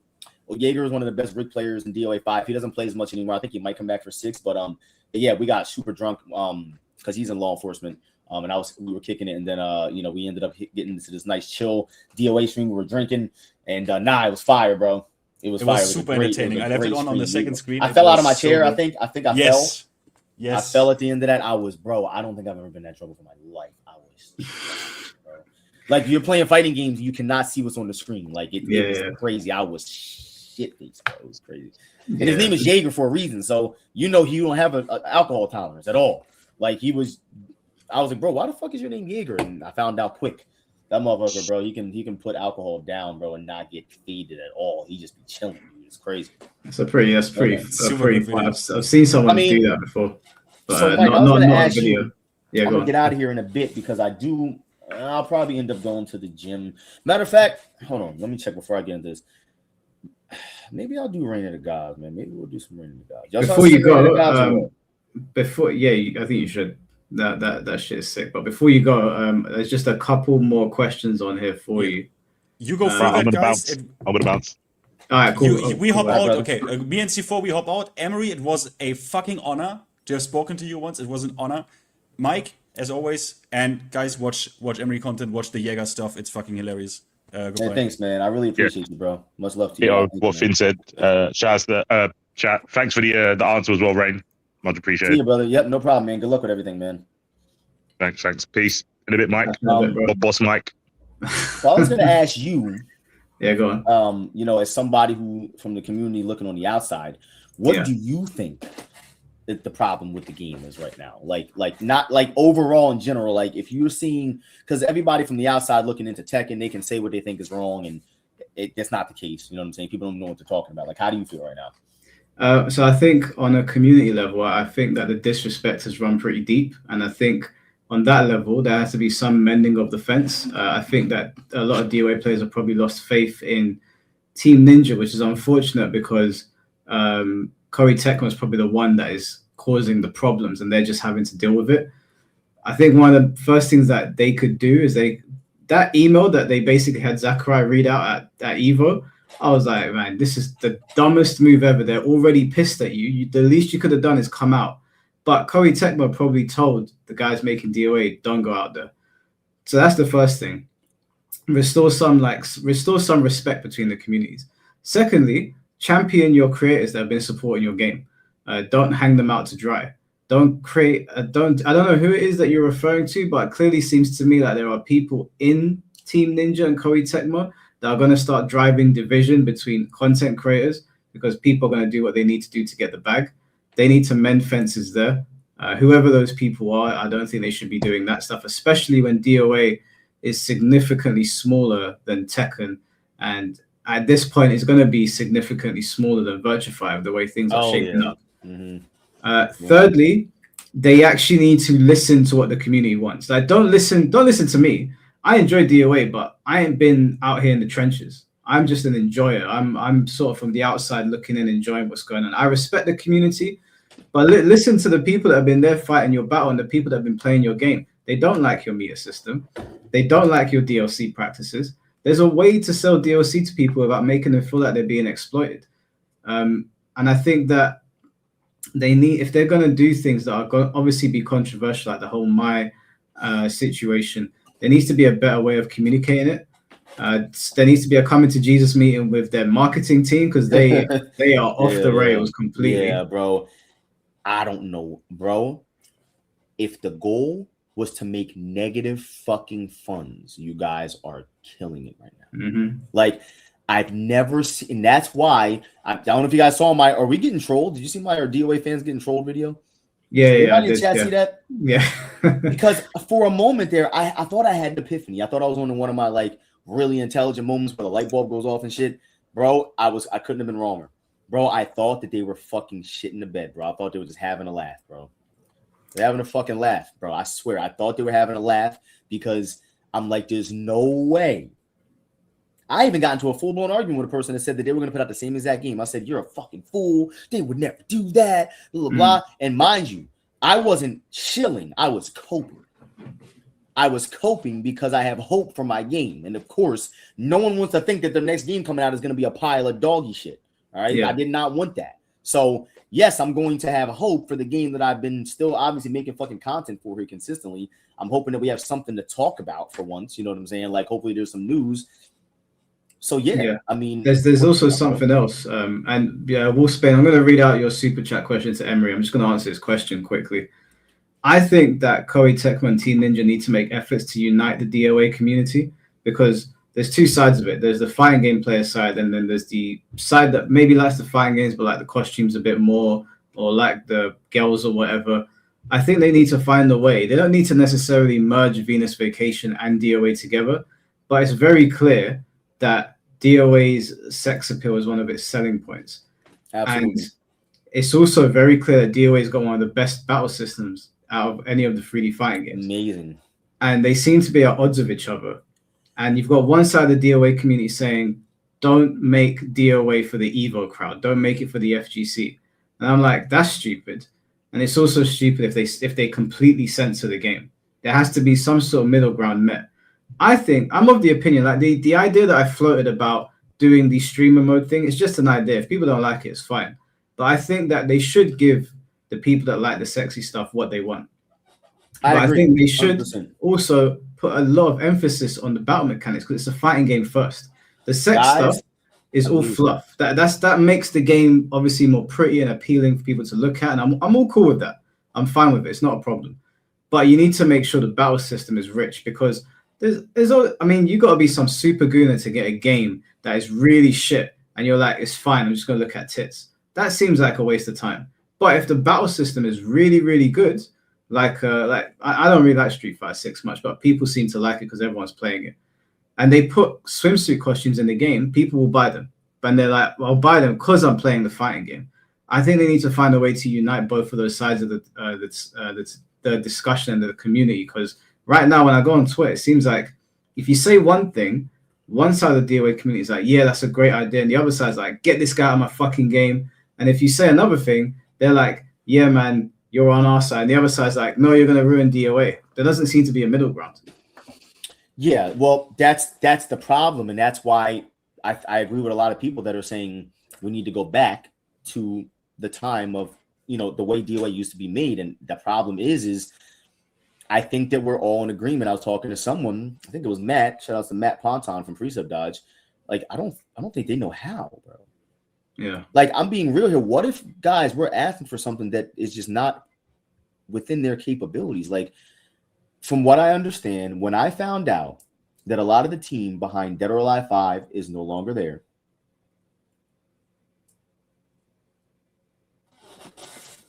When I found out that a lot of the team that worked on DOA 5, like in general, are just not there, that made me like think, well, so if that means Itagaki's guys are all gone and most of the DOA 5 people are gone, what hope do we have in them restoring what we're looking for? Because we're not asking for anything we've never had, bro. Just like Tekken fans are not asking for anything they've never had. They're not asking. Brother, you know what the biggest problem I have, and I'm not going to get off into this because I understand change is necessary. You can't stay the same forever. But why the fuck are you doing it, though? Like, I understand that change is good and it's needed, but we're more so talking about things in life that we can't really change, like getting old. Yeah, change, like you can't. Why did you change Tekken? You know what I'm saying? People, did they not love Tekken 7? I understand it was a little more movement based and like a little more neutral based, and people couldn't stand it. It was kind of like watching paint dry sometime. But why? What happened to it? If it ain't broke, don't fix it. Like, but the problem is that with DOA, like I don't know that we can restore that again. I don't know if there's a way. When me and Matt, we were in a party last night in Steam or in Discord, and we were watching like classic. I was telling you, we were watching like classic DOA documentaries and stuff like that. I'm looking and I'm just like, man, like, how can we return to something that I don't even know is possible, brother? Like, we're asking for something that the people who created what we love are no longer there. Yeah. I don't really see how it would be possible for us to get what we want out of this. Because not only is Itagaki going, but most of his people, from what I understand, if not all, are probably not there anymore. His second in command left. You know what I'm saying? Like, that completely sends the game in a different direction. My problem is that DOA 5 was an amazing product. It might not have been. When I think of DOA 5, I never associated with Dead or Alive. I know that sounds crazy. Dead or Alive 6 as well. Dimensions I do, only because if you guys played it, you guys can all tell the DOA Dimensions was, I know Itagaki didn't work on it, but that was the Itagaki game. I don't care what nobody says. That had Itagaki's DNA all over it. That was 100% Itagaki game. It was fucking perfect. Okay, I don't care if it worked on it or not. 5, I just completely disassociated with DOA. It's still a DOA game, but the reasons is because we're talking completely different types of Dead or Alive. We don't have that anime look anymore, and that, you know what I'm saying? That whole vibe of the game is gone. The story cutscenes and everything. DOA 5 took it in a whole nother direction, you know? Yeah. However, for what it is, Dead or Alive 5 is an amazing product. It doesn't have to be those games to be good. That's why my point is we might not ever get back to the classic DOA games, but why can't we get back to 5 at least? Like that direction of things. Like, it was great. I know people didn't like the stun system and the critical burst, and it might have been a little more on the complicated side, but I don't think we're going to see that, mostly system-wise, because we all know the aesthetics and the sound and everything is just as important as the system. It is, because that's what makes a fighting game good. There's not a lot going on in fighting games, bro. You need everything to be good. All right. That's why those old DOA games hit so fucking hard. They hit hard. They sound good. They feel good. The character's neutral stance, what Itagaki was talking about, it's all fucking damn near perfect, man. That's why we fell in love with the game. But those redeeming qualities are just not there anymore. We don't have story mode. We don't have team battle mode. We don't have tag battle mode. Those story mode, I'm calling that a whole different story mode, bro. This is cutscene mode, what we got now. Story mode in DOA somehow felt like you were still engaged. Am I wrong, Matt? That you can play a playthrough of Dead or Alive 4, and even though there's only a couple of cutscenes throughout the battles, it still feels like you're playing a story mode. somehow it all feels like it's connected. The characters say different stuff to each other. Like, it didn't need to be a full-blown, drawn-out thing. Like, I get it. Tekken is doing their thing with their whole cinematic stuff, but they could have kept the episodic thing, and we all loved that shit. It was fire, right? Yeah. Craziness. I think that DOA 7, because it's still in development, I'm hoping that they're looking at what Sega's doing, and they're like, okay, because we can all see the writing on the wall. It looks like Sega and Virtua Fighter are taking fighting games in a different direction, and I think if it sells well, everybody's going to follow suit. And I hope as another 3D fighting game, they're looking at that, and they ain't got to copy them. They can do their own thing. I got no issues with them leaning into the heavy sex appeal if they want to. That's fine. It just depends on how you put it across to people. Because ultimately, you want to get DOA in the hands of as many people as possible. You don't want it to still be a niche and a niche and a niche. I don't want it to lose its identity, but there's a way. There's always a way to do things. And we've seen things like Marvel Rivals. They've leaned heavy into the sex appeal. Like all the costumes that come out now, they're leaning heavy into that. Street Fighter's got jiggle physics on the asses of the characters, and no one has a problem with it. Stellar Blade was heavily sexualized as well. Bayonetta is super successful. There's a way to do it. There seems to be some sort of disconnect with DOA. But I hope they can find it. I hope they can find the middle ground. I think they can probably find that by looking at some of their competitors and what they've been doing, not copying them, but you can get beats from people.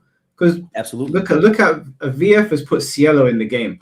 And a lot of the time, when you replace an old main character with a new one, people get annoyed.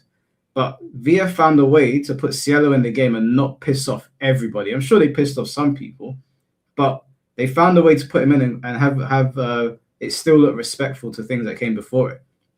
You can put the sex appeal in and still have even the people that are not really into the Guna stuff going, I don't mind that. That's fine. Right.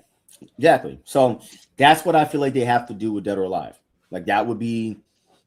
We listen, guys. We need the sex appeal. It has to be in the game. Like it is a part of Dead or Alive's identity. Don't get me wrong. Do I think that sometimes they overdo it in terms of like that Rachel costume? I wasn't complaining because you know what I'm saying. But regardless, competitively, like I think Sonic Fox was like stomping on somebody in top 8 with that costume on, and people were in the crowd like they never seen no shit like that. And I'm not talking about the gameplay. Like Shorty was just all over the place, bro. Like that costume is bro, I think that might be the most revealing costume I've ever seen in DOA. Yeah, she's almost naked. Like, bro, because I get it. There's just the regular top and bottom, like, bikini outfits, but that's not as jarring to see because the natural eye has seen many people in bikinis before. Like, that's why it's appropriate, right? Like, nah, brother, that shit was crazy. They censored the hell out of that costume. That shit got like 40 layers of clothing on it now. It's just unidentifiable, bro. It looks like they just put like a t-shirt underneath her, bro, and some pants. Like they were just like, all right, bro, we gotta fix this. Yeah, it's a bit too much.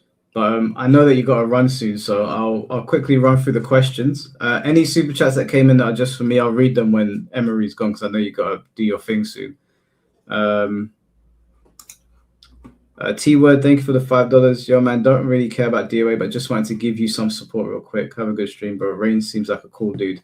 Hey, if you guys ain't subbed to Emery, I'm sure you all are, but if you ain't, make sure you go and sub up there because he's definitely putting out the best content for DOA right now.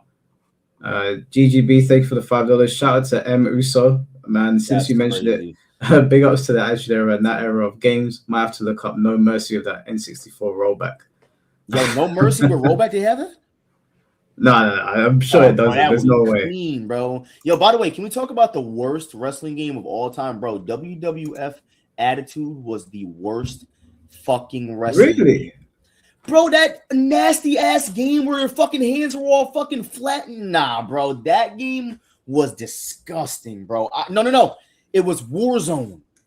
It was Warzone. WWF Warzone. I've got Warzone. It's not that bad. Nah, bro. Am I talking about? Nah, bro. Am I talking about the wrong one? I think you might be talking about the wrong one because Warzone, Day of Reckoning, Attitude, Day of Reckoning was clean one. because Day of Reckoning was like GameCube's version of SmackDown. Like it was like SmackDown Light. I love Day of Reckoning. Those were great. They came out with how many of them too? There was. Yeah, I don't think there was a third one. The first one had like Stacy Keibler on it and some whatever. You could throw people off roofs. That was really. Raw? Do you remember all the Virtual Fighter moves and Tekken moves in Raw? Yes, Raw on PC. Bro, that Yeah, game was random as fuck. I think I read somewhere that they used somebody from Virtua Fighter, or was it the people that made Tabal? Somebody got involved with that game. So I believe it was Raw and it was Here Comes the Pain.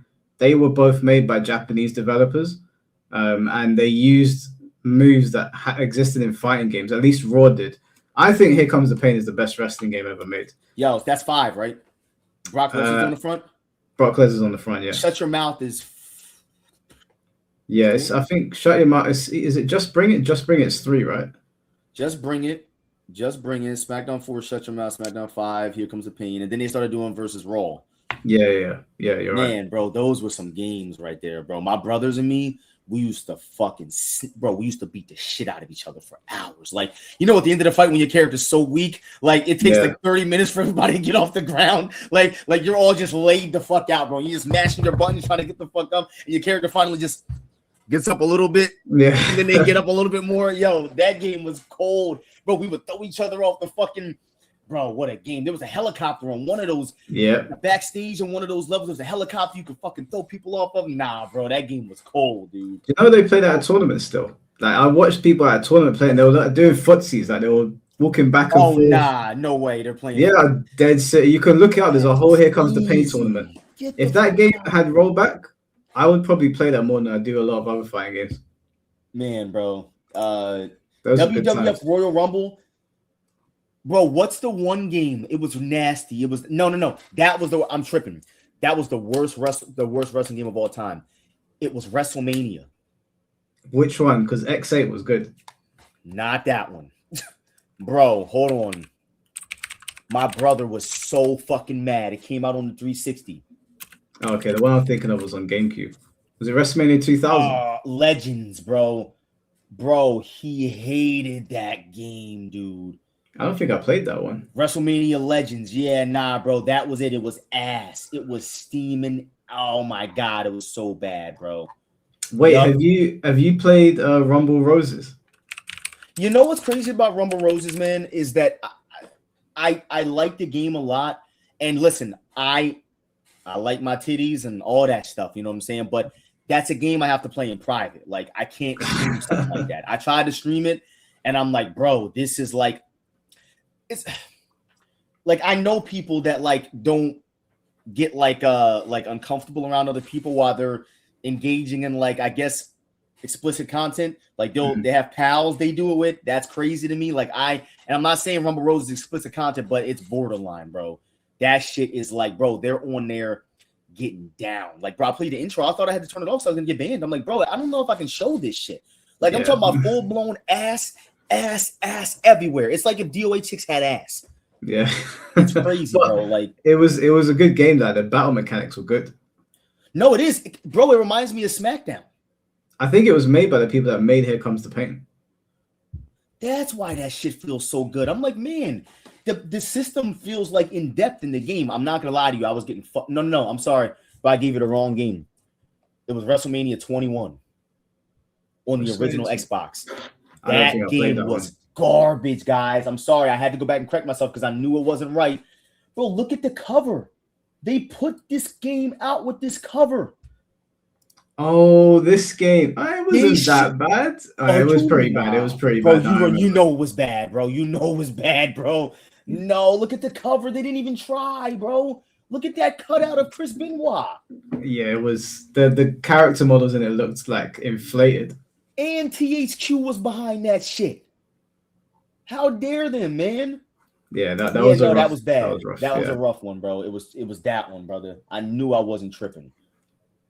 Yeah, yo, thank you, JJ. I knew it. He said it was ass too, bro. It was that one. Wolfsbane, thank you for the $5. As someone who got into DOA a few years ago from a friend, Emery has been a consistent force in my interest in DOA. Koei Tecmo doesn't deserve its fans. Hey, man, thanks, Wolfbane. There's a lot of people like me that have the same passion. You know what I'm saying? But it's just like there's only so many people that are like in the media scene of things, you know. So like, as one of the people that has always said my opinions and like, you know, I know that a lot of people don't agree with my opinion sometimes, but for the most part, across the board, I know that I give pretty good valid points because I try to see stuff across the board in general. Overall, I have my personal feelings towards stuff, but I feel like I've always done my best to try to be as consistent as honest as possible, right? But there's a lot of people in our community, bro, that like Matt Ponton, he runs Free Stuff Dive, like he pays every month to keep that shit up out of his own pocket to keep that site going. He's running the fucking website. It's got all of the information you could ever think of on there, man. We got dude in the chat that does DOA 6++, my boy Rev. He has a different name on YouTube, but he does DOA 6++. He does a lot of work on that game to try to give people an alternate version of the game.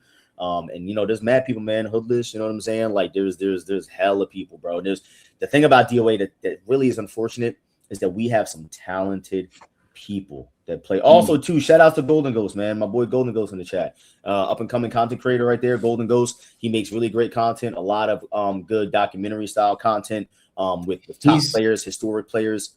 He's the one that made the doc that managed to get into Corey Tecmo's hands. Okay. And also he just did a video with Chad.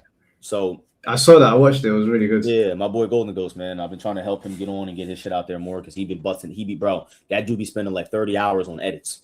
And he was getting like 100 views. I'm like, nah, we got to fix that. That shit's crazy. So I started giving him I gave him a couple thumbnails and shit. And I'm like, bro, I really think, guys, content creators, if you guys are trying to better your content and you want a reason, your thumbnails don't have to be amazing, but please understand how important it is. This is only for people that care about content creation. If not, then people are going to call you soy boy face and call you all this shit. People can call me soy. You keep using that dumb soy boy face. Like, bro, get off my fucking. Like, bro, I'm a YouTuber. I'm going to use the fucking soy boy face. Can you please? Like, get the fuck off my shit, man. Like, grown-ass men waking up and just worrying about what other people are doing instead of just fucking keeping it moving. I don't understand. But, tools for success, guys. Like, your thumbnails are the most important thing. You can have the best content in the world, but if your thumbnails look like who, people are not going to find it, okay? You need better content. You need better thumbnails, man. Wait, don't leave me here on my own. He's going to think it's me. Huh? Oh, no, I'm not talking about who. Listen, I don't know who you're talking about. See, this is what I'm saying. There's a misconception. Listen, no, nobody's talking about him, man. There's mad people that y'all mentioned in there that can't make thumbnails. So that's why I'm doing what I'm doing, because y'all don't know who I'm talking about. It could be anybody. There's mad people involved that their thumbnails. Let's see who else is on here. GGB, thank you for the $5. Not gonna lie, I got no ill will towards Red, but how long is Emery gonna be here? I want to hear the good word about DOA, not about somebody talking random. I think he said that in earlier, but an hour ago. So yeah, we think we covered quite a lot of stuff on DOA. Yeah, we killed him, man. I think we did pretty good. If there's any more last minute questions, guys, I got a couple more minutes. I am about to start raining the gods up. So yo, Ghost, man, you free? I need some commentary, man. I'm gonna see if we're gonna jump in for commentary, but I've got one more question here. There's only one. The rest are ones that I can answer when you're off. I'm gonna preface it that you might not. Okay, so this is a little bit of an awkward question, but it's a super chat. So, with your permission, I'm gonna read it out. It's from Alexis. But if you don't want to answer it, you don't have to answer it. I'm just giving you the warning first. Mike won't ask the hard questions, so I will. Why did you betray D? Bro, like, who is that, man? Y'all keep talking about this D person. I've never heard of them. What kind of videos do they make? Well, who is this person? Do you know who this person is? I heard something, but I don't know if he was talking about you. It could have been someone else. Bro, listen. So check this out, guys. This is a true story. Someone on my chat confirmed this. Because I've had 1 million followers on one platform at one point alone. That's 1 million followers. I had 1.5, okay, on one platform. If you go on TikTok to this day, there's 70 plus fake TikTok accounts of people using my images, using my name, pictures of my daughter. Every day I get contacted by 1,000 people that tell me that they know me and they've been talking to me and I owe them money. And I was dating their grandmother. Like, you don't understand. I don't know. Zyme, tell them. This is proof, guys. I don't be knowing who some of these people are. I got tagged in some shit on Twitter from some dude going crazy on me. And I didn't respond because I don't know where his anger is coming from. I don't know this guy. You know what I'm saying? I don't know if he talked to one of the scammers and he talked to him and he thought he was talking. There's actually a fake Emery Reigns Twitter account. I don't know if he was talking to that. I don't know what this guy's talking about, but I don't know this man. I don't know him. We've never played a game together. I don't understand. So, like, I swear, dude, I don't know if he's hurt because somebody else hurt him, but I don't know what the case is. But from what I understand, there's this guy that's going around saying that I hurt his feelings, and I don't know him. Like, you know what I'm saying? So, again, guys, I don't really, you know, I swear I don't know what's happening anymore. Guys, we are in a simulation. You don't know that, right? It's 2026. There you go, Golden Ghost. There you go. I can confirm against Cap, bro. Just look it up. The proof, Google it. Google it. If you go on famousbirthdays.com, for some reason, I'm the 157,000th most famous person in the world. There's a lot of people in the world. Like, they have that calculated by your following. Like, there's a lot of people that have seen me and know who I am. Like, the fighting game community is just one piece of stuff. Like, bro, I was like going to go on like TV. Like, it fell through at the last second, but I signed a contract with Fox and everything. I was going on TV like 3 weeks ago. Some shit happened. I ain't talking about, but like, bro, I'm not saying I'm a big figure at all, but like my brand exceeds the FGC. Like, it's not, I know it doesn't seem that way because you guys have never seen my content. I'm a light-skinned dude who be, you know what I'm saying? Like, who be doing light-skinned content, you know what I'm saying? I'll be posting thirst traps and shit. I make music and stuff. You know what I'm saying? So, I've listened to some of your songs, by the way. They're actually really good. I'll be singing it's just fun. You know what I'm saying? I'm not fucking Chris Brown, but it's just like, it's just for fun. I just make music and it's a hobby of mine, just like gaming videos and just like content. And, you know, I'm not, it's very varied, you know? So again, but I really don't know what's happening. Urban Boys requesting they do the light skin stare. What's the light skin stare? I don't know. Is that Wait, hold on. Say it again. You know what I'm saying? Like, all you gotta wait for the sun to hit just right. And then you gotta look at the shorty, yo. You know what I'm saying? And just like do the very subtle look, and then that's all you need. Clap them cheeks. Yo. There's an entire emulator of N64 rollback now. Oh, okay. So WWF Attitude does have rollback. Or whichever one's on it. Which one's on N64 again? I can't remember now. I've got some of them over there. Attitude. So Attitude and Warzone were both on 64, but some of them were only, wasn't it? Some they were both PlayStation and 64 games. They both came out on PS1, didn't they? I'm not tripping. Because we had them, and I'll never forget the complaints we had about Warzone on PSX. Wait, I've got them. Yep. Hold on 1 second. Warzone is on PSX and Nintendo 64. And Attitude. See, I've got them over here somewhere. Yeah, Attitude is PS1. Yep. Warzone is PS1. Oh no, Attitude was only PlayStation. I've got the. No, they're both 64. They're both 64. I knew I wasn't tripping. I've got the ECW one somewhere, but I can't see it. Hold on. Yeah, I've got some of them here. So, yeah, Attitude PS1. Warzone. Attitude's PS1. I've got the ECW one as well, but I don't know where I've put it. Oh shit. Okay, so you got those, and then it says they came out on 64. So I think we might have had them on 64. But yo, they are different games. I don't know if you've seen the different versions.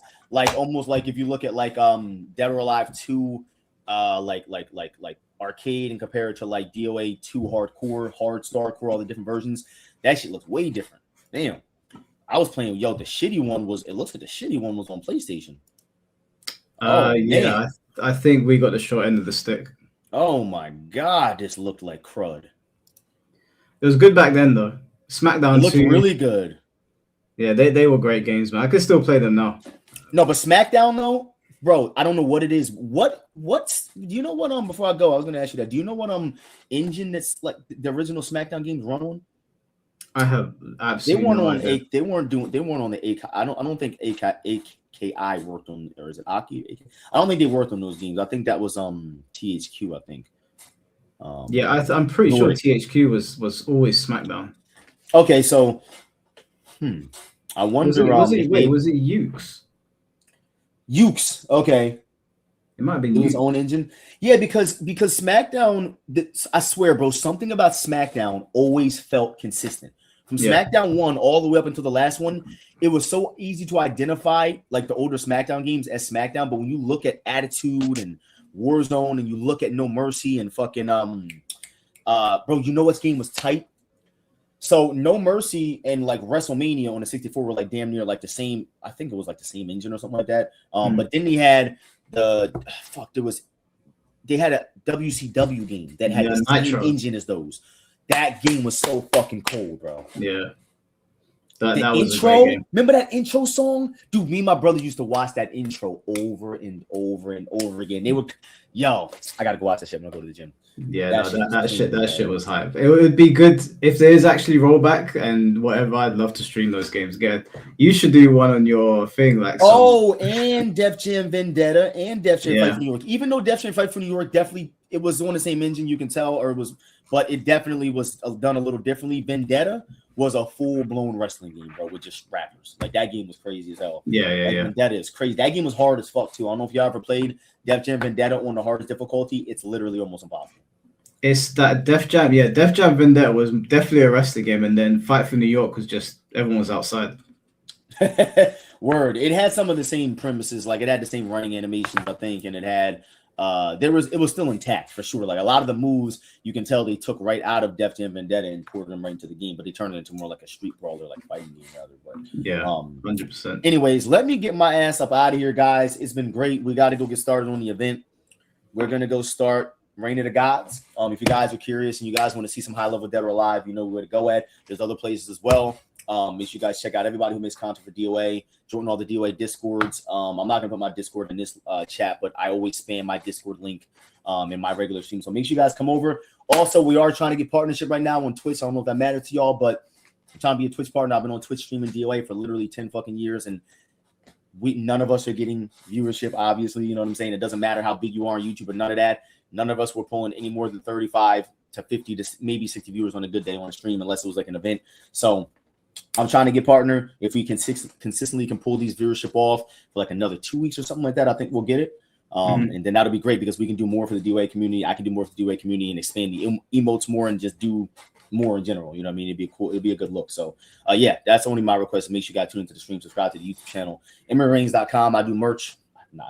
I have merch. I do coaching as well for fighting games, various fighting games, and also there is some some music on there if you guys like light-skinned music. So anyways, I'll catch you guys. Much love to y'all. Thanks, Mike, for having me, man. I hope the rest of your live is good, and I'm gonna get the fuck up out of here, man. Appreciate you, bro. Take care of yourself, man. Always a pleasure.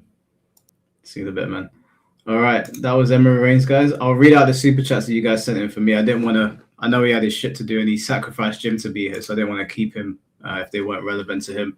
But yeah, man, he's always a sound guy, always easy to talk to, unlike someone else. All right, let me see what you guys sent in. Jamie, thank you for the $2. What's up, host? Okay, let me address this bullshit. Okay, if no one knows what he's talking about there. For some reason, Red wants to be disrespectful, and instead of just saying my name, kept on calling me host. He made me sound like a fucking Marvel character.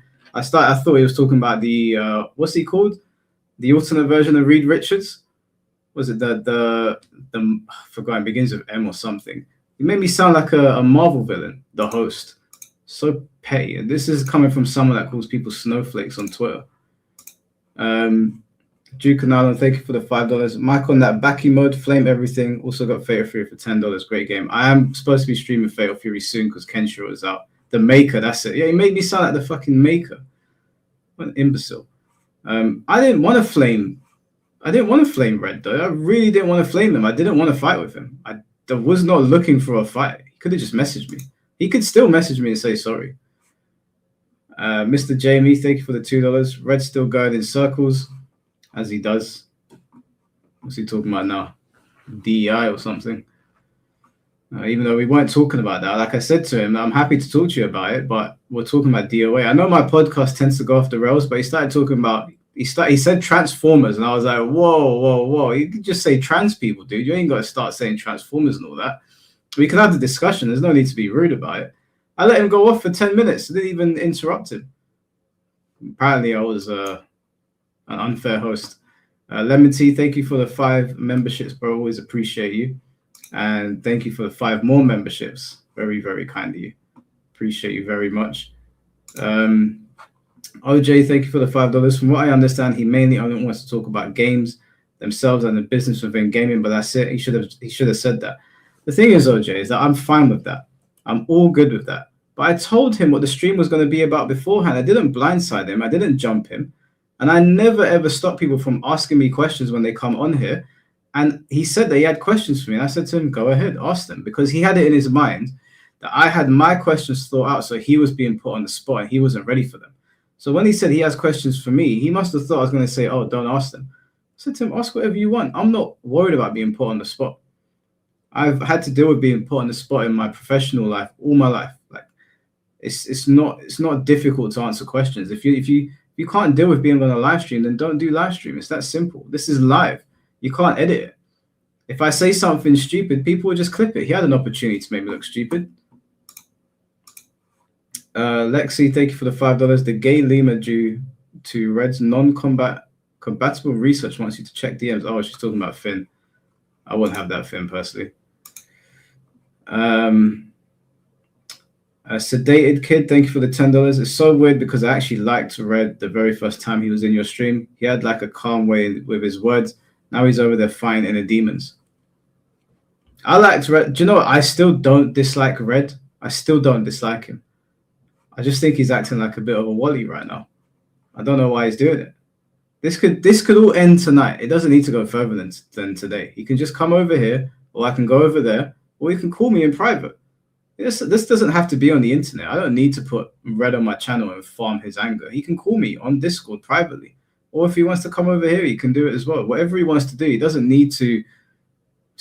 I don't know what's wrong with him. I've not seen it. I've not seen a man his age on the internet behave like this before, at least not in the FGC. Maybe I haven't been paying attention. Pathfinder, thank you for the $2. How to damage your reputation over nothing 101. Like when sometimes people tag me and they go, hey, Mike, your stream was a big nothing burger. And I'm like, yeah, fair enough. Maybe it was. This is that. This is a massive nothing burger. Like it shouldn't have been a thing. There was no need. Lexi, thank you for the $5. Man, if you don't cut that little bit of hair off the back of his head, well, Lexi, come on. Don't insult his appearance. Okay? Let's not go down that road. Krazyazin? Krazyazin? Thank you for the $2. You're a real one, Mike, 100%. I appreciate that, man. Thank you. But I think you were saying that in reference to when I was talking about he did this really cringe thing, and I wish I could have saved him from doing it. He was really annoyed that content creators were getting super chats before their streams even went live. And he was really annoyed that some people will just get likes on their video when they're according to him talking shit, but he can't even get 2 likes. And I wanted to say to him, bro, look inward. I didn't want to say it on stream because I don't want to bring people on here when they've got a smaller platform than me and sort of wag my finger at them. But I told him on stream, I gave him some advice on stream, and I'll be very happy to sit on Discord with him and tell him what he could do to improve his content. My content's not the best content in the world, and I don't have good editing skills, and my thumbnails are super basic, but I have a baseline understanding of what you need to do to capture people's attention. The first thing you need to do is stop being so condescending. Like the guy was like, oh, the aftermath of the situation, and then went on to Google, typed in aftermath, and read out the dictionary definition to people. I'm like, in the fighting game community, a lot of us are older, like yourself. I don't think grown men and women want to be spoken to like children. I don't think he gets that. I don't know where he's getting all of this like energy from.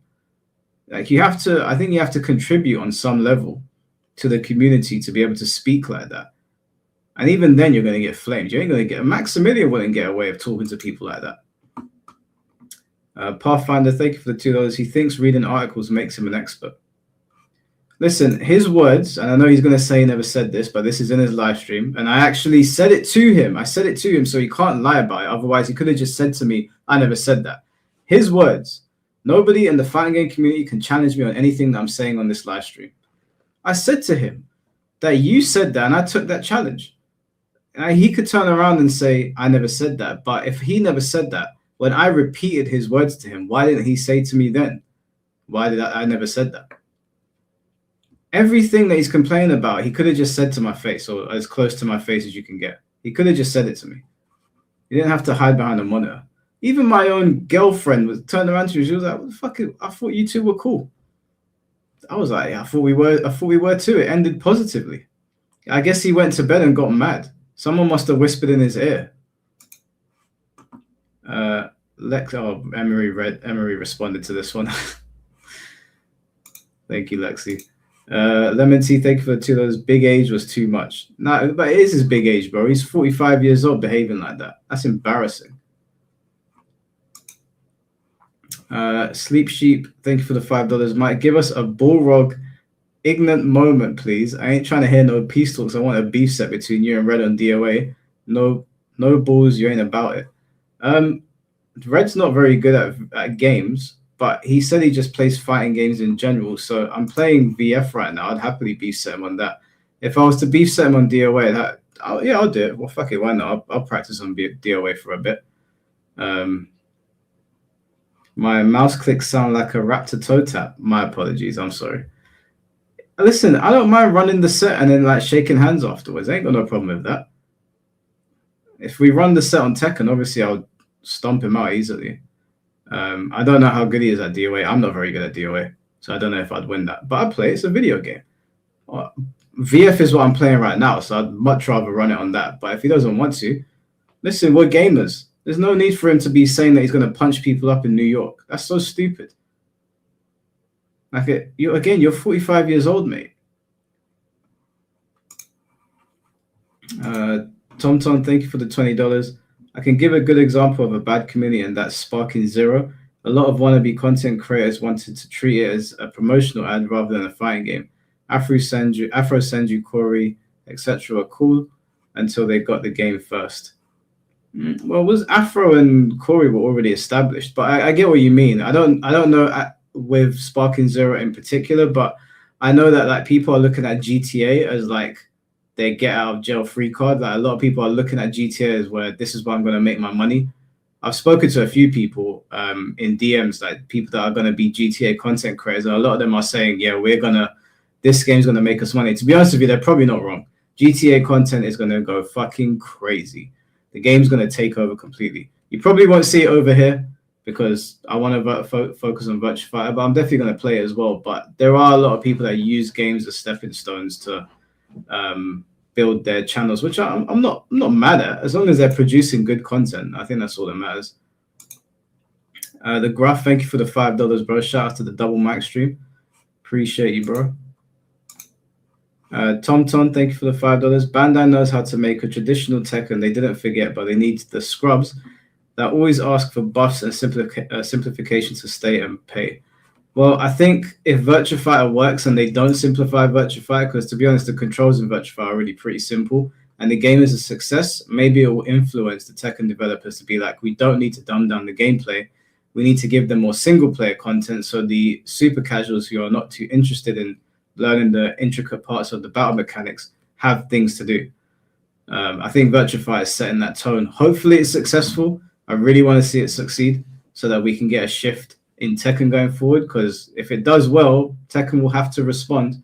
It's no different than WWE and WCW. But yeah, okay, so yeah, to address some of the, I don't know if I addressed them. I'll just quickly do it here, because initially I was going to like react to his live stream and just go over some of the bullshit that he was saying, but he was not blindsided. I always put my streams up 8 hours early. So anybody that's coming to my stream, Emery Reigns included, I always brief them on what is going on. If I'm not briefing the person on what's going on the stream, I let them know that I'm not going to tell you what the questions are. We're just going to run it. Usually that's with C4 and that's with Finn and Chad the Third and King J, because they're my friends. So they know that I'm not going to put them in some uncomfortable situation. But anytime I bring somebody on here and we have a problem, which I didn't know me and Red had, I let them know beforehand, this is what I want to talk about. Are you okay with it? And I have been told by people, and just like Emery said today, and Emery told me in the DMs, there's certain things that I don't want to talk about. Like you guys say, they want to bring up certain people's names. And I said to him, okay, cool. We won't bring them up. He spoke about the names, and we sort of work around it. But I don't put people in situations where they don't want to talk about something. And the thing is, Red said so many dumb things in his stream. I know he likes to masquerade as like a super intellectual, but he said so many dumb things that I could have pulled him up on. I just chose not to because I like him. Well, liked him, past tense. But yeah, apparently he called me a gay dog. Said that I used him for drama. There was no drama on that stream. There was no drama. He's the one that said Emery's name. He's the one that said Zachariah's name. He's the one that called out DOA content creators, and then went on his live stream scrolling down, looking at their names. And all I did was ask him questions about that. And he's gone onto a stream and acted like the biggest pussy you could possibly act like, instead of just addressing me face to face or cam to cam. I also saw Red claim people reached out to him and said not to go on my stream. I have a feeling one of them may have been Tope. No, it wasn't Tope. Me and Tope are cool. Now, we don't see eye to eye, but Tope comes over, and Tope knows I treat Tope with respect on the stream. We argue in the DMs, but when he gets on stream, I don't treat Tope like a dickhead. As a matter of fact, last time Tope was on here, I know some people were pissed, but he was laughing with us. Like, he was with C4 here. Now, me and Tope don't agree on a lot of things, but I don't disrespect people when they come on here. All right, Melton. Sorry, I can't see your name. Melton Drive. I'll just call you Melton Drive. Take care, bro. I don't think anybody told him not to go on my stream. Do you know what I'd say to that? Show us.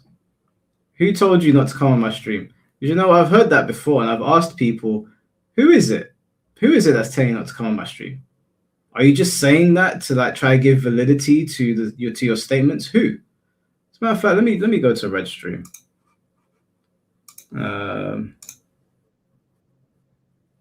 Oh my God, he's still talking about Emery's video. Are you fucking kidding me?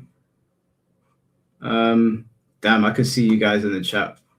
Can someone go to his stream and just say to him, just bring your ass over here. We can settle this now. There's no need. There's no need for all this nonsense. He said 4 people informed him. Bullshit. Show us. Just show us. Just screen record and show us. I'm sure those. Listen, the 4 people that informed him, they're probably OGs as well. They probably don't care. They're not worried about me. Just show us.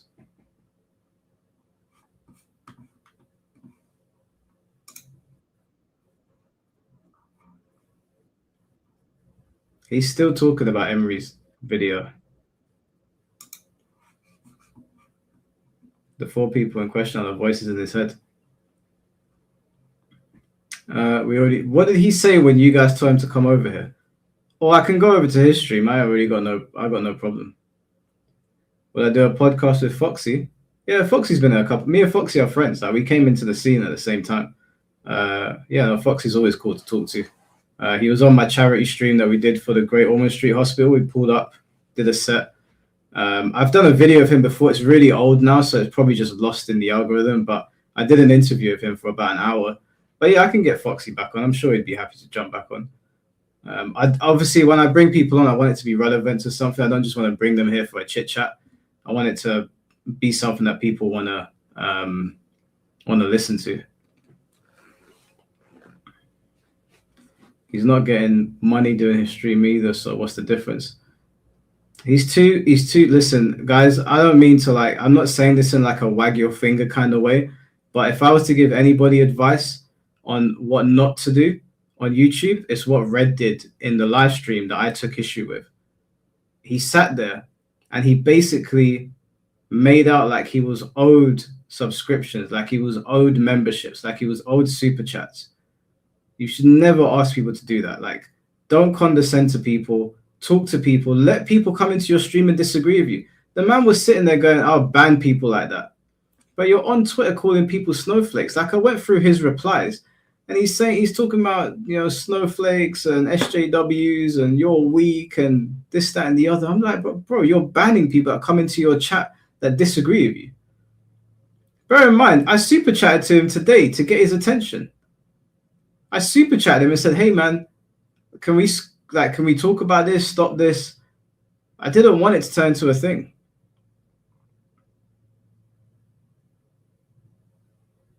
I can see you guys in this chat.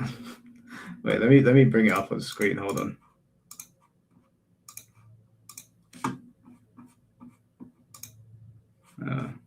That I'm not trying to tell the man how to do his content. I'm not trying to do that, even though I'm pretty sure it's probably gonna people are gonna come up with their own fucking headcanon about it. But if it were me, I would have probably done 2 videos.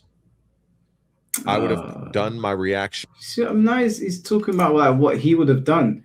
Like, respectfully, you can't talk to Emery, who's almost got 50,000 subscribers, and try to give him advice on how to do DOA videos. He clearly knows how to connect with the crowd in a game that doesn't have much of a crowd. He's built a subscriber base for a game that doesn't really have much of a crowd. So why are you giving him advice? That's what I mean. Like, this is what I mean when I say your head is up your ass.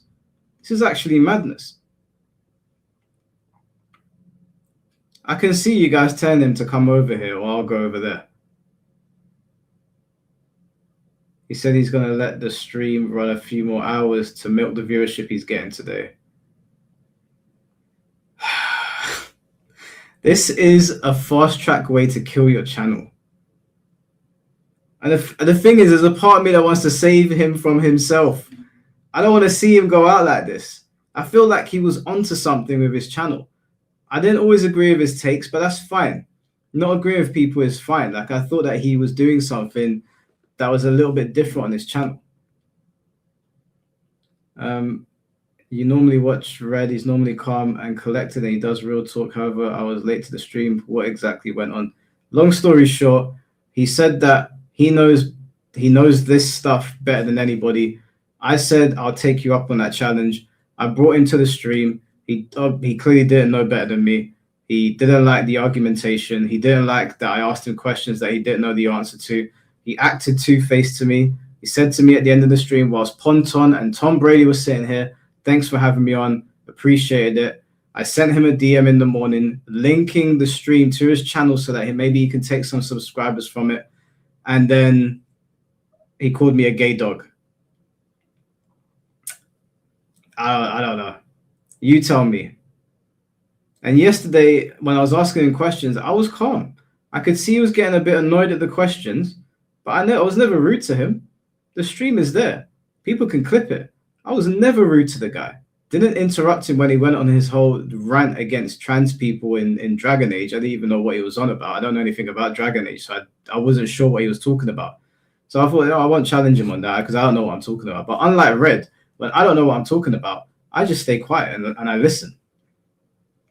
I wasn't equipped to deal with that conversation. So I didn't know. I was like, I'll go and do some research on it. I'll talk to Dell. He works in the industry. I'll talk to some other developers. I'll go and look into it. We can talk about it. I said to him, you want to talk about BlackRock and ESG and I guess trans people in games and whatever, we can talk about it.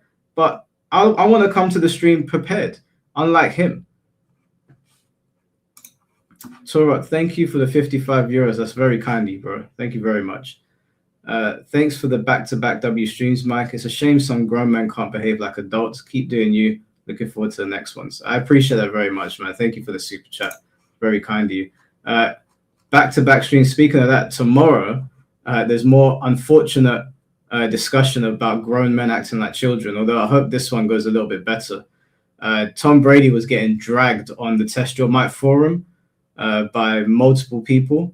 And so I went to the Test Your Might forum and I said, hey, we can open up dialogue about this because you guys clearly have a problem with Tom. We've addressed this Tom's addressed it 100 times on my podcast, but if you guys have a problem with him, Tom's willing to talk to you. They just started calling Tom names, saying that he's this, that he's that. And I was thinking to myself, we can just talk about this. It doesn't have to be a problem. They didn't want to do that. They dragged Tom. So Tom's going to come on here tomorrow. I don't know if Tom is going to go scorched earth. I don't think he will because Tom's been pretty chill lately. But yeah, it was a shame. I was reading it and like one guy was insulting me saying that I was Tom's minion and I was here doing his dirty work. And I was like, I'm just trying to get a conversation going, bro. You guys have a problem with Tom. Tom wants to talk. I don't see what the big deal was. Densetsu, thank you for the €2. Mike, I sent you a message about it on Discord. Sent me a message about it on Discord. I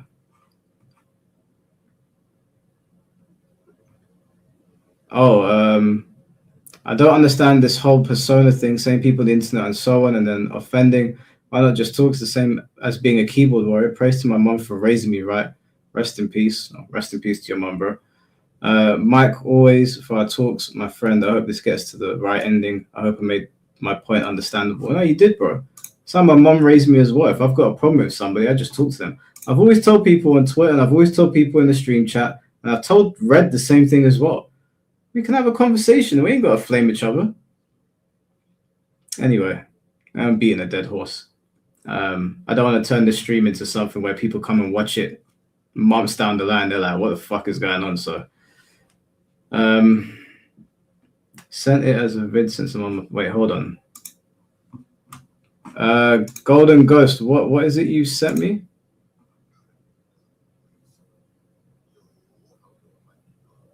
Wait, hold on. I don't think I can play this on stream because you sent it on Discord, bro. On StreamYards, I can only play stuff on Google Chrome. Hey, Mike, put me on with MK Tom Brady. I will defend him. Yeah, well, that's going to be tomorrow. Tomorrow, Tom will be here. But I'll listen to this after Golden Ghost because I can't play Discord messages on StreamYards, only on OBS for some reason. All right, what I'm going to do is I'll wrap it up there unless anybody has any other questions they want to ask. Fate, I see Fate wants to ask. Am I taking call-ins? For you, Fate, I might make an exception. I was going to go to bed, but if you have something you want to talk about, Fate, I can bring you on. Let me send you the Discord link. Infinite Retro. There you go. All right, we'll talk with Fate for a little bit. I've sent him the Discord link.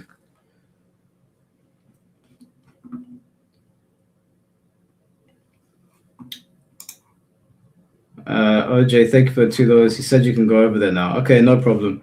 When I finish talking with Fate, I'll go over there because you guys won't be able to hear him on Discord if on StreamYard, so I'll go to his stream. Unless, let me actually wait. Do you know what? Let me test this. Maybe I can have you guys hear Discord. Let me test it. Finn, if you're in chat, I'm going to call you on Discord, and I'm going to see if these guys can hear you, and then if they can, then I'll just stay on stream.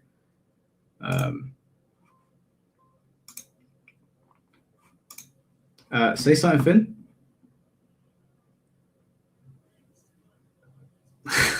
Can you guys, can you let me know if you can hear Finn? If you can hear Finn, then I can stay on stream when I'm chatting to Red. But if not, then I'll have to go over to his stream.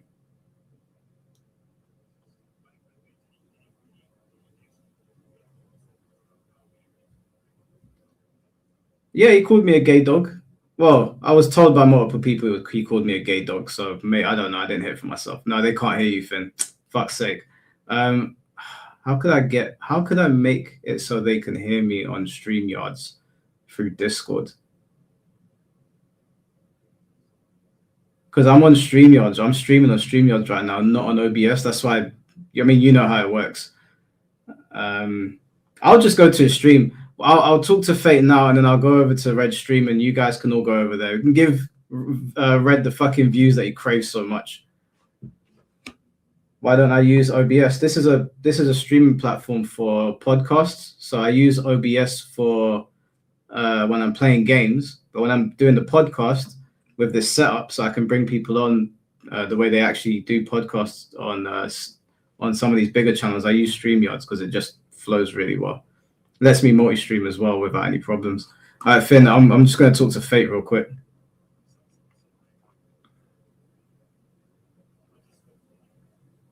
I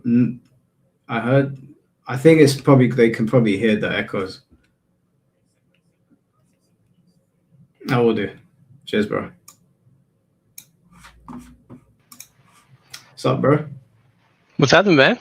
Can you hear me? You got competition. I'm being flamed by another bald man. I don't understand what I'm doing wrong. Listen, that man is a disgrace to my generation, right?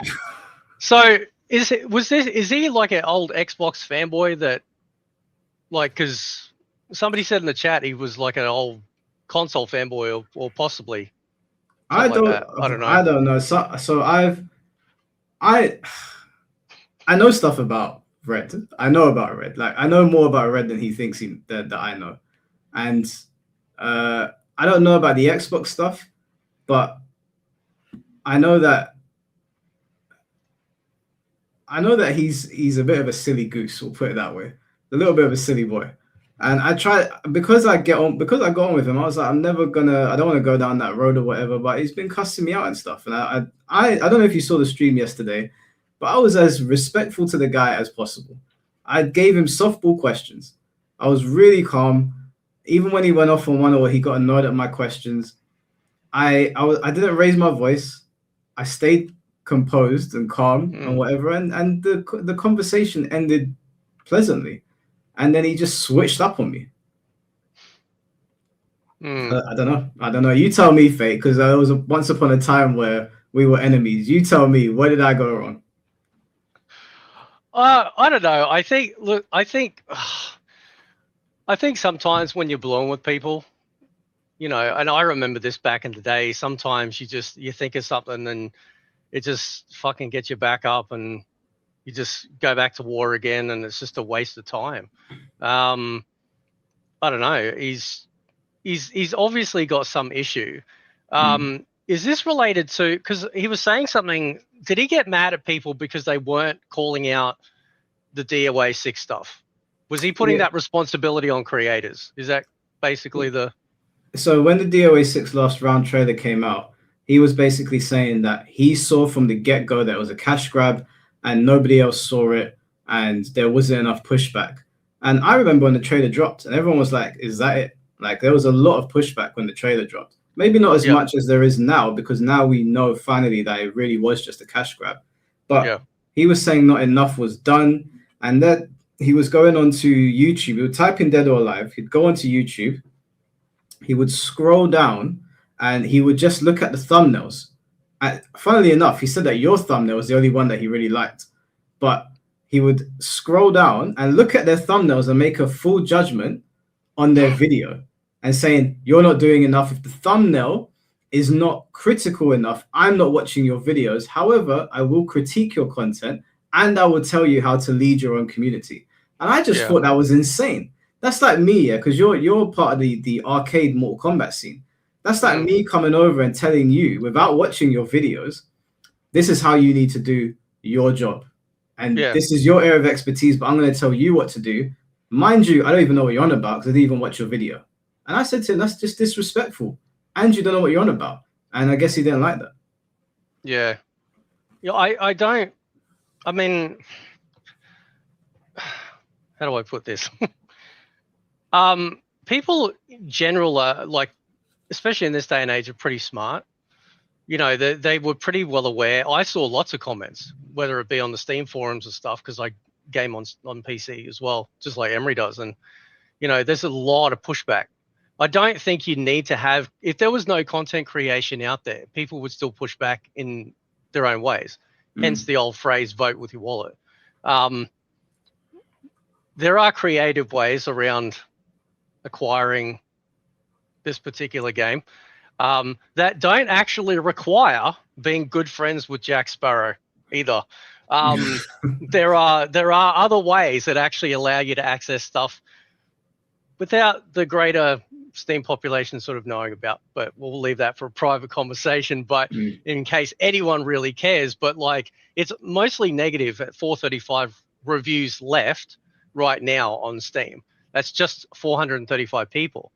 So like, and because there's a free to play version, you know, like it's a very bizarre thing that they did with this. It was terrible, but putting all that responsibility on creators, like they should have done more.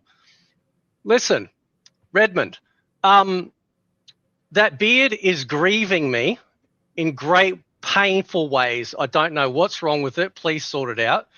I have, and I'm older than you. Secondly, if you're an Xbox gamer paying for Xbox Live, which is basically subscribing to the rest of a game that you've already bought and paid for on your console, shut the fuck up. I mean, basically, like, I'm sorry, but like, listen, man, I was in the fucking trenches in the console war days, having a go at Xbox guys defending having to pay to play online when I was a PlayStation guy, right? And this guy's going to do this shit to people. And it's like, but you're paying. You're literally paying a subscription to access the rest of your fucking game. What did you fucking do? right? What did you do to stop that happening?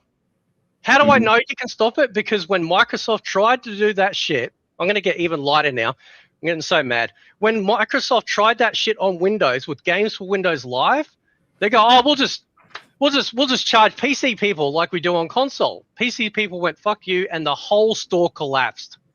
The whole fucking store collapsed. PC people do not take shit, right? And when Xbox One came out and they're going, "You can't trade your games. We're going to have your little Kinect thing constantly looking at you." What does Sony do? Sony quietly snuck in PlayStation Plus for permanent online access. I spoke up about it at the time, but nobody else did. You know why? Because their favorite console was getting all the praise and everything was leaning in a positive direction for Sony, dumping on Microsoft. But they fucking did that shit. And it's like, and I never paid. Like I had a PS4 at the time. I never paid for PS Plus after that. Just not. I never paid for online. I don't blame online you. was free. What do you think about? It's terrible. What do you think about PlayStation basically saying physical media is going to be out by 2028? Okay, so technically for a while, console games have been glorified install discs, right? That's my opinion. We had this stuff 20 or 30 years ago on PC. The reason why we have, for those of us that know about no CDs, like no CD cracks, the reason why the no CD came about was because PC games you could install onto the hard drive, then you had a separate play disc that you'd constantly take in and out of the tray. That would eventually scratch the discs. So somebody figured out that if they can crack the EXE, you don't need to put the disc in every time. But then, of course, welcome to piracy, right? Because now, you know, you can just access all the files and you don't even need to worry about installing it, or at least needing a CD to run it. Although you could get CD images, well, but that's a whole other. My fucking nerd brain's starting to go down that track, you know. So anyway, PC gaming was doing that a long time ago, and over the course of 20 or 30 years, they have ended up in the spot where now console people are like, for a while now, have just had glorified install discs. So on one hand, like I look at my PCs right here, my Steam library is over 8,000 games. I don't need to have all of these shelves full of discs. I don't have the room. You know, I love the access of just swapping between games on the fly. I love it, right? I understand why people like the physical stuff, but physical stuff has been dead probably for a really long time. You know, like when I think of physical stuff, I think of like, you know what it's like, dude, you got a whole shelf of games probably where you still got the booklet. You know what I mean? Like you've still got access in the back where you could write down fucking cheat codes and shit like that. Like we don't have that anymore. We haven't had that for a really long time. So yeah, you might get a box, but it's there's nothing in it. So now Sony is, in some respects, it could be because they're trying to cut, like, you know, not worry about a cost of money. You know, literally all you have to do is have everything on a server you can access. You don't have to worry about printing labels for the boxes or anything like that. You don't have to worry about creating the disc. But the console market is having a stroke because they've been so used to the physicality of it. Whereas I'm just kind of like, yeah, you know, it's just another Tuesday, you know, like whatever, you know, but I can understand it. But again, we're not getting the collectors. We're not getting the proper games that we used to. I mean, on PC, dude, you go buy like any sort of fucking sim game or an RPG like Baldur's Gate, and you had a Bible. Like you just sit on the toilet for 2 hours just, oh my God, this is amazing, because that's how you learn how to play the game. Now, everything's in the game. You know, tutorials are all in the game. The manuals are PDF files that you can, you know, just access through the game on Steam. You don't need any of that stuff, and it sucks, but it's just the way it is. So the problem with Sony is that, like, you know, I take issue with how the company's been running outside of Japan since they moved to California, because we don't get any of the inventive games anymore. You know, we don't get the risks that they took in the PS3 era of these little studios just trying different stuff out. Sony is sitting on a gold mine of fucking shooters like SOCOM, Resistance, hell, they could bring back fucking Uncharted Online. Mag, which was massive action game, which is a 256, semi sort of permanent online game that you could jump in and out of with 3 factions. They got a whole host of shooters that they could pull back from what they had, but they don't. Mhm. They've got a gigantic library that they just fucking just. I'm getting mad, dude. Right, like because I remember, because I championed the PS3 back in the day. I went through all the shit, sitting in the fucking white room because we didn't have cross game chat. So I'm sitting there talking to people. We couldn't play games and talk at the same time. And then having multi-plat games, which were shit compared to 360, because the 360 had better architecture and it was easier to make the games. And it's like, no, but look at the first party. Look at Uncharted. Look at Killzone. Look at all of these games in first party were killing 360. In graphics wise, and it took developers years to get around the cell processor to finally start making multi-plat games actually on par or better, right? But man, listen, man, that's my fucking World War II those days, right? Like that shit was fucking great, man. It was crazy because he called you a gay dog. So like I giggle about, I'm not giggling, like in that sense. It's just that, dude, if you were back then, holy shit. The shit that we used to fucking say about I remember it. I remember the game. My God, it was wild. It was wild, bro. Game Trailers had their own forum. I don't know if you remember it. Game Trailers had a forum, and the Xbox and PS3 wars in there were crazy. Yeah, it was fun though. I thought it was fun. Yeah, it was. But no, you sort of look. Companies are going to do whatever they want.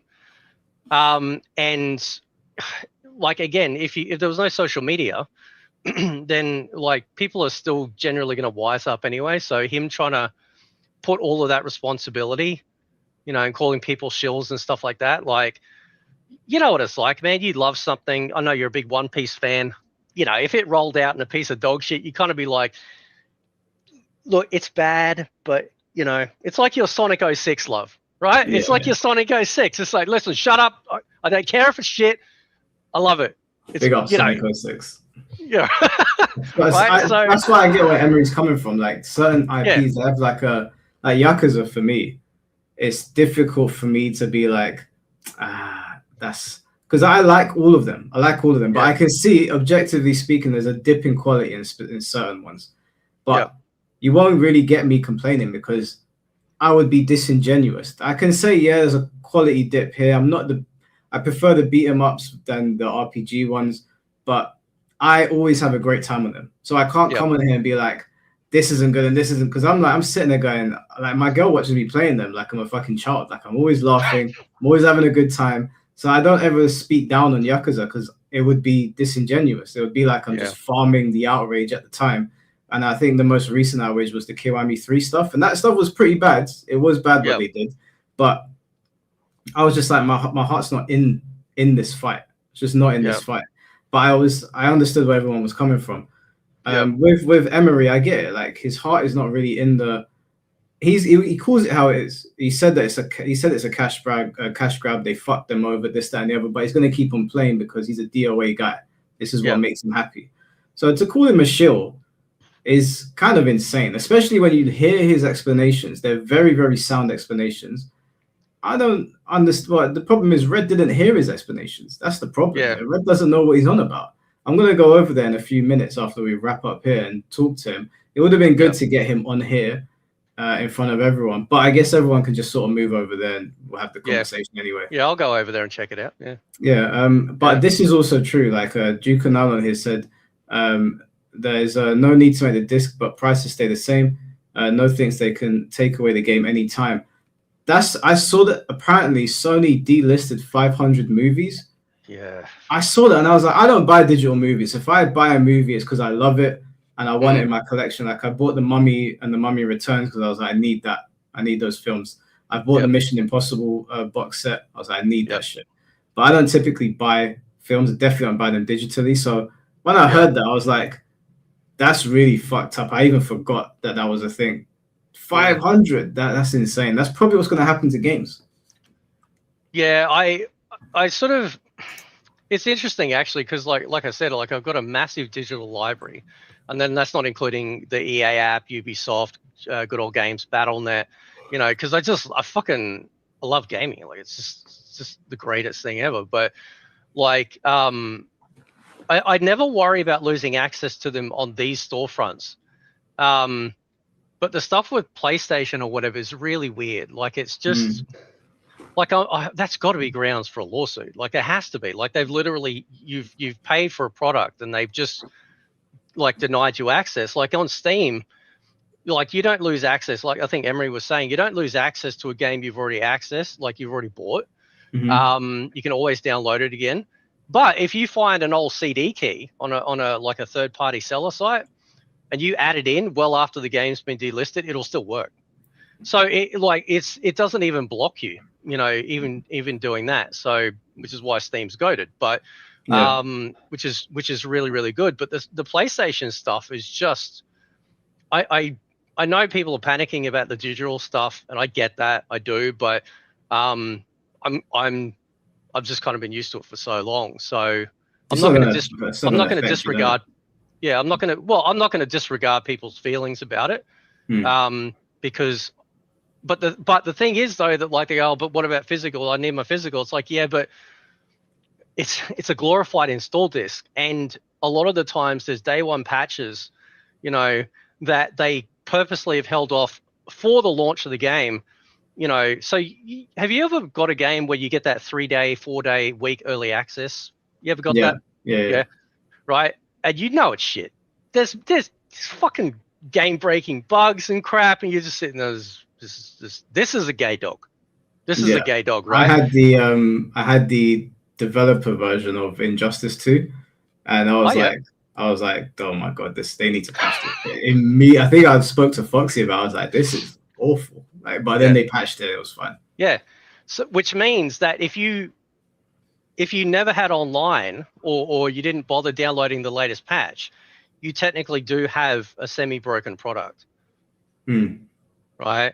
Like when they sold Switch users the collection, like Legacy Collection, on the back it literally says MK4, but you need the internet to download it. So for a preservation company to tout, you know, that sort of rhetoric about, well, we preserve games, it's like, yeah, well, it's a little loose now, isn't it? Because like, you know, if they don't use the access of the internet, then they can't download the game that you're advertising on the back of the box that's supposed to be in there.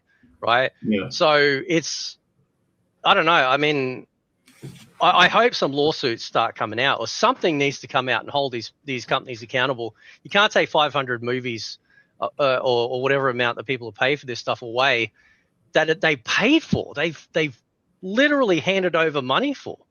It'd be like no different to somebody coming to your house and just taking something and pissing off. There shouldn't be an option to buy anymore. Then if they're going to behave like that. Because when you go into like Amazon Prime, there's like rent and buy.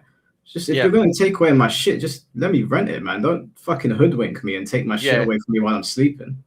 Yeah, I was talking to a mate of mine earlier, Ringy. And I've thought this sort of idea for years that you need a Steam version, but for movies and TV shows, where it's literally just a storefront. Because some people get mad. I know Tim Sweeney over at Epic Games. Shout out to Tim Sweeney. Fuck you, right? He gets real mad at Gabe Newell for Steam success, right?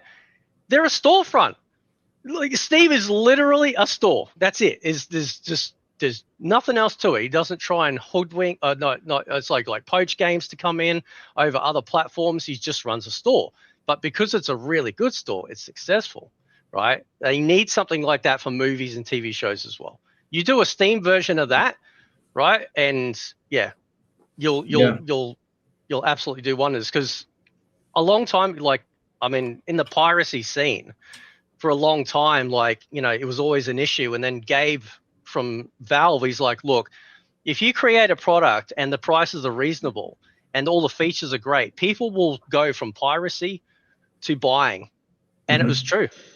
I mean, I think most of us have sailed the high seas, and I definitely moved over because there's no chance of viruses. You're going to get all the latest updates just like that. You got access to discussion forums, so you can post all sorts of problems or whatnot. It's great, you know. So I think it's going to happen though. This is like I know this is kind of bleak to say, not to end things on a bad note, but I think GTA 6 is going to prime people to just accept this and move on. Because I know everyone's really angry right now, but they've already said they're not producing any physical copies of GTA. And there was even a report that came out that said the people that were saying that there is going to be physical media, they got that information wrong. There isn't going to be any. It's just going to be a digital game, and that's it. And because it's the biggest game in the world, and it's going to have the biggest player base, I think a lot of people are just going to be like physical what? And it's like you said, physical media is not like this, for example. Like I want my Warzone. I want this copy. Yeah. But this doesn't exist on PS5. There's nothing like this. Like you're saying, the discs, you put them in and then you got to patch them like 10 times before the game's even working. So yeah, I get where you're coming. It's still a shame. Like I still like owning my physical media. Like it's just like I like owning physical anything. Like, I've got like Pokemon and One Piece cards here that like I just like having the PSA grade 10 like box around it. I know that like obviously, I mean these are obviously expensive, but those sort of things can mean nothing to a lot of people. But I just like having them, and them taking that away, it's like man, it's not a good feel. The problem is that gaming, whether people agree with it or not, can be also a massive form of addiction. And the like I was saying before, like Red's sort of sitting there getting upset about this sort of like people being shills and stuff. It's like, yeah, but you're literally paying a subscription to access the rest of a game online, where over on PC you don't. So I mean, like, where were you standing up against that? And that's been around since the Xbox original days. So this is the thing. It's like he can't be mad at one thing while doing another. Like you can't do that. And people do get really addicted. Like I get it. You know what the world's like. Like people need those bright things to get them through and stuff they enjoy. And I'm not going to deter people ever from liking or playing something, but people, some people will, they'll step over you if they really want that. So. Yeah, Densetsu, thank you for the €5. It feels like they're pushing subscription services instead of letting people truly own what they buy. These games have a reasonable price by Sony. Problem with this subscription shit is there's too many subscriptions to everything. Like, what, you got to subscribe to Now TV to get HBO here in the UK. Got to subscribe to Netflix if I want to watch the WWE and movies. I've got to subscribe to Amazon. I've got to subscribe to Disney Plus, Crunchyroll, PlayStation. I'm like, bro, I can't. I just can't. I'm sorry. Some have got to go. People ask me, either you watch this. I'm like, it's on HBO. I'm not paying. Yeah. Too many subscription services. Way too many. It's over the top. Wolf Gaming, thank you for the $5. Sony changing things in your game through patches. Stellar Blade was a huge example where the hard copy had certain costumes that Sony censored. Oh yeah, I remember that. I don't remember what costume it was, but I remember seeing people really pissed off on Twitter about it. It feels like gaming is going like this. I was listening to Dell talking about even the developers, the people that are trying to make stuff and they're not being bogged down by the suits who are like, do this and do that. And they're trying to be creative. Even they're like, we can't even afford to make the games that we want to make. Like, we're not getting the funding. We're getting pressured by people. And then, obviously the gamers are going to blame them because they're the people that we see. We don't see the suits. It just feels like everything is sort of going like this, really. So I feel like I'm going to get Virtua Fighter. I'm going to get Stranger Than Heaven and Onimusha, and I'm going to be tapped out. Like, Virtua Fighter is going to be my 10-year game. I'm just going to be tapped out for a while. Well, I mean, the thing is, what are you getting it on? I'm assuming PlayStation. Yeah. Yeah, I'll have it on PlayStation. As a PC gamer, like again, back in the day, when they go, PC's got no games, it's like, man, shut the fuck up. Like, there's at least 50 games that get released at least on Steam a week, at least, right? Now, I'm not saying they're all great. There's some very questionable ones that get released, but there is never a shortage of gaming. And because on PC you've got access to not just PC games, you got access to console generations, like multitudes of console generations. They just released Resistance Fall of Man, which was on PS3 with multiplayer. So I was playing that the other night. Oh, they released that on Steam? No, just to download on the PC. Oh, okay. Right. Yeah. You literally unzip it, you run it, and because all the network coding and setting for their servers already baked into the emulator to then run the game, just works. That's pretty In sick. fact, for Metal Gear Solid fans out, I know you got to go. Metal Gear Solid fans out there, do you remember Metal Gear Solid 4 had the online mode? Wasn't that MGS5? No. We're going all the way back PS3 days. Metal Gear Solid 4, Guns of the Patriots. I didn't know that had online. I just played the single player. Yeah, so they had MGO2. And yeah, somebody mentioned that Save MGO. So these guys that love Metal Gear Online, like from then, originally they were able to pull it out of the game on an actual physical PS3 that you could log into, download it, log into it, and play people online. Now I have it on my PC just as a single standard emulator with the game. It auto updates. You got access to everything in the game. There are people playing it all the fucking time, right? Console only people, or generally people only play on console, I can get why they're afraid. I can get why they see everything's cratering. But I can promise you that the access that we've had, if you're a PC gamer, there's no running out. Like there's literally no running out of almost anything that you have access to. So it might crash, but I don't know if it'll crash more console wise, and maybe it should. Maybe they should learn their fucking lesson, right? But I think PC will survive. Even if all the big games suddenly cratered, you still got indie developers and all sorts of stuff. It's almost near endless. So yeah. What's your take on the Steam machine? Personally, I love it, but the price is a problem, and it's a problem because we've got people out here making fucking AI shit, right? Like the SSD prices are up, the RAM prices are up, and of course, naturally, everything else then gets far more expensive. Like I've got a Steam Deck, and it's very cool. It's apparently 6 times more powerful. I think if the price comes down eventually to a reasonable amount, I think it's pretty good. Especially if you're so again, it's a bigger outlay, but if you got access to a Steam library that's kind of sizable, or if you're in a family share where you got access, because I family share with my Steam library, so you know, like my kids have access to my Steam library and play games as well, and close friends, and if you had something like that on a Steam machine in front of your big ass TV, you know, like it's over. Like, you know, like you've just, so like with PC gaming, you pay a little bit more, but I'd tell people to hold off because right now it's pretty expensive. Is it actually out? I don't know if it's out yet. Well, I think you can put your name down on a list to possibly, I think, get you know, in the door to buy it. Like I got the Steam controller. Right, I have to do a review. I was going to cover it for fighting games. This thing is fucking crazy, man. Like it's really cool. You drop it, right, and it has this like that Willem scream that you hear in movies. That standard scream that you might hear in movies. Yeah. You drop the controller, and after a while, it'll go ah. Oh really? Yeah, like it's like what the fuck? Why would you do this? Like, why would you put that in there? It's some guy made a website where you put the controller down, and because of the vibration, you can actually use the website to make the controller like drive around on your desk. Like, oh wow, that is pretty cool though. That is pretty. But cool. It's lighter than an Xbox controller. Okay. And it's really fucking sturdy. Like it's. Yeah, if you do a review for it, I'll definitely watch it. 100%.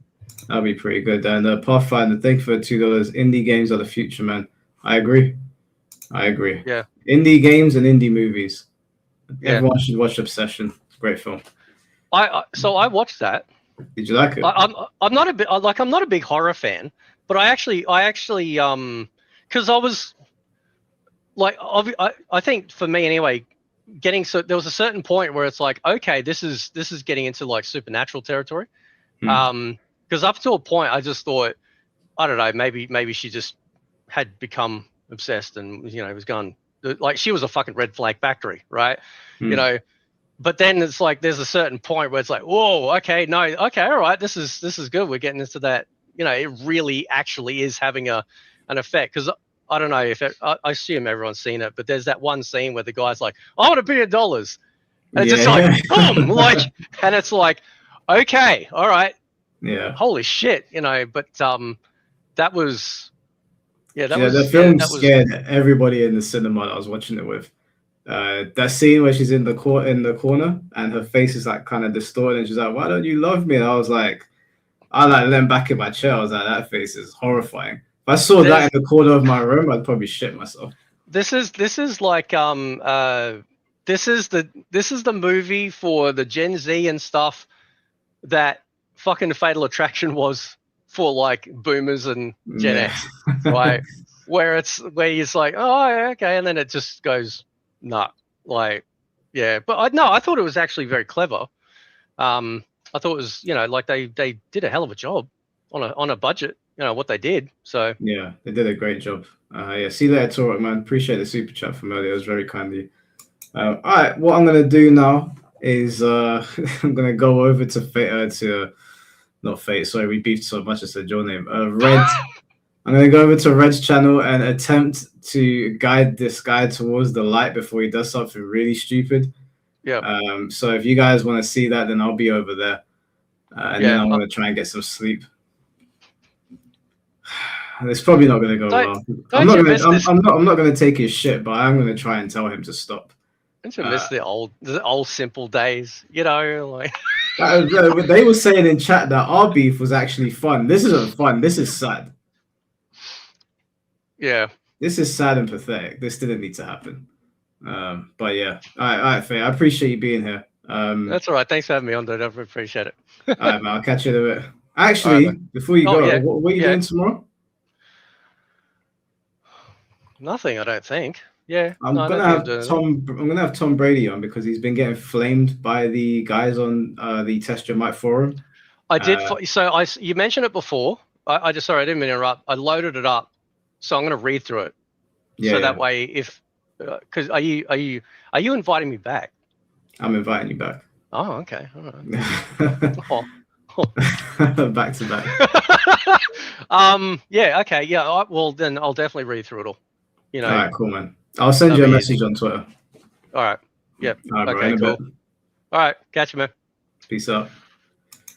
Guys, before we go, I want to show you something really funny that was sent over to me. I wanted to show, before I go over to Red's channel, I want you guys to see this. This is not fake. The AI on Red's channel, the AI on Red's channel summarized his video. And it said, viewers in the chat are saying that Red is behaving like a coward and acting disrespectfully, with many expressing frustration towards him. They are encouraging him to move on, while simultaneously discussing personal interests like martial arts and gaming. The fucking AI, Red. The AI. What are we doing here? If an AI spoke to me like this, I would actually just stop. But if Skynet is saying, hey, man, this is kind of ridiculous. Skynet is telling you that, bro. Come on. Unbelievable. I'm going to go over there now. I'm going to try and speak some sense into him. I'll try. I don't want to fight with him. But I'm not going to let him talk to me like an idiot either. So we'll see how it goes. But I appreciate you guys all being here for the discussion with Emery. I appreciate all of the support. And we'll be back tomorrow with Tom Brady for the Mortal Kombat Test Your Mic podcast. So I'll see you guys over on Red's channel, I guess, or not. If I don't, then I'll see you when I see you. Take care. Have a good day. And